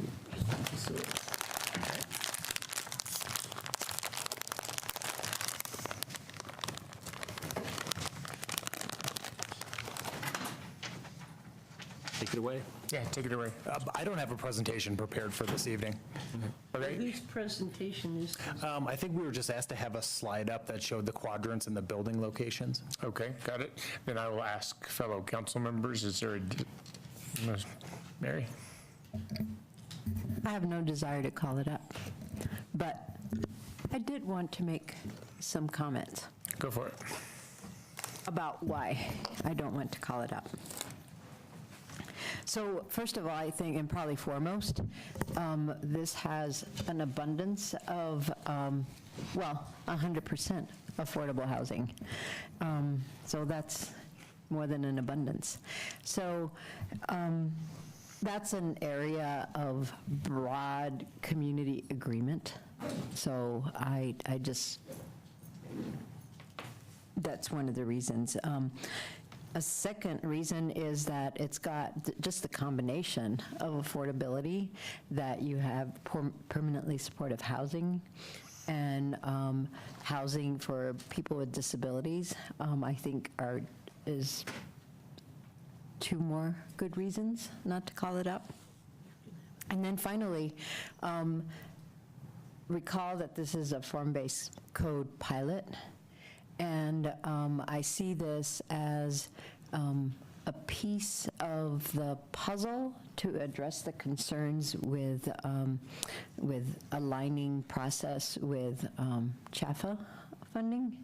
So we know that this project has moved swiftly because of form-based code, and I think that's why I think it's a piece of that puzzle. So those are the reasons that I don't want to call it up. And I'll just add that, you know, when somebody like Bill Holicky is saying that the form-based code was fun to work with, it's like, I think we're on a good track, so. Anyway, I have no desire to call it up. It's a fantastic project that accomplishes a lot of our community goals. Bob? I agree completely with Mary. I think Mary said on all the reasons why this is a great project that shouldn't be called up, and of course, the planning board approval was unanimous. Just to kind of follow on the last point that Mary made, normally there's the CHAFA approval first, and then it's coming to planning board or council, right, and then our hands are kind of tied. I think, and Jeremy can correct me if I'm wrong, this went to planning board last Thursday, and you guys are just met with CHAFA today, and you don't even have your CHAFA award yet, right? And so it's in the right order, I guess, is what I'm saying, is we're getting our approvals first, then we're going to CHAFA in parallel or slightly later. And I think that's a lot to be said about the form-based code. Yeah. I'm sorry. Yeah, I think just having form-based code makes things much more predictable and makes the design much better than it was. It takes a lot of people's fear out of what are we building. And I'm really glad we've adopted it and that we're going to use it in this project, and I'd like to use it in other projects just to make projects get through their entitlement a lot easier, and I think it's just a much better process, so. And I'm not calling it up, so anyway. So I won't repeat everything that's been said. It's a phenomenal project, but I just wanted to really commend all of you on the project team on keeping this on the timeline to hit that qualified census tract funding. I know it makes a huge financial and affordability difference. I know that was not easy at all, so thank you so much for keeping it on track. Oh, Sam. So this is great. Thank you for bringing it forward so quickly. I love having the mixed on-site affordable housing as well as market rate all together and all of the great features here. I'll also point out that this was a land bank project and that land banking, you know, may take a while to come forward, and we've had this as an empty parking lot for several years, but it's going to be something much better. And so when we think about looking ahead to Alpine Balsam, which is, you know, another difficult, tough thing to maneuver, that we can use this as an example or a template of what it is that we hope to bring there. The area plan could maybe form part of the form-based code. So anyway, thank you. I'll just say ditto, and also, I guess, just underscore how great it is that we're actually going to meet the, I don't want to jinx it, but going to meet the time window. I guess I just want to say, the folks in our community occasionally say things like, well, why isn't it all affordable if the city owns it? And there's a lot of reasons, and they're complicated, and I guess I'll just remind you that the story that explains that and all the benefits and how amazing this is one that you're just going to have to tell again and again and again, because it's complicated. And I guess I just want to underscore what we're accomplishing is amazing, but that doesn't mean everybody still understands why we can't even do more. So anyhow, just prepare yourselves, and I think the better we can explain it in our materials and our narrative, the better we educate the whole community and for future projects. So I'll just note that as just something we need to build in. Mary. So I just wanted to also call out that there are several benefits, lots of benefits to the form-based code, but I think some of the really great things that came out of it are that we're having these rooftop public spaces because of form-based code.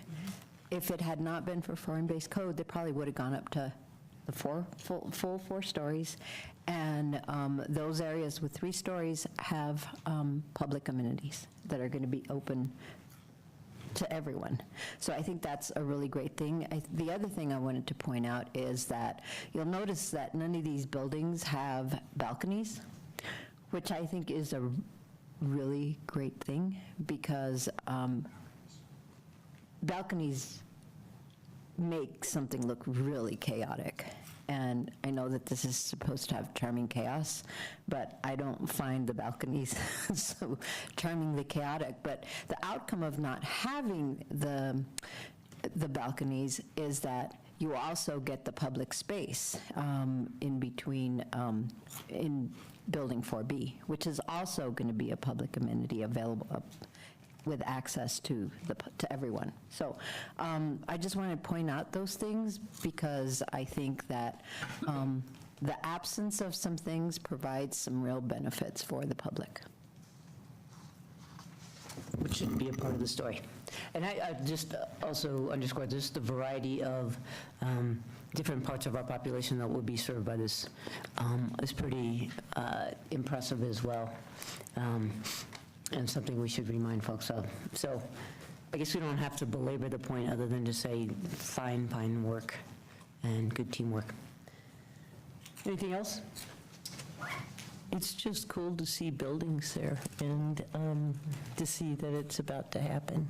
And I've said this before, but we've been waiting a long time, so it's going to happen. Godspeed. Okay. Thank you. Next is a motion to authorize Councilmember Morzell to support the motion of the Rocky Flats Stewardship Council. So I sent out the motion that we're considering, and I just wanted to ask council if there's anybody who does not approve of that motion, and if you are okay with me supporting that motion with the group. That's all. Or do you think we should be in support of fracking on Rocky Flats? Is the alternative? Yeah. Thank you for doing this. Yeah, no, thank you. And, you know, there's active geology out there, and so I don't think we need fracking underneath that site. So thank you. Thank you. We appreciate your service. Is that good enough on that? Okay. Okay, and not a 5 to direct staff to proceed with the continued proposed University Hill Hotel Partnership Agreement negotiations, or to bring it back to council before negotiations. So let me just say something about these 2 things. The scheduling of these 2 items came to CAC. We noted that there's a difference of opinions among council members, so that's why we said, you know what, let's have a not a 5. It's just about the aspects of scheduling it. So I just want to reiterate that we can get little updates if we want on where we left these off. But again, this is, because CAC didn't want to schedule it without the council. Okay? And so that's all this is. And on this one, it's about, do we want to have do we want to have more public process before we give direction to staff or not? So I just want to set that, and then you're going to talk a little bit about this. Well, I have just a little background. Yep. So you've heard about this project several times, and it has evolved over the time. And so the city's support for the project has disappeared almost entirely, I think entirely. So the only thing now that they want the city to do is to sell the Pleasant Street parking lot. And so the technical request here is, should staff go ahead and negotiate a deal, which of course would be subject to council approval after a public hearing, to sell the Pleasant Street parking lot as part of this project? Or would council like to have a public hearing before we go into that, or some public discussion, and direct us not to go forward? This has been a project that has had much council interest in it, and staff thought it would be best if we checked in before we went to the time and effort of negotiating a land sale, and give you an opportunity to just tell us whether or not, what process you would like to use. So the way, the question, should we negotiate a sale of the Pleasant Street property and return for council consideration, or would council prefer to have a public hearing and make a decision on whether to proceed before staff negotiates the sale? It occurs to me, but you can tell me if I'm wrong, Tom, that you never know how negotiation is going to go, but this is one parcel of land. We've got an appraised value. Presumably, any sale would be conditioned on both sides on site review. In other words, they're not going to want to buy the property. Oh, yeah. So I'm assuming that this is not a ton of staff time. It's primarily the lawyers. Yeah. But I mean, we're not talking hundreds of hours. We're probably talking dozens. I mean, you got to draft a, 8 or 10 page purchase agreement. It's a piece of real estate. Yeah. There's going to be some due diligence, but this is not the hardest thing you guys have ever done. Is that right? No. No. Okay. Electronic petitioning. No, no, you're right, Bob. It's a relatively straightforward transaction. We're very worried about getting out ahead of council on something. No, I'm glad we're having the discussion right now because council does need to weigh in, and I wouldn't want you guys to go out as little work as I think it's going to be. I wouldn't want you guys to go out and do the work and then come back and bring it back to us and then find out that we don't support it. So I think it's good that you're checking in. I just want to put the amount of work into context. Yeah. I think that's about right. Okay, thanks. Sam and then Lisa. So, I mean, thinking about this, it seems odd to have a public hearing about something where we don't even know if we have an offer. In other words, if I were going to participate in a public hearing, I'd want to know what the offer was as part of the context of whether this makes sense or not. I also think that we would want to know something more about the building form and what the current thinking is now that the garage is gone. I mean, we've made significant change, right? We took $22 million out of the garage, which was ours. We now no longer have a $6 million gap that we're doing anything about. Their financing mechanism, if they're going to do the public realm improvements, will be private, and the contract between them and the tenants who they have. So I would think, I do want to have a public hearing on this, but I would like to have a public hearing with the knowledge of what does the package look like now that we've done these reconsiderations. So that's my thoughts. Lisa. Well, I asked for this to come because it was otherwise going to be, oh, did you see it? And then you've got to tell staff whether you, and I was surprised, and I've talked with Tom about this, I was surprised that it came to us in a memo, especially given that it's a split council in terms of the hotel or not. And believe it or not, we haven't had a public hearing on this issue at all. And we've had people speaking during open comment and other things, but we've never had a public hearing, which is kind of amazing. And we've heard from people who serve on the working group and people in the neighborhood, but we haven't, it's the same people. And from my perspective, yes, it's gotten a lot better, no $22 million parking lot, no, what did he call it? What did they call it? Feasibility gap that in January would have been impossible to go forward without.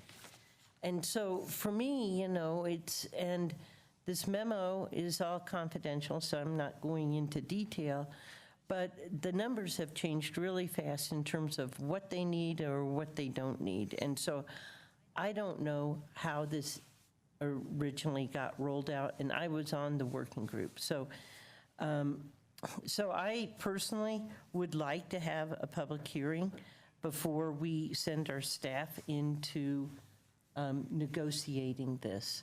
And I guess I would like to see, we know in our memo what it's worth, and to me, that would be a condition of approval. So I don't know what we're negotiating. We're either selling. Price. No, we're not negotiating a price. In our memo, we have. Yeah, we have an appraisal. We don't share that with the other side. I understand that. And I'm not going to. That's why the memo is confidential. I know that, and I'm not going to say that out there. But, from my perspective, there's things I would have to have. and so that would be one of them, that we get the price we want. It's not negotiable. Right, and I also have a concern with the size of what is being proposed. It's a 189-room hotel. That is, if you look at what Mary Ann Mahoney sent out in January, that would be the 4th largest hotel in the city. Oh, this isn't a boutique hotel, so I don't know why they need our city land. If they want to go forward without the city land and reduce the size and the massing of this thing, then I'm open to talk, but I'd also like to hear from the public about this. So, okay. Aaron? Well, Sam, I thought you said that very well. I think we need to have a public hearing on this, but the time to have a public hearing on it is when we know exactly what we're considering. So I would like to see staff go ahead and proceed with these negotiations. I will note it would be the hotel with the 4th largest number of rooms, but not the 4th largest hotel in terms of size of the hotel, because I think they'd be smaller rooms than average. Minor point. But anyway, and just to keep in mind, the Hill businesses keep coming to us and just crying for this. There's so many people up there who just are struggling and really feel like this is an important next stage. So I'd really like us to move this on to the next stage when we can have a public hearing on the negotiated agreement. I'm with Sam and Aaron on this, and I think, Lisa, you made a good point about, mass and scale and what is this going to look like and how big it's going to be, how many rooms it's going to be, and we're going to do all that, right? We still have to get through concept, we still have to do a site review, and I'm assuming that whatever deal that Tom brings to us is going to be contingent upon those things. In other words, we'll sell you this land for X dollars, subject to, and this is going to be conditional on both sides, because they're not going to want to buy this land if they can't build the hotel they want to, right? So it's going to be doubly contingent. So it's going to almost be like a term sheet, which is, if we get through all this stuff and everyone kind of agrees, it's kind of agree to agree, then we would sell you the land for whatever the price is. But we still have to go through concept and we still have to go to site review, and we have a lot of discretion in those things, right? And so absolutely. So I don't think we're approving a hotel. I think we're authorizing staff to go talk to somebody, bring a deal back, to have a public hearing, which all of that, even if that gets approved, is still going to be subject to concept and site review. So I think we have lots of bites of the apple here. I mean, I want to know what the bulk and scale looks like too. So I mean, I think we all need to understand that, but we're not there yet, and we have a little bit of a chicken or egg problem, because we could say to them, we'll bring your concept plan to us, and their response would be, well, we don't know if we can build a hotel unless we have the land. So something's got to go first, I guess. Right, and I guess for me, the question is, can they build the hotel without the land? Don't know, but in that they've changed all along. I mean, but that's something we can tackle in concept. In other words, if we want to scale it back in concept or in site review, we can do that. And you're right, at that point in time, maybe the land is not relevant. But remember, the deal is going to be contingent upon that, right? In other words, if they're not happy or we're not happy in site review, the deal's not going to happen anyway. Mm-hmm. That's right. I guess, I can go last. Well, I'm going to agree with, I guess, the boys. Sorry about that. I was gesturing. But I guess the only boys we have on the only boys. I guess the other thing I would add to this is we would also probably want to have a hearing to decide whether to take a deal and what, right? So there's some fatigue out there, and I think the Hill, there's a concern that the Hill is declining and has been for a while, and for a bunch of people that live near there and who have businesses there, it's starting to feel like a crisis situation, and that we keep making them come and say that to us. And so rather than having a hearing before and then a hearing after, I think in terms of good public process, part of it is also not to fatigue the public who thinks that they have told you they need a catalyst project, and this is the best that anybody's come up with in the 10 years I've been on council, or sorry, I haven't been on, 8 years I've been on council, but it's been discussed before I got on council. This is the best thing, the best chance to get the disparate owners of this site to come together. And so I guess there is fatigue and also almost concern that we're not hearing them. So I guess I would urge us to direct staff, go see what you can do here, and then bring it back, and then let's have that big public hearing. But then it will be for real, and we can make a yes or no, and people won't feel like we're just stringing it along. And I think there's a bit of a sentiment on the Hill that we're just stringing it along. So I guess for those reasons, I think it's time. Well, could we get, and we haven't gotten that either, I would like to have a third-party analysis of does the hotel make economic sense? We haven't had that. It's just a feel-good thing. This is what's going to be the catalyst. And I don't know how you do that, but and I know with the rooms, they say nobody's going to drive, but to me, there's almost a collision between 189 rooms and not much parking up there. And anyway. Well, and I'm sorry. The one other piece I would just add is, again, that discussion we've been having with CU over the years, which is, please put your conference center there. We're doing a Catalyst project across the street, and there's a synergy and a bit of expectation, I guess, that goes with that, but also math that goes with those, some of which has been done. Okay, I'll quit talking. Mary? So at this hearing that we're talking about maybe having, or we will have a hearing, so I think we could accomplish both what Sam and what Lisa wants. I think we can ask staff to go and negotiate. And then at that meeting, we can also decide whether or not we want to let go of the property. Mm-hmm. Because that was my conundrum. Mm-hmm. And so I think we can make that decision at that point. I agree with Lisa that we need to have some sort of third-party analysis because the way this has progressed with the hotelier has kind of not gained trust for me. Anything. No, I mean, because yes, it's like $22 million. Oh, well, we can do without that parking garage. And then suddenly the feasibility gap disappeared. So, no, I'm just saying that these things are just sort of, it's almost as if they are listening to us? Well, I mean, those are in response to us going sticker shock, and so we said no, right? The last thing and they said, they scrambled to do that. Again, I don't want to be too defensive, but to me, that's them going, they were serious. They're not going to go there, go talk to CU about parking spots. The feasibility gap means that there won't be a public plaza.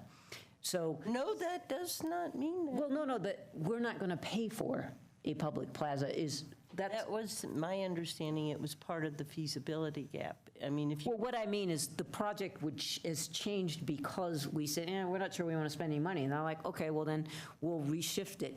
So again, this is all them trying to anticipate what we've been saying to them. Well, so it's bottom line, I guess, I would like to see some sort of a third-party analysis that without the land assemblage, it could work. And I do have this a concern that maybe is reserved better for the public hearing, but I'll say it now anyway. So if there is no public plaza, and the idea is that then people would go to the Hill, what's to keep people from just walking 10 minutes to downtown? and that's the part that I don't understand. So, Well, I think part of it is that we created an event street right there, and so to make more use of that. But anyhow, I think that's okay, all part of things well, that we and can weigh in that on. can be part of what Totally. gets discussed at the public hearing. Sam? So, along those lines, we got an official parking study done that put numbers on how bad is the parking problem on the Hill, which I think says third-party analyses can be helpful to us in thinking through things. Another thing that parking study said was the Pleasant Street lot doesn't get used that much. It's one of the more lightly used of the lots on the Hill. So we have an asphalt surface parking lot that's not being used particularly well.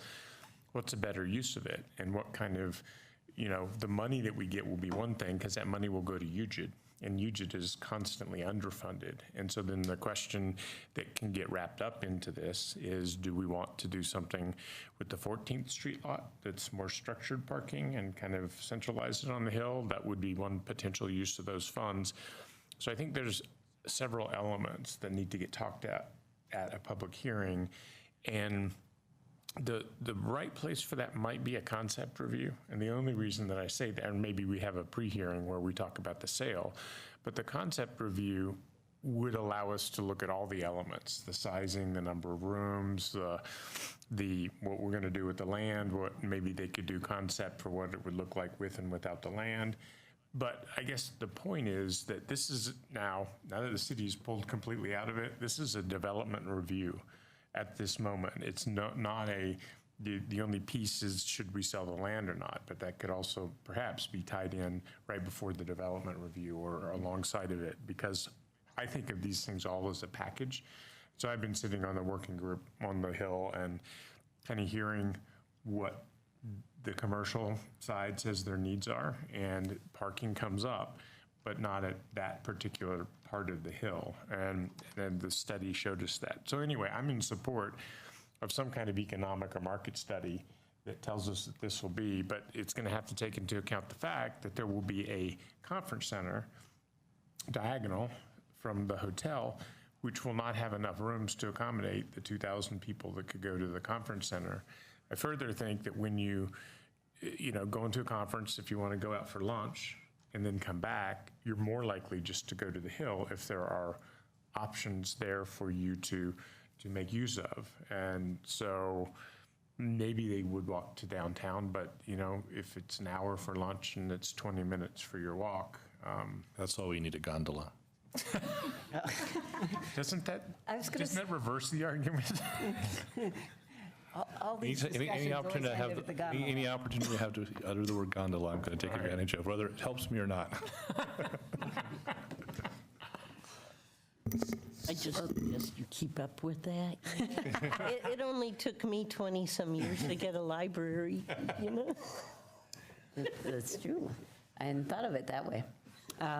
Other thoughts, comments? That was before term limits. Say what you think. This is about, yeah. I mean, I don't know. It's just a negotiation, I guess, but yeah, I'm more stuck on the size and why do we need to sell our parking lot in order to, couldn't we put our parking lot, if it's not being used, to better use for, I think we had spoken about affordable housing, there's other options for it, but I don't know, just the 108, I get that they're smaller rooms, but it just seems ridiculous at that spot for that density, but. So I'm torn. But in terms of the hearing before or the hearing after, which is all we're going to decide tonight. I'd want all the information, I guess, like Sam was saying, plus I'd want I think I asked for that last time, as I wanted a study done, so I want. The economic study. Yeah, the economic Because study. we did get some information on affordable housing. Okay, so. I guess the thing is, if we go forward, I don't want people to think, oh, we've approved this, because I don't think we have approved this. So, and to Mary's point about lack of trust, it's not like this is the first time these guys have been here. Let's just remember 11th and Pearl. And anyway, and that's kind of a nightmare. And so I just don't want them flipping or changing things, and it's the same partnership. So let's just say there is not a lot of trust there. There's not a lot of confidence that they can build a tasteful building that will fit into the context of the Hill.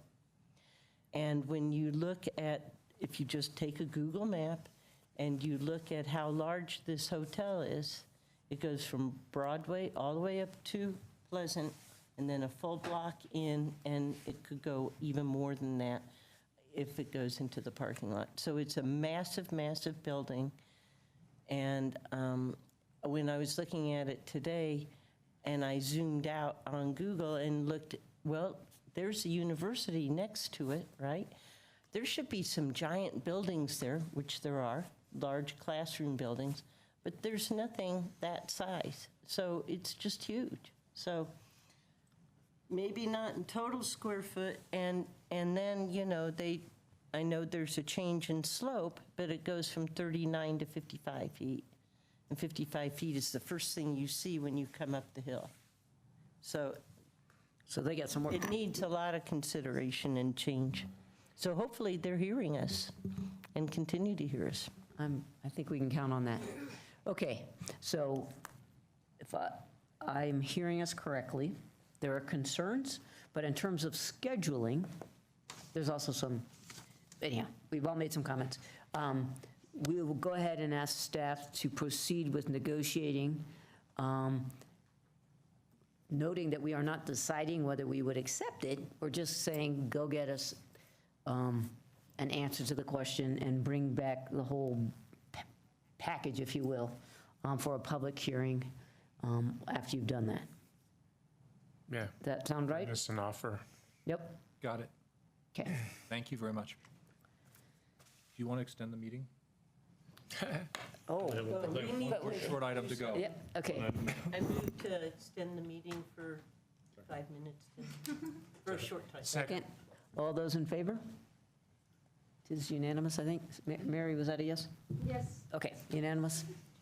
Your last item is a nod of 5 regarding prairie dog recommendations. And again, Frame the question.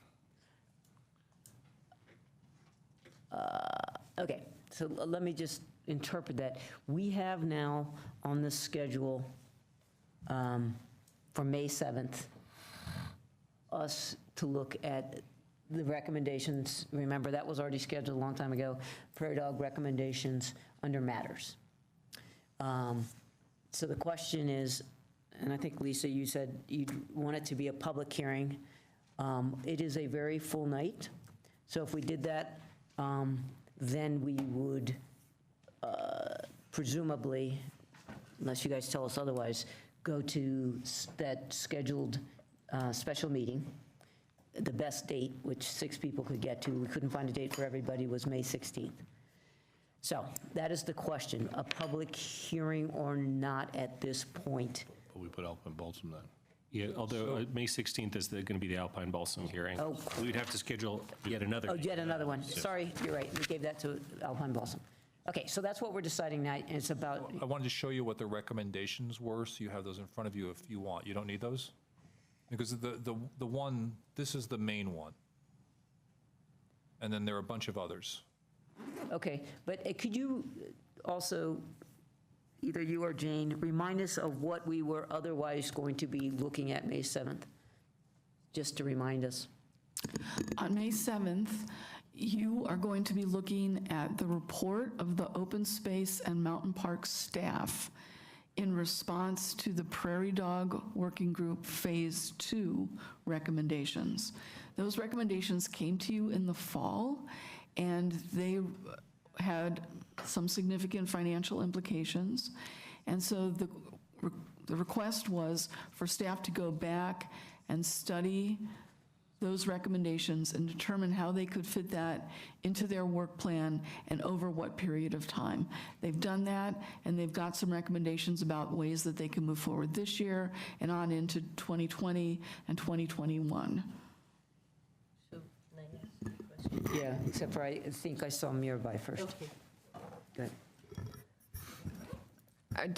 Just based on the information I have, PRAB didn't get to vote last night on this issue, and they're putting that off, and I haven't heard exactly when that's going to be. We also, the Environmental Board, EAB, right?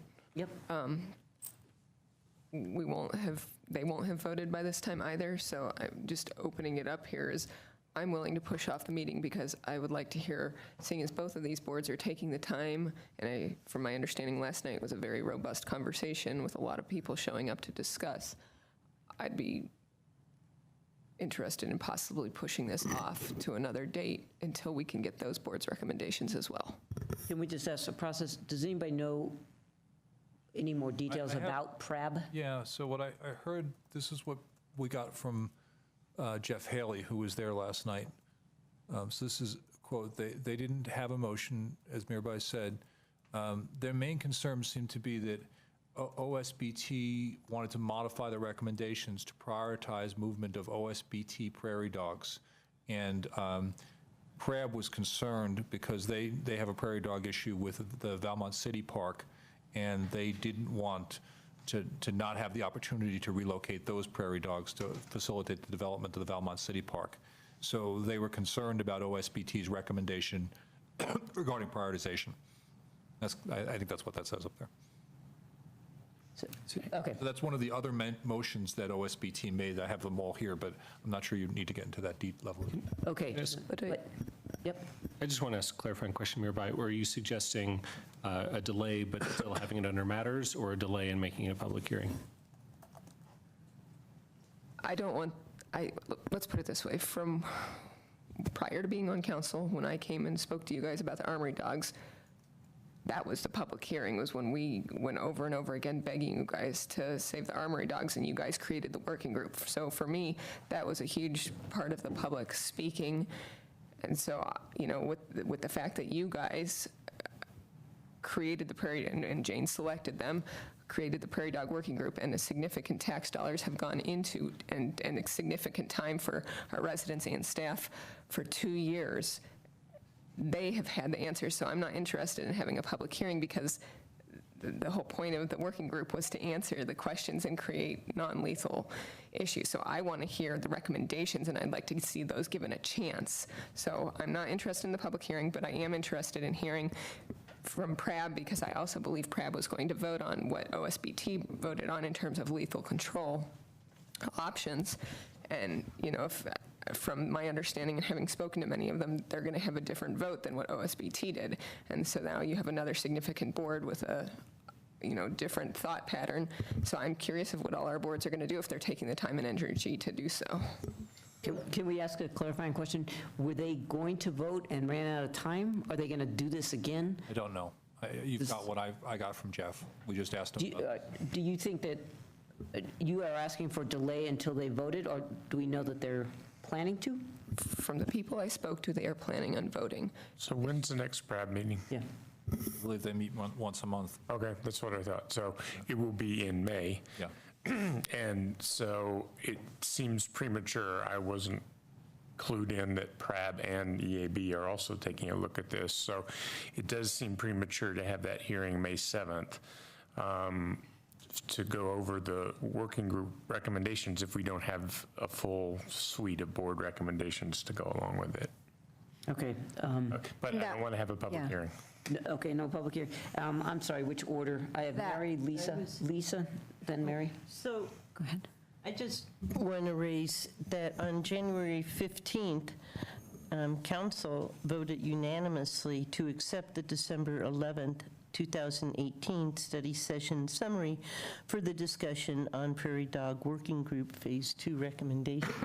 So it's really I totally agree with Mirabai, and it's like now we've had, I guess, people who aren't happy with the outcome of the Prairie Dog Working Group, and they're going outside, and we even have OSMP kind of undermining kind of the direction we were, OSBT, not MT, undermining the direction we had all agreed upon. So to me, to have this at this point in time is unfortunate and premature. And Premature because we're waiting for PRAB, or premature?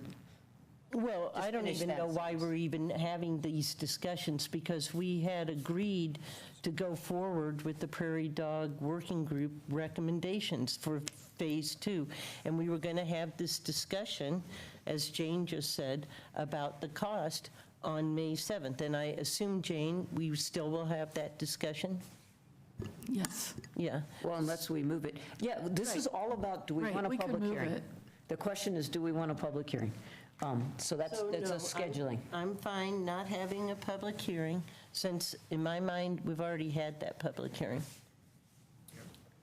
So I agree with not having a. Oh, I'm sorry. Oh, Mary, that's Mary. where I was. God. No, it was what Sam said. It doesn't make any sense to do anything until we have a full suite of board recommendations. Can I jump in? Thank you, Yvette, for watching on TV. And she just wrote to Tom and me and said that PRAB did not plan to vote, as they considered it a policy issue for council. So I don't think we're going to be getting any more from PRAB on this item. But is EAB going to consider? the matter? They were going to take it to EAB, and I don't know when that happens.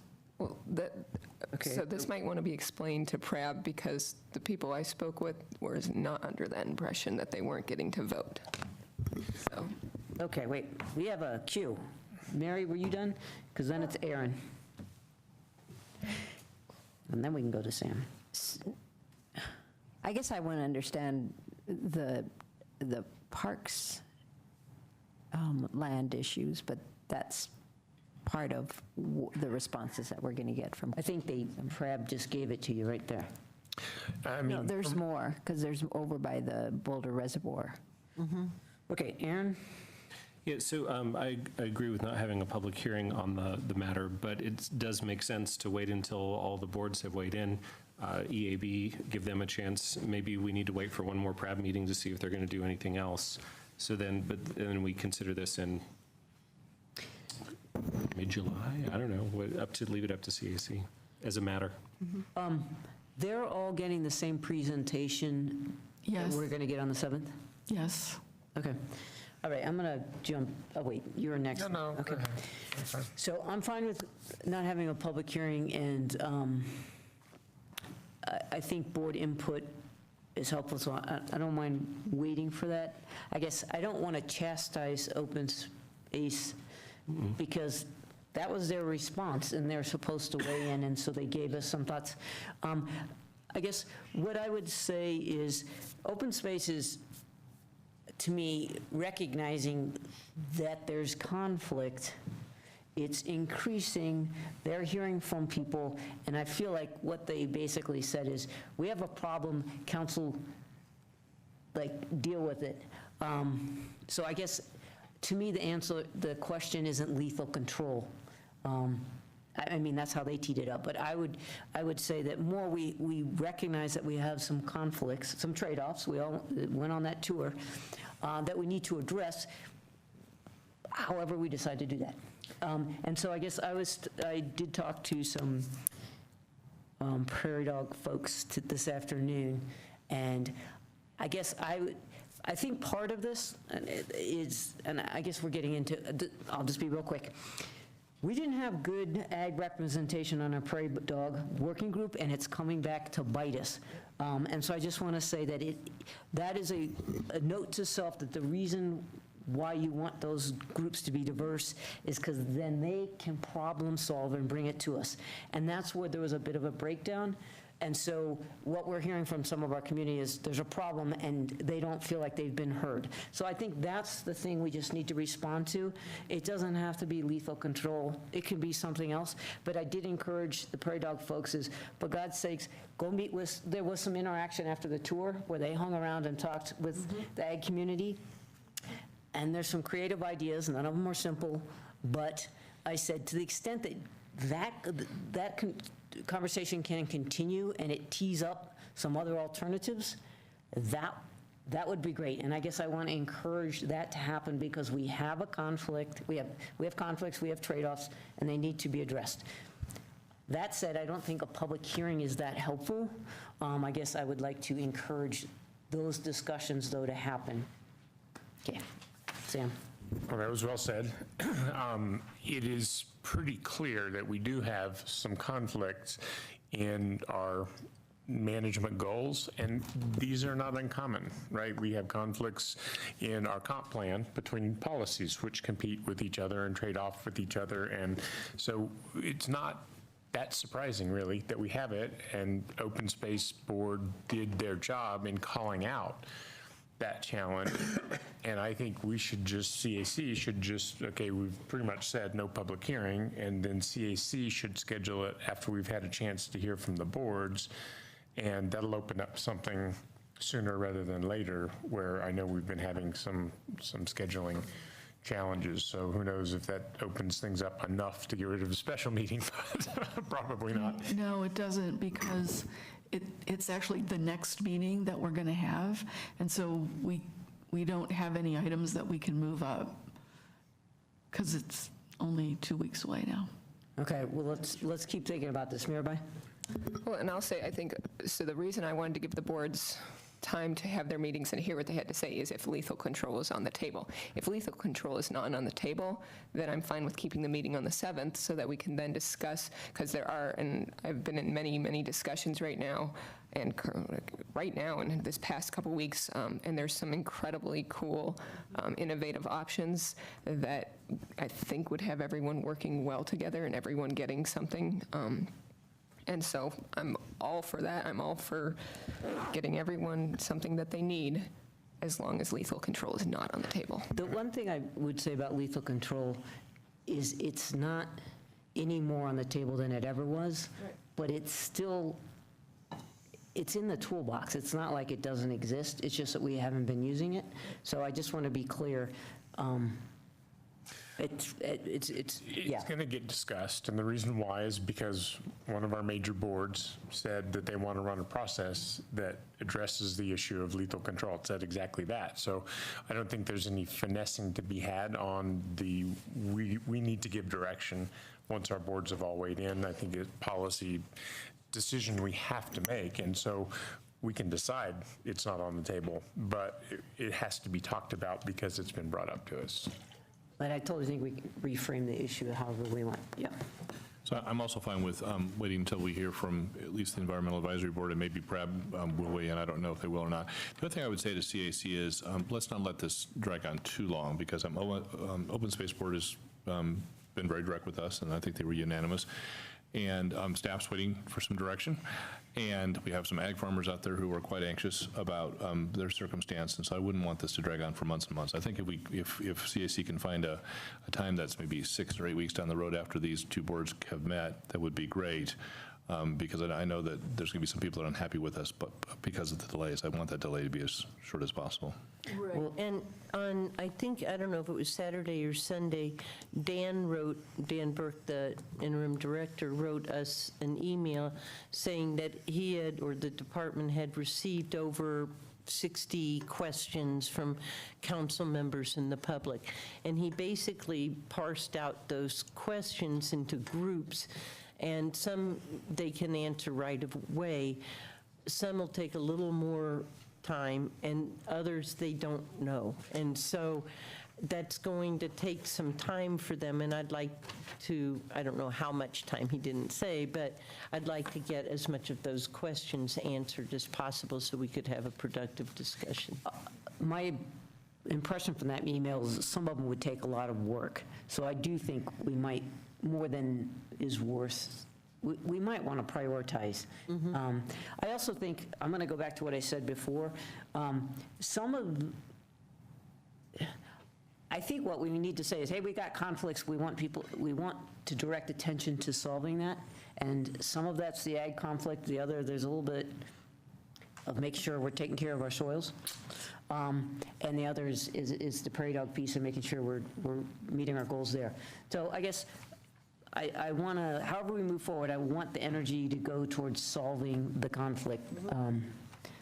Okay, So I'm not sure, so are we saying we want to delay this till 6 to 8 weeks, which leaves us in a little bit of a, So boards, so I thought what I heard as consensus was we want to hear from the remaining two boards. So we, at CAC, we should have the schedule for EAB and PRAB so that we can, decide that question. with the caveat, we might have already heard from one of them per event, so that will be clarified.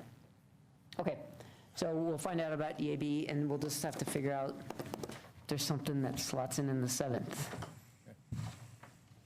And Yvette, And maybe there isn't. Or we could have Or we could have a short meeting, or shorter. There's like 4 other things on the agenda. It won't be that short. yeah, Okay, nothing. Just going to suggest Yvette go to bed. say what? Yvette should go to bed. Yeah, Yvette wins Hero of the Night award for still tuning in from home. Okay. Anything on process? It was pretty good. Okay. Good night, everybody. We'll call this the smorgasbord evening.